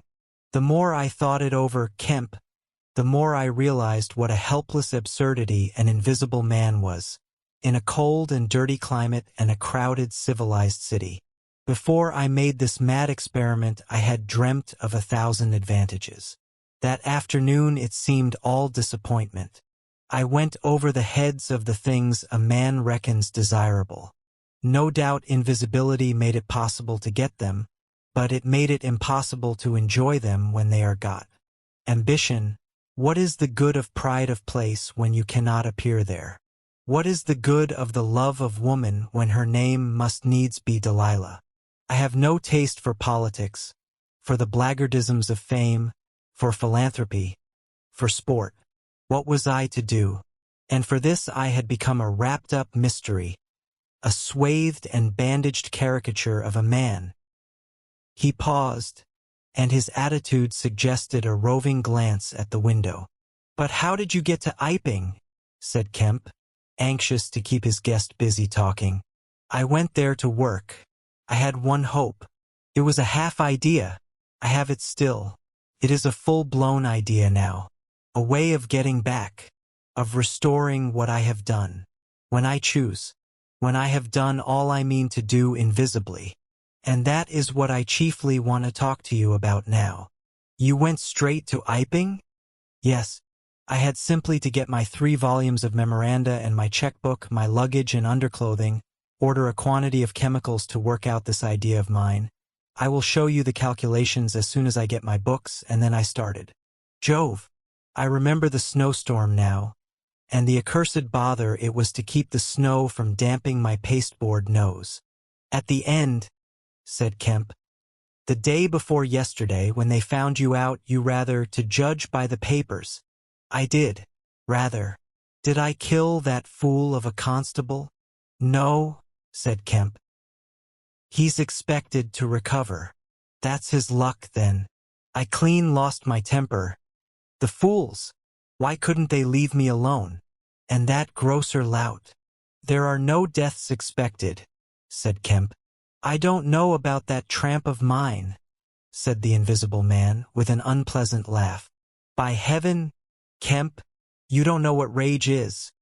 To have worked for years, to have planned and plotted, and then to get some fumbling purblind idiot messing across your course. Every conceivable sort of silly creature that has ever been created has been sent to cross me. If I have much more of it, I shall go wild. I shall start mowing 'em. As it is, they've made things 1,000 times more difficult. No doubt it's exasperating, said Kemp drily. Chapter 24. The Plan That Failed. But now, said Kemp with a side glance out of the window, what are we to do? He moved nearer his guest as he spoke in such a manner as to prevent the possibility of a sudden glimpse of the 3 men who were advancing up the hill road, with an intolerable slowness, as it seemed to Kemp. What were you planning to do when you were heading for Port Burdock? Had you any plan? I was going to clear out of the country, but I have altered that plan rather since seeing you. I thought it would be wise, now the weather is hot and invisibility possible, to make for the south. Especially as my secret was known, and everyone would be on the lookout for a masked and muffled man. You have a line of steamers from here to France. My idea was to get aboard one and run the risks of the passage. Thence I could go by train into Spain or else get to Algiers. It would not be difficult. There a man might always be invisible and yet live, and do things. I was using that tramp as a money box and luggage carrier, until I decided how to get my books and things sent over to meet me. That's clear. And then the filthy brute must needs try and rob me. He has hidden my books, Kemp. Hidden my books. If I can lay my hands on him, best plan to get the books out of him first. But where is he? Do you know? He's in the town police station, locked up, by his own request, in the strongest cell in the place. Cur, said the invisible man. But that hangs up your plans a little. We must get those books. Those books are vital. Certainly, said Kemp, a little nervously, wondering if he heard footsteps outside. Certainly we must get those books. But that won't be difficult, if he doesn't know they're for you. No, said the invisible man, and thought. Kemp tried to think of something to keep the talk going, but the invisible man resumed of his own accord. Blundering into your house, Kemp, he said, changes all my plans, for you are a man that can understand. In spite of all that has happened, in spite of this publicity, of the loss of my books, of what I have suffered, there still remain great possibilities, huge possibilities. You have told no one I am here? He asked abruptly. Kemp hesitated. That was implied, he said. No one, insisted Griffin. Not a soul. Ah, now. The invisible man stood up, and sticking his arms akimbo began to pace the study. I made a mistake, Kemp, a huge mistake, in carrying this thing through alone. I have wasted strength, time, opportunities. Alone. It is wonderful how little a man can do alone.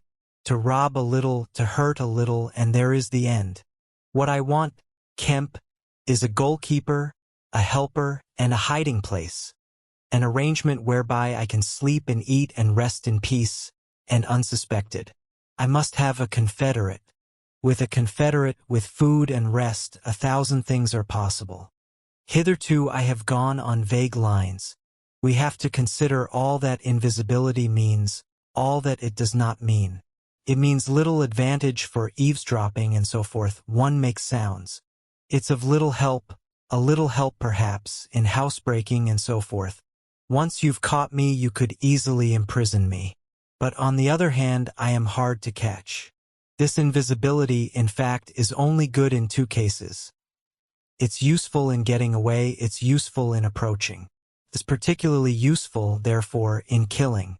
I can walk round a man, whatever weapon he has, choose my point, strike as I like, dodge as I like, escape as I like. Kemp's hand went to his mustache. Was that a movement downstairs? And it is killing we must do, Kemp. It is killing we must do, repeated Kemp. I'm listening to your plan, Griffin, but I'm not agreeing, mind. Why killing? Not wanton killing, but a judicious slaying. The point is, they know there is an invisible man, as well as we know there is an invisible man. And that invisible man, Kemp, must now establish a reign of terror. Yes, no doubt it's startling. But I mean it, a reign of terror. He must take some town like your Burdock and terrify and dominate it. He must issue his orders. He can do that in 1,000 ways. Scraps of paper thrust under doors would suffice. And all who disobey his orders he must kill, and kill all who would defend them. Humph, said Kemp, no longer listening to Griffin but to the sound of his front door opening and closing. It seems to me, Griffin, he said, to cover his wandering attention, that your Confederate would be in a difficult position. No one would know he was a Confederate, said the Invisible Man, eagerly. And then suddenly, hush! What's that downstairs? Nothing, said Kemp, and suddenly began to speak loud and fast. I don't agree to this, Griffin, he said. Understand me, I don't agree to this. Why dream of playing a game against the race? How can you hope to gain happiness? Don't be a lone wolf. Publish your results. Take the world, take the nation at least, into your confidence. Think what you might do with 1,000,000 helpers. The Invisible Man interrupted, arm extended. There are footsteps coming upstairs, he said in a low voice. Nonsense, said Kemp.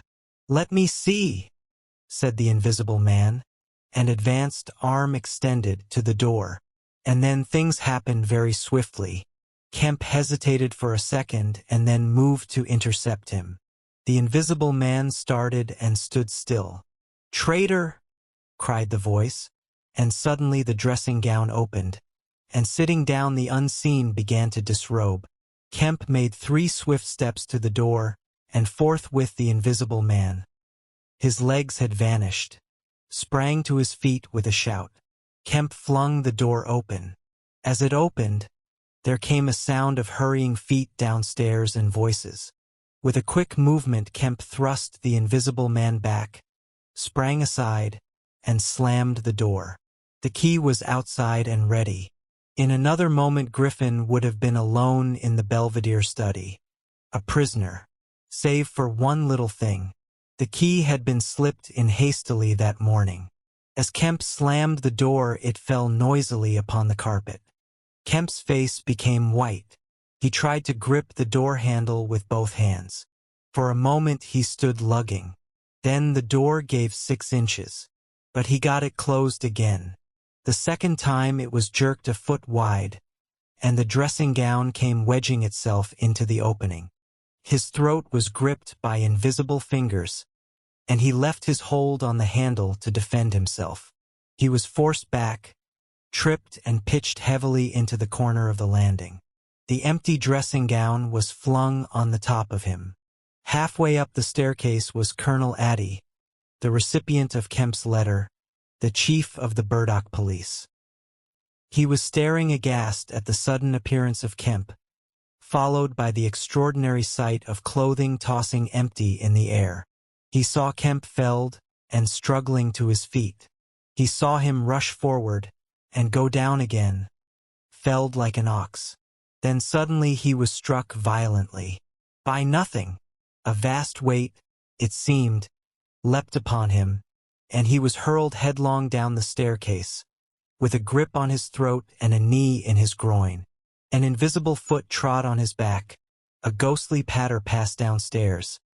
He heard the 2 police officers in the hall shout and run, and the front door of the house slammed violently. He rolled over and sat up staring. He saw, staggering down the staircase, Kemp, dusty and disheveled, one side of his face white from a blow, his lip bleeding, and a pink dressing gown and some underclothing held in his arms. "My God!" cried Kemp. "The game's up. He's gone." Chapter 25. The Hunting of the Invisible Man.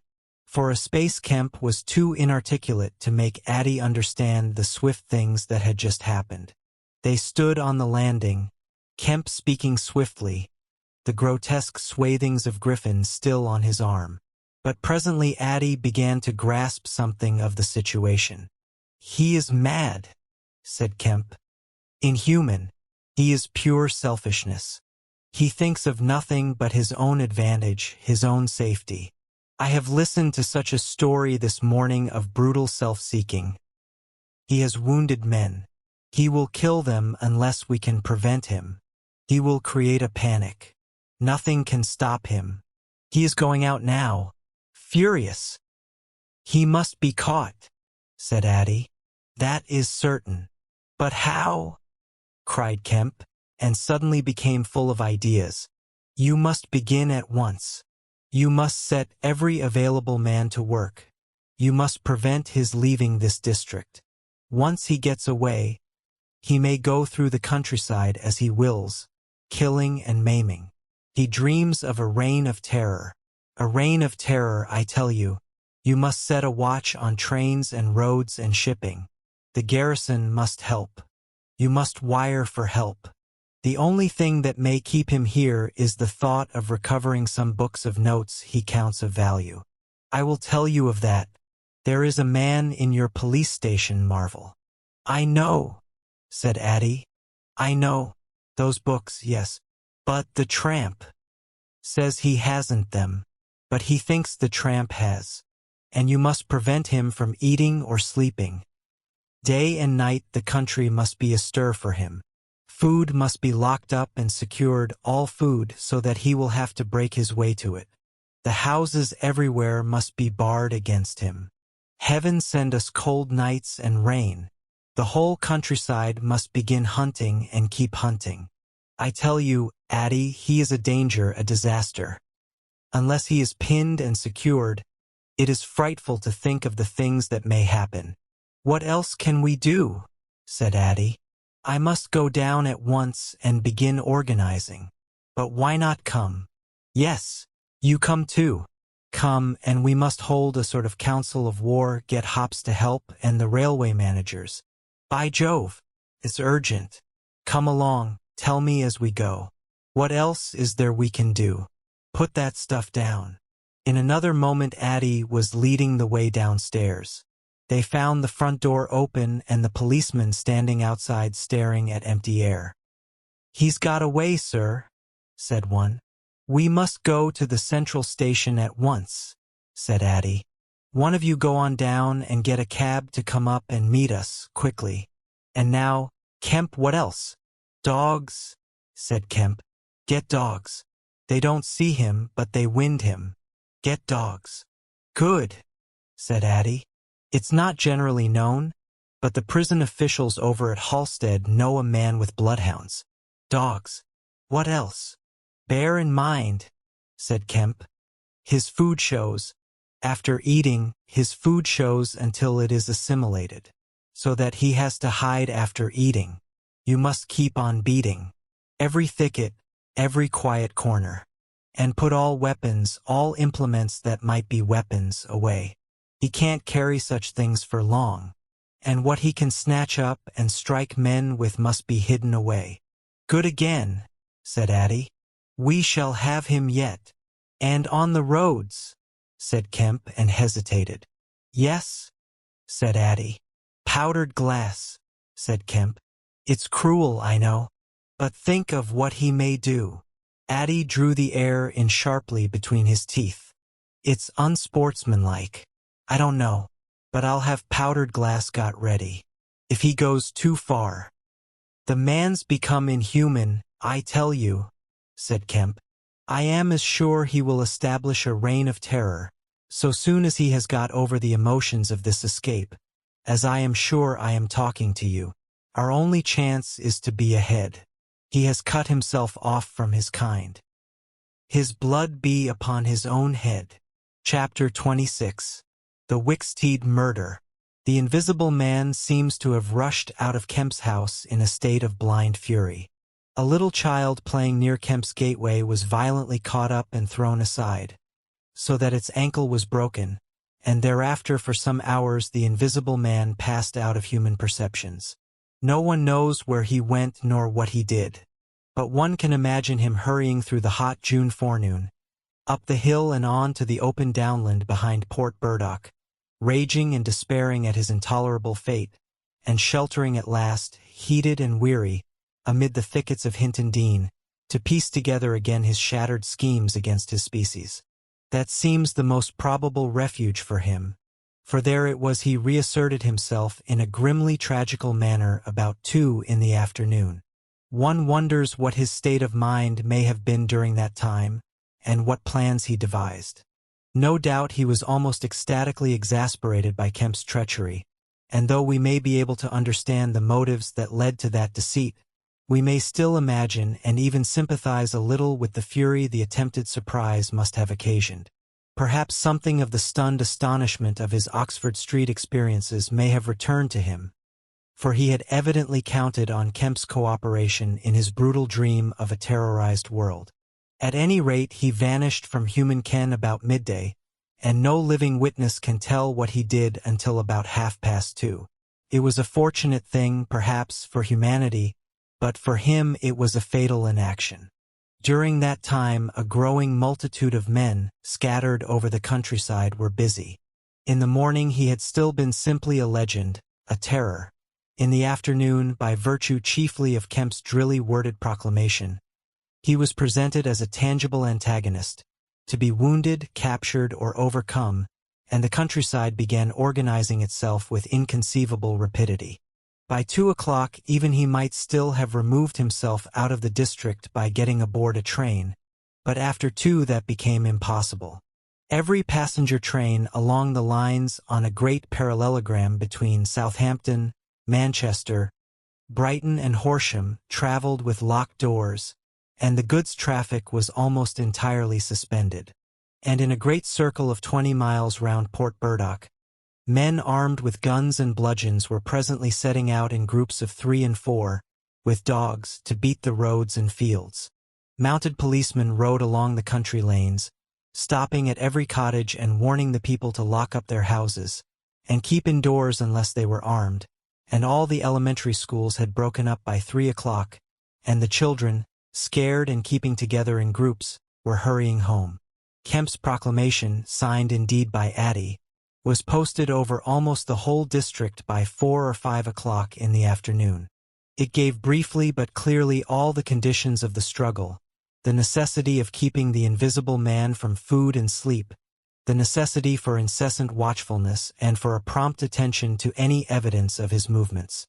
And so swift and decided was the action of the authorities, so prompt and universal was the belief in this strange being, that before nightfall an area of several hundred square miles was in a stringent state of siege. And before nightfall, too, a thrill of horror went through the whole watching, nervous countryside, going from whispering mouth to mouth, swift and certain over the length and breadth of the country, past the story of the murder of Mr. Wicksteed. If our supposition that the invisible man's refuge was the Hinton Dean thickets, then we must suppose that in the early afternoon he sallied out again bent upon some project that involved the use of a weapon. We cannot know what the project was, but the evidence that he had the iron rod in hand before he met Wicksteed is to me at least overwhelming. Of course we can know nothing of the details of that encounter. It occurred on the edge of a gravel pit, not 200 yards from Lord Burdock's lodge gate. Everything points to a desperate struggle: the trampled ground, the numerous wounds Mr. Wicksteed received, his splintered walking stick. But why the attack was made, save in a murderous frenzy, it is impossible to imagine.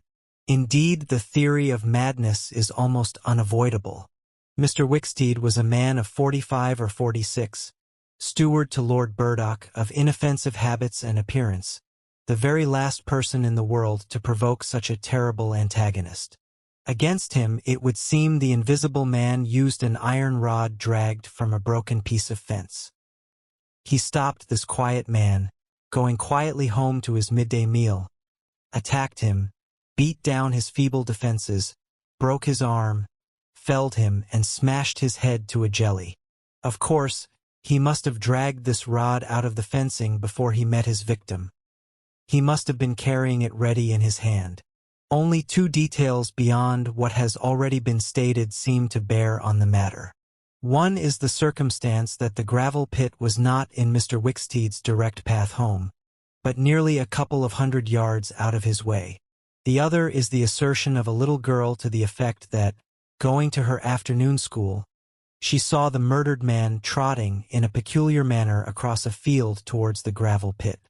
Her pantomime of his action suggests a man pursuing something on the ground before him and striking at it ever and again with his walking stick. She was the last person to see him alive. He passed out of her sight to his death, the struggle being hidden from her only by a clump of beech trees and a slight depression in the ground. Now this, to the present writer's mind at least, lifts the murder out of the realm of the absolutely wanton. We may imagine that Griffin had taken the rod as a weapon indeed, but without any deliberate intention of using it in murder. Wicksteed may then have come by and noticed this rod inexplicably moving through the air. Without any thought of the invisible man, for Port Burdock is 10 miles away, he may have pursued it. It is quite conceivable that he may not even have heard of the invisible man. One can then imagine the invisible man making off, quietly in order to avoid discovering his presence in the neighborhood, and Wicksteed, excited and curious, pursuing this unaccountably locomotive object, finally striking at it. No doubt the invisible man could easily have distanced his middle-aged pursuer under ordinary circumstances, but the position in which Wicksteed's body was found suggests that he had the ill luck to drive his quarry into a corner between a drift of stinging nettles and the gravel pit. To those who appreciate the extraordinary irascibility of the invisible man, the rest of the encounter will be easy to imagine.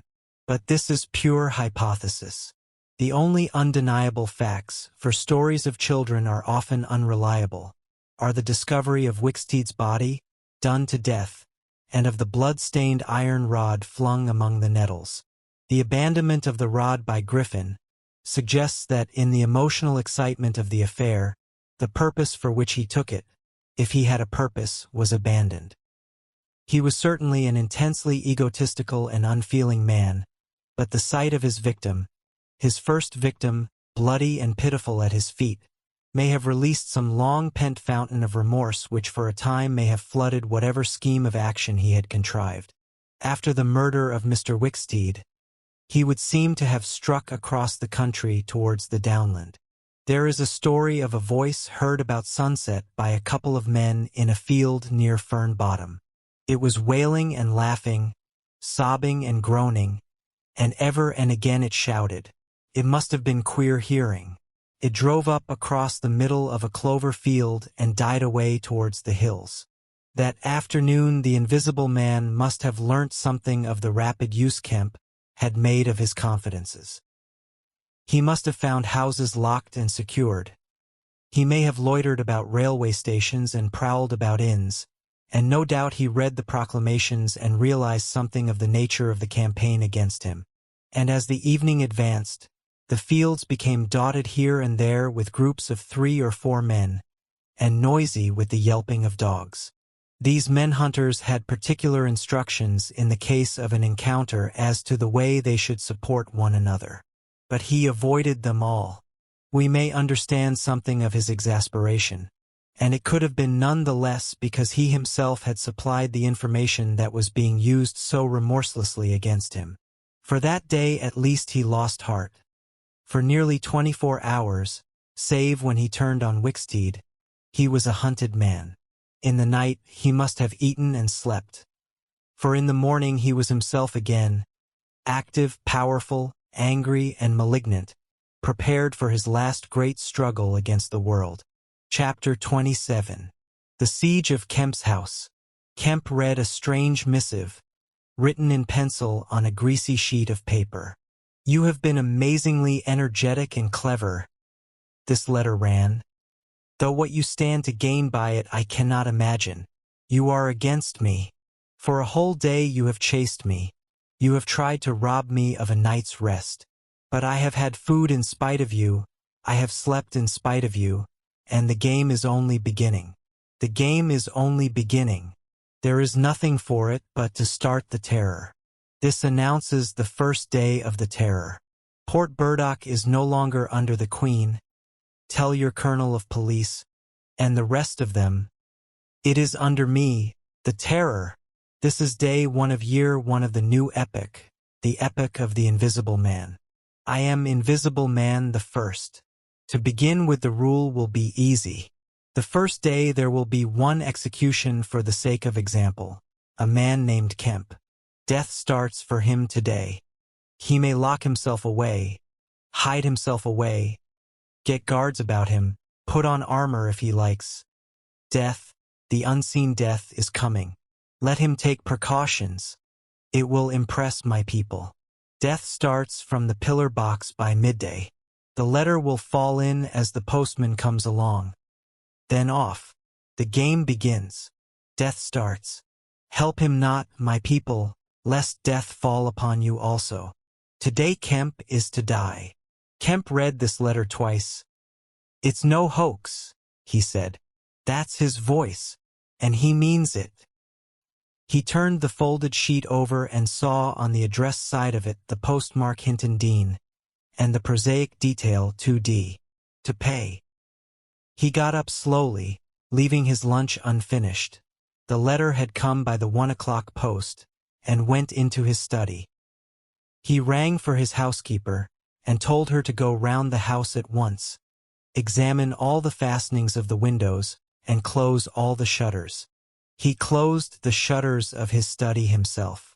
From a locked drawer in his bedroom he took a little revolver, examined it carefully, and put it into the pocket of his lounge jacket.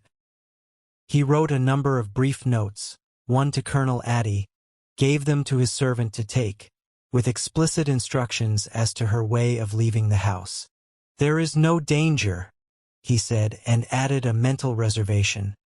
To you. He remained meditative for a space after doing this, and then returned to his cooling lunch. He ate with gaps of thought. Finally he struck the table sharply. We will have him, he said, and I am the bait. He will come too far. He went up to the belvedere, carefully shutting every door after him. It's a game, he said. An odd game. But the chances are all for me, Mr. Griffin, in spite of your invisibility. Griffin contra mundum. With a vengeance. He stood at the window staring at the hot hillside. He must get food every day, and I don't envy him. Did he really sleep last night? Out in the open somewhere, secure from collisions. I wish we could get some good cold wet weather instead of the heat. He may be watching me now. He went close to the window. Something rapped smartly against the brickwork over the frame, and made him start violently back. I'm getting nervous, said Kemp, but it was 5 minutes before he went to the window again. It must have been a sparrow, he said. Presently he heard the front door bell ringing, and hurried downstairs.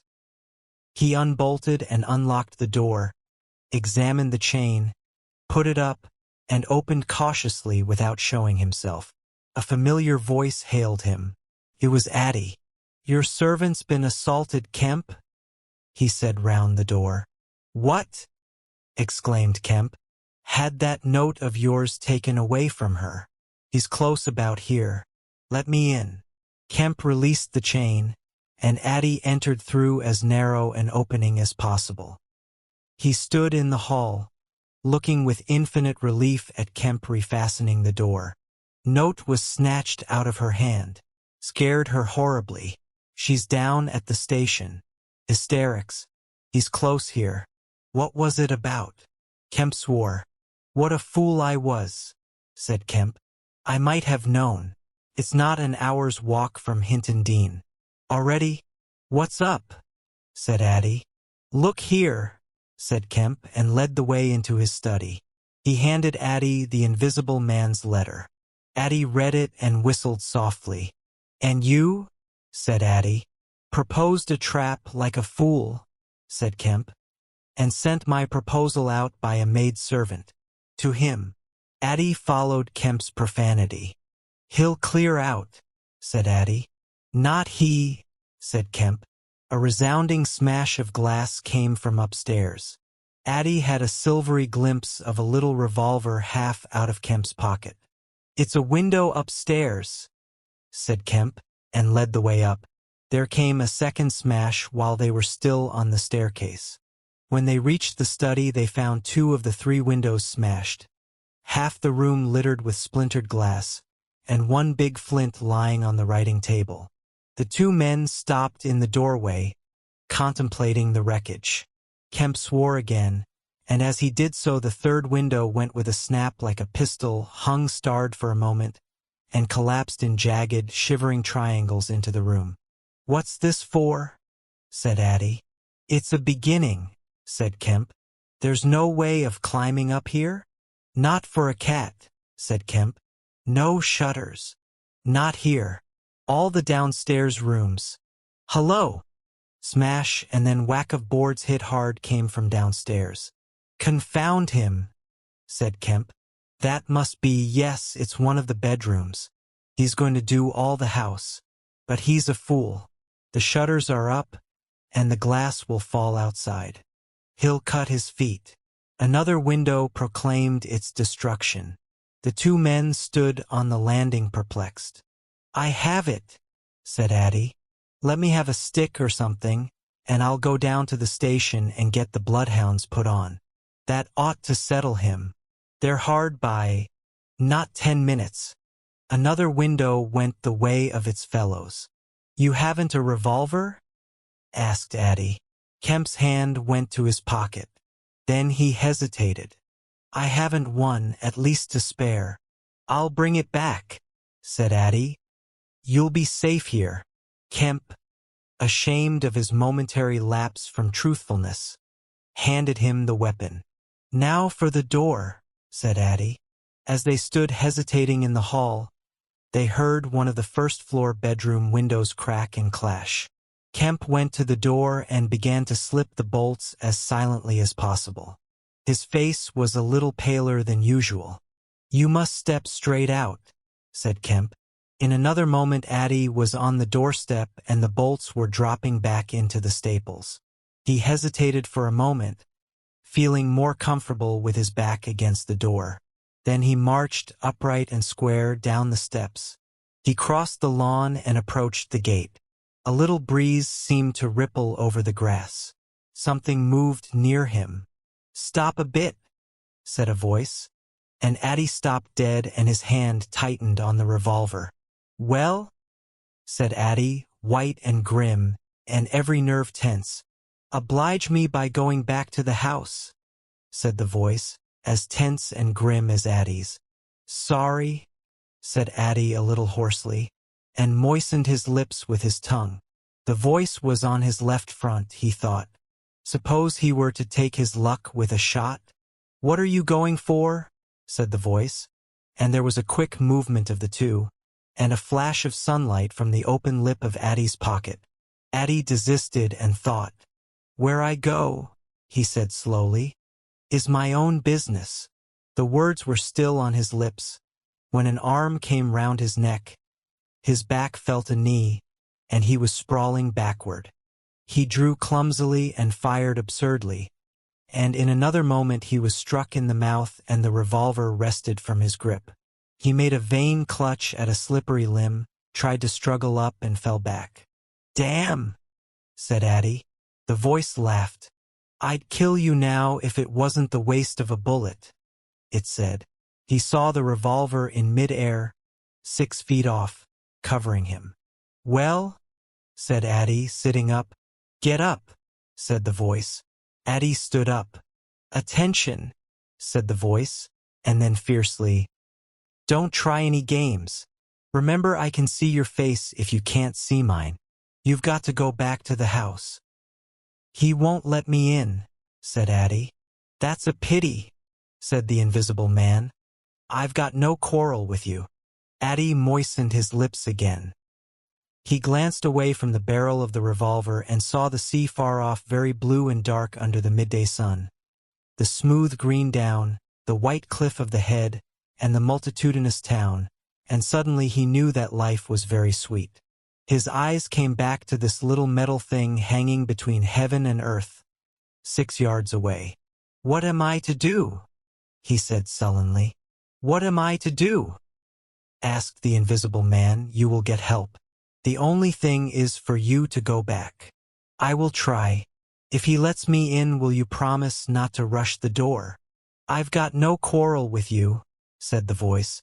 Kemp had hurried upstairs after letting Addie out, and now crouching among the broken glass and peering cautiously over the edge of the study window sill. He saw Addie stand parleying with the unseen. Why doesn't he fire? Whispered Kemp to himself. Then the revolver moved a little and the glint of the sunlight flashed in Kemp's eyes. He shaded his eyes and tried to see the source of the blinding beam. Surely, he said. "Addie has given up the revolver. Promise not to rush the door," Addie was saying. "Don't push a winning game too far. Give a man a chance. You go back to the house. I tell you flatly, I will not promise anything." Addie's decision seemed suddenly made. He turned towards the house, walking slowly with his hands behind him. Kemp watched him, puzzled.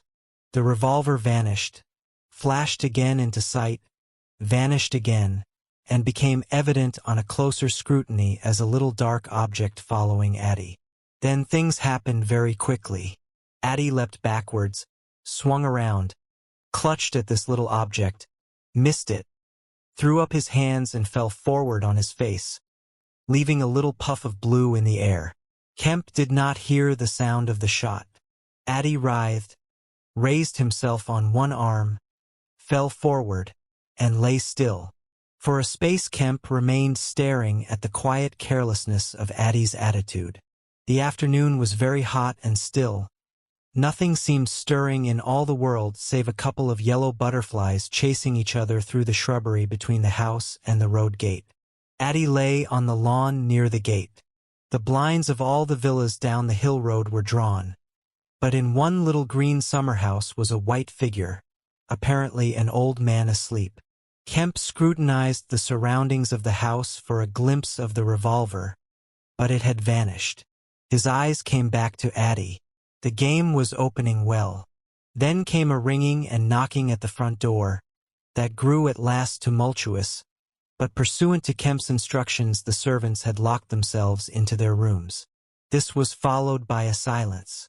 Kemp sat listening and then began peering cautiously out of the 3 windows, one after another.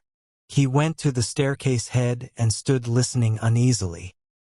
He armed himself with his bedroom poker and went to examine the interior fastenings of the ground floor windows again. Everything was safe and quiet. He returned to the belvedere. Addie lay motionless over the edge of the gravel just as he had fallen. Coming along the road by the villas were the housemaid and 2 policemen. Everything was deadly still. The 3 people seemed very slow in approaching. He wondered what his antagonist was doing. He started. There was a smash from below. He hesitated and went downstairs again. Suddenly the house resounded with heavy blows and the splintering of wood. He heard a smash and the destructive clang of the iron fastenings of the shutters. He turned the key and opened the kitchen door. As he did so, the shutters, split and splintering, came flying inward. He stood aghast. The window frame, save for one crossbar, was still intact, but only little teeth of glass remained in the frame.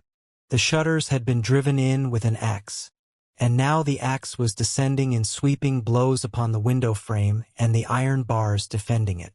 Then suddenly it leapt aside and vanished. He saw the revolver lying on the path outside, and then the little weapon sprang into the air. He dodged back. The revolver cracked just too late, and a splinter from the edge of the closing door flashed over his head. He slammed and locked the door, and as he stood outside he heard Griffin shouting and laughing. Then the blows of the axe, with its splitting and smashing consequences, were resumed. Kemp stood in the passage trying to think. In a moment the invisible man would be in the kitchen. This door would not keep him a moment, and then a ringing came at the front door again. It would be the policeman. He ran into the hall, put up the chain, and drew the bolts. He made the girl speak before he dropped the chain, and the 3 people blundered into the house in a heap, and Kemp slammed the door again. "The invisible man," said Kemp. "He has a revolver with 2 shots left. He's killed Addie. Shot him anyhow. Didn't you see him on the lawn? He's lying there." "Who?" said one of the policemen. "Addie," said Kemp. "We came in the back way," said the girl. "What's that smashing?" asked one of the policemen. "He's in the kitchen, or will be. He has found an axe." Suddenly the house was full of the invisible man's resounding blows on the kitchen door. The girl stared towards the kitchen, shuddered, and retreated into the dining room. Kemp tried to explain in broken sentences. They heard the kitchen door give. "This way," said Kemp, starting into activity, and bundled the policeman into the dining room doorway. "Poker," said Kemp, and rushed to the fender. He handed the poker he had carried to the policeman and the dining room one to the other. He suddenly flung himself backward. "Whup!" said one policeman, ducked, and caught the axe on his poker. The pistol snapped its penultimate shot and ripped a valuable Sidney Cooper. The second policeman brought his poker down on the little weapon, as one might knock down a wasp, and sent it rattling to the floor. At the first clash the girl screamed, stood screaming for a moment by the fireplace, and then ran to open the shutters, possibly with an idea of escaping by the shattered window. The axe receded into the passage, and fell to a position about 2 feet from the ground. They could hear the invisible man breathing. "Stand away, you two," he said. "I want that man Kemp." "We want you," said the first policeman, making a quick step forward and wiping with his poker at the voice. The invisible man must have started back, and he blundered into the umbrella stand. Then, as the policeman staggered with the swing of the blow he had aimed, the invisible man countered with the axe. The helmet crumpled like paper, and the blow sent the man spinning to the floor at the head of the kitchen stairs. But the second policeman, aiming behind the axe with his poker, hit something soft that snapped. There was a sharp exclamation of pain, and then the axe fell to the ground. The policeman wiped again at vacancy and hit nothing. He put his foot on the axe and struck again. Then he stood, poker clubbed, listening intent for the slightest movement. He heard the dining room window open and a quick rush of feet within. His companion rolled over and sat up, with the blood running down between his eye and ear. "Where is he?" asked the man on the floor. "Don't know. I've hit him. He's standing somewhere in the hall, unless he's slipped past you." "Dr. Kemp, sir." Pause. "Dr. Kemp," cried the policeman again. The second policeman began struggling to his feet. He stood up. Suddenly the faint pad of bare feet on the kitchen stairs could be heard. "Yap!" cried the first policeman, and incontinently flung his poker. It smashed a little gas bracket. He made as if he would pursue the invisible man downstairs. Then he thought better of it and stepped into the dining room. "Dr. Kemp," he began, and stopped short. "Dr. Kemp's a hero," he said, as his companion looked over his shoulder. The dining room window was wide open, and neither housemaid nor Kemp was to be seen. The second policeman's opinion of Kemp was terse and vivid. Chapter 28. The Hunter Hunted. Mr. Helos, Mr. Kemp's nearest neighbor among the villa holders, was asleep in his summer house when the siege of Kemp's house began.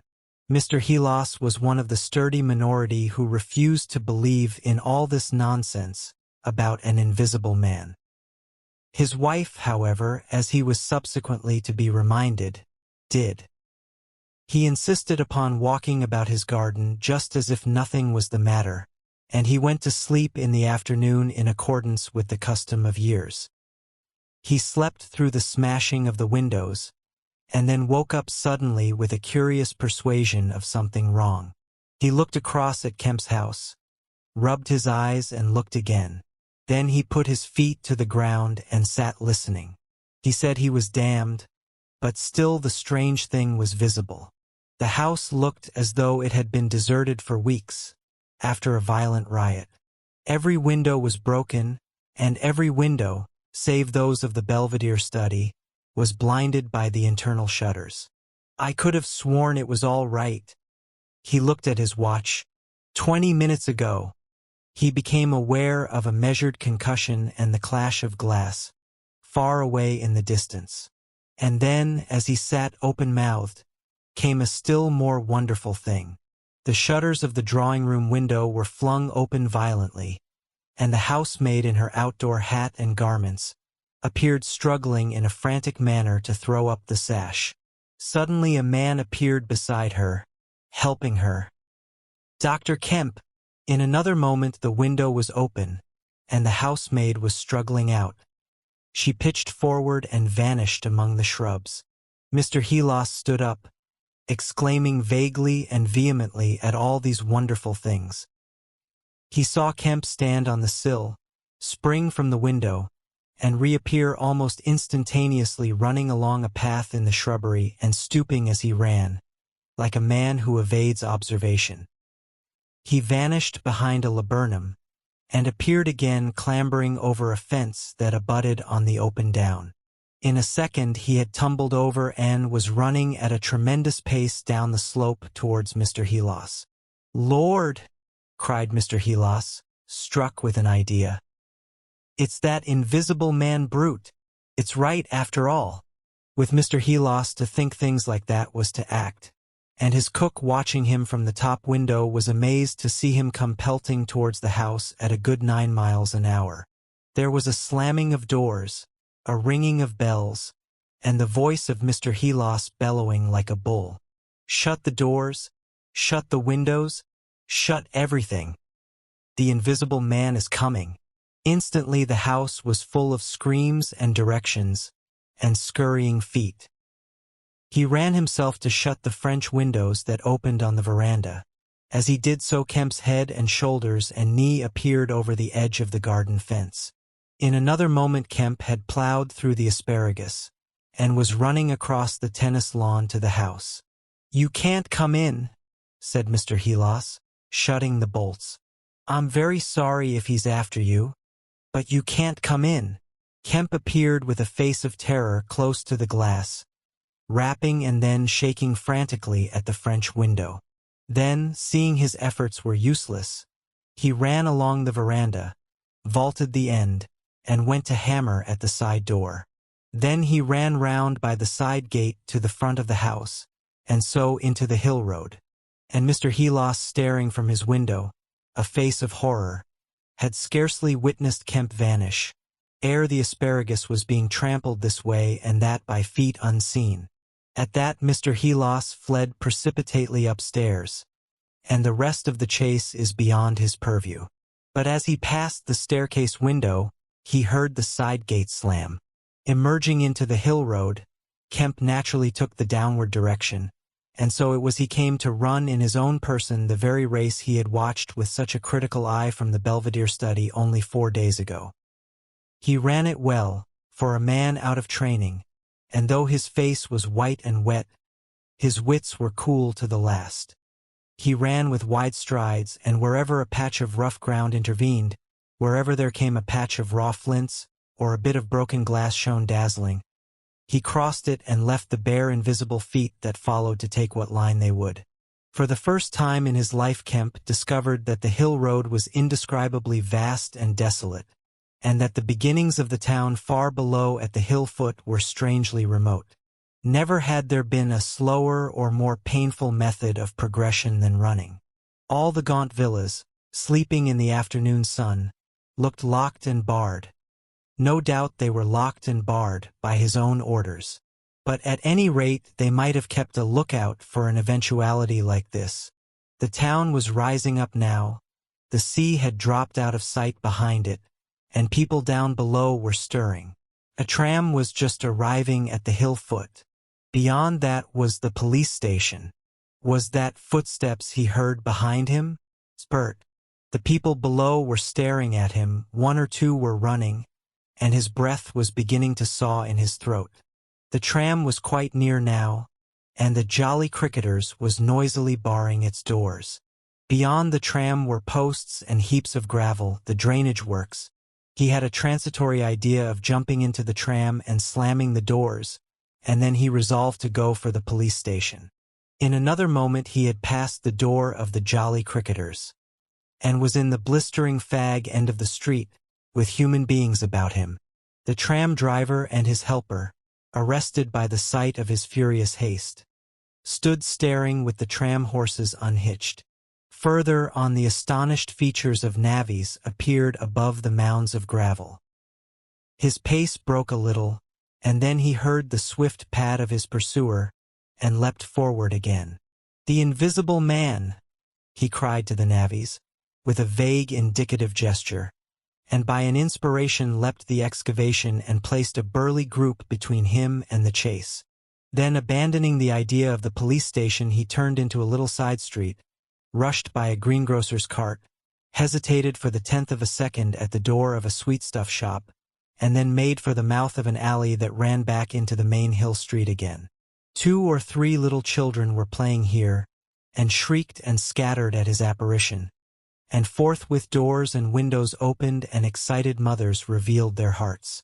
Out he shot into Hill Street again, 300 yards from the tramline end, and immediately he became aware of a tumultuous vociferation and running people. He glanced up the street towards the hill. Hardly a dozen yards off ran a huge navvy, cursing in fragments and slashing viciously with a spade, and hard behind him came the tram conductor with his fists clenched. Up the street others followed these two, striking and shouting. Down towards the town, men and women were running, and he noticed clearly one man coming out of a shop door with a stick in his hand. "Spread out! Spread out!" cried someone. Kemp suddenly grasped the altered condition of the chase. He stopped and looked round, panting. "He's close here," he cried. "Form a line across." He was hit hard under the ear, and went reeling, trying to face round towards his unseen antagonist. He just managed to keep his feet, and he struck a vain counter in the air. Then he was hit again under the jaw, and sprawled headlong on the ground. In another moment a knee compressed his diaphragm, and a couple of eager hands gripped his throat, but the grip of one was weaker than the other. He grasped the wrists, heard a cry of pain from his assailant, and then the spade of the navvy came whirling through the air above him, and struck something with a dull thud. He felt a drop of moisture on his face. The grip at his throat suddenly relaxed, and with a convulsive effort, Kemp loosed himself, grasped a limp shoulder and rolled uppermost. He gripped the unseen elbows near the ground. "I've got him!" screamed Kemp. "Help! Help! Hold! He's down! Hold his feet!" In another second there was a simultaneous rush upon the struggle, and a stranger coming into the road suddenly might have thought an exceptionally savage game of rugby football was in progress. And there was no shouting after Kemp's cry, only a sound of blows and feet and heavy breathing. Then came a mighty effort, and the invisible man threw off a couple of his antagonists and rose to his knees.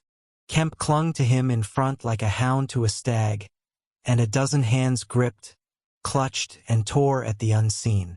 The tram conductor suddenly got the neck and shoulders and lugged him back.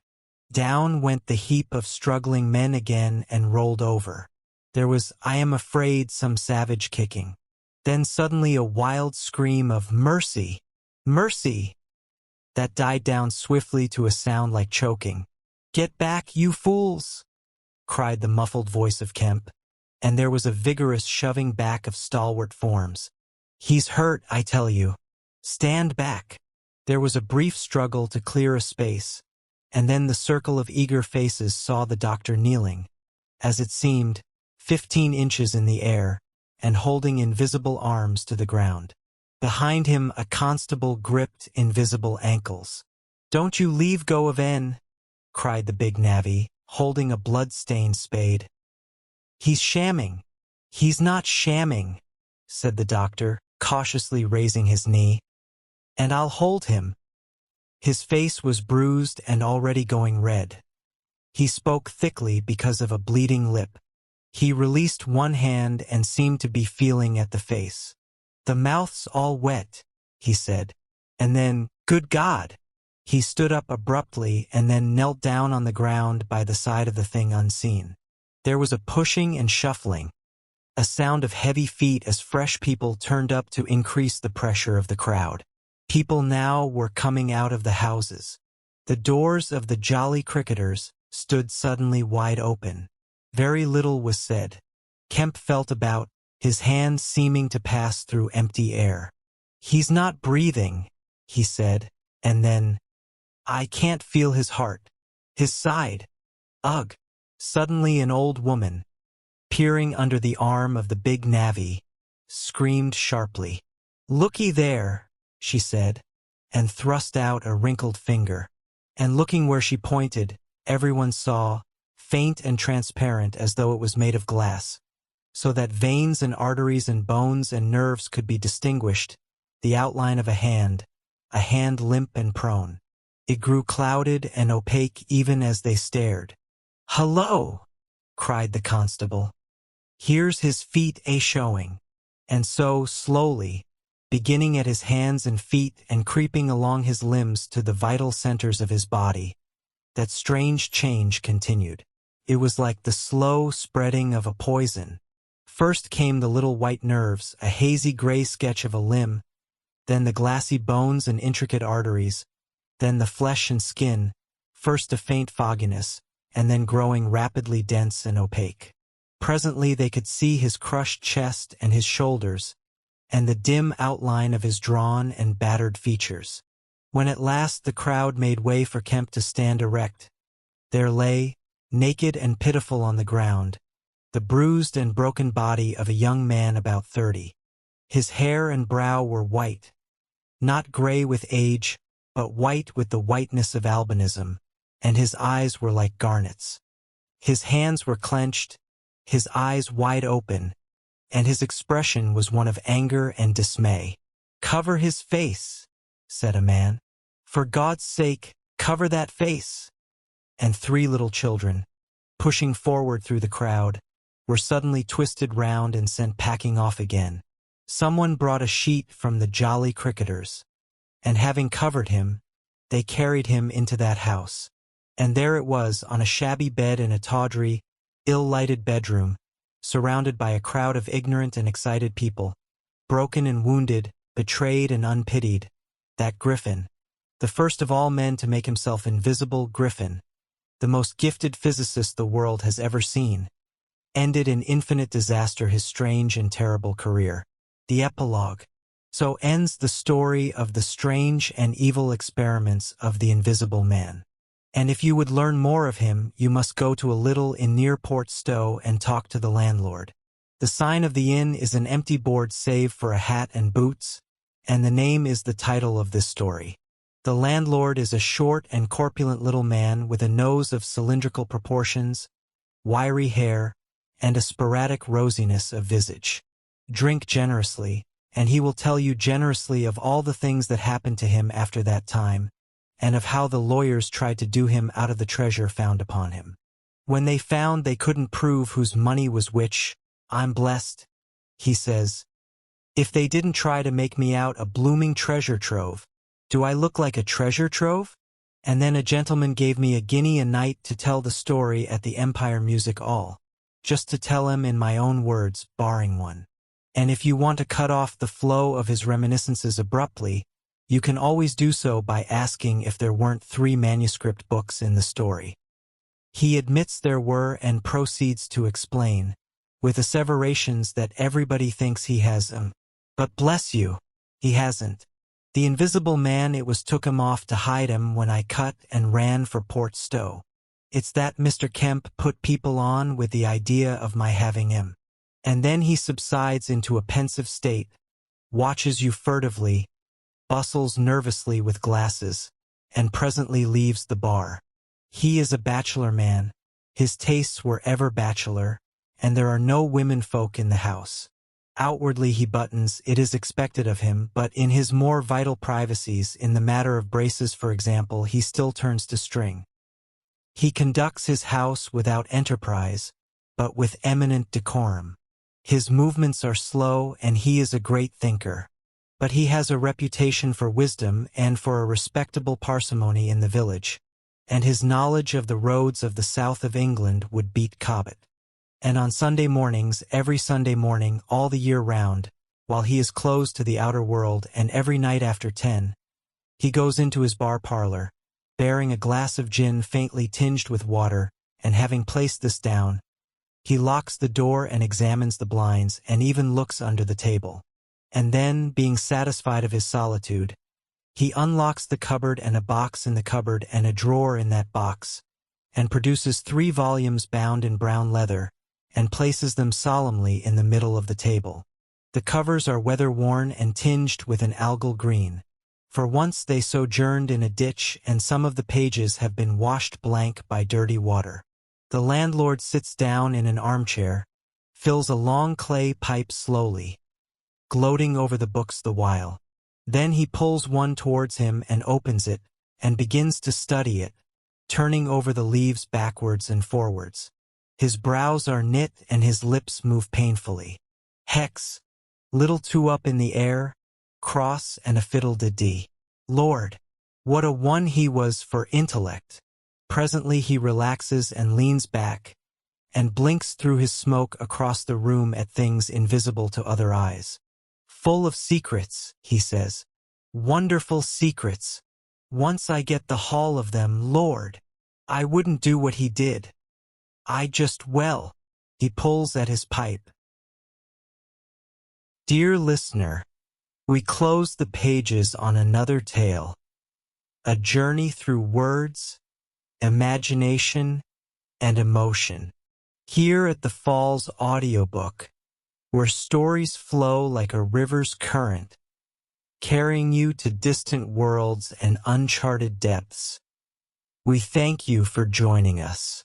As always, we invite you to linger a little longer.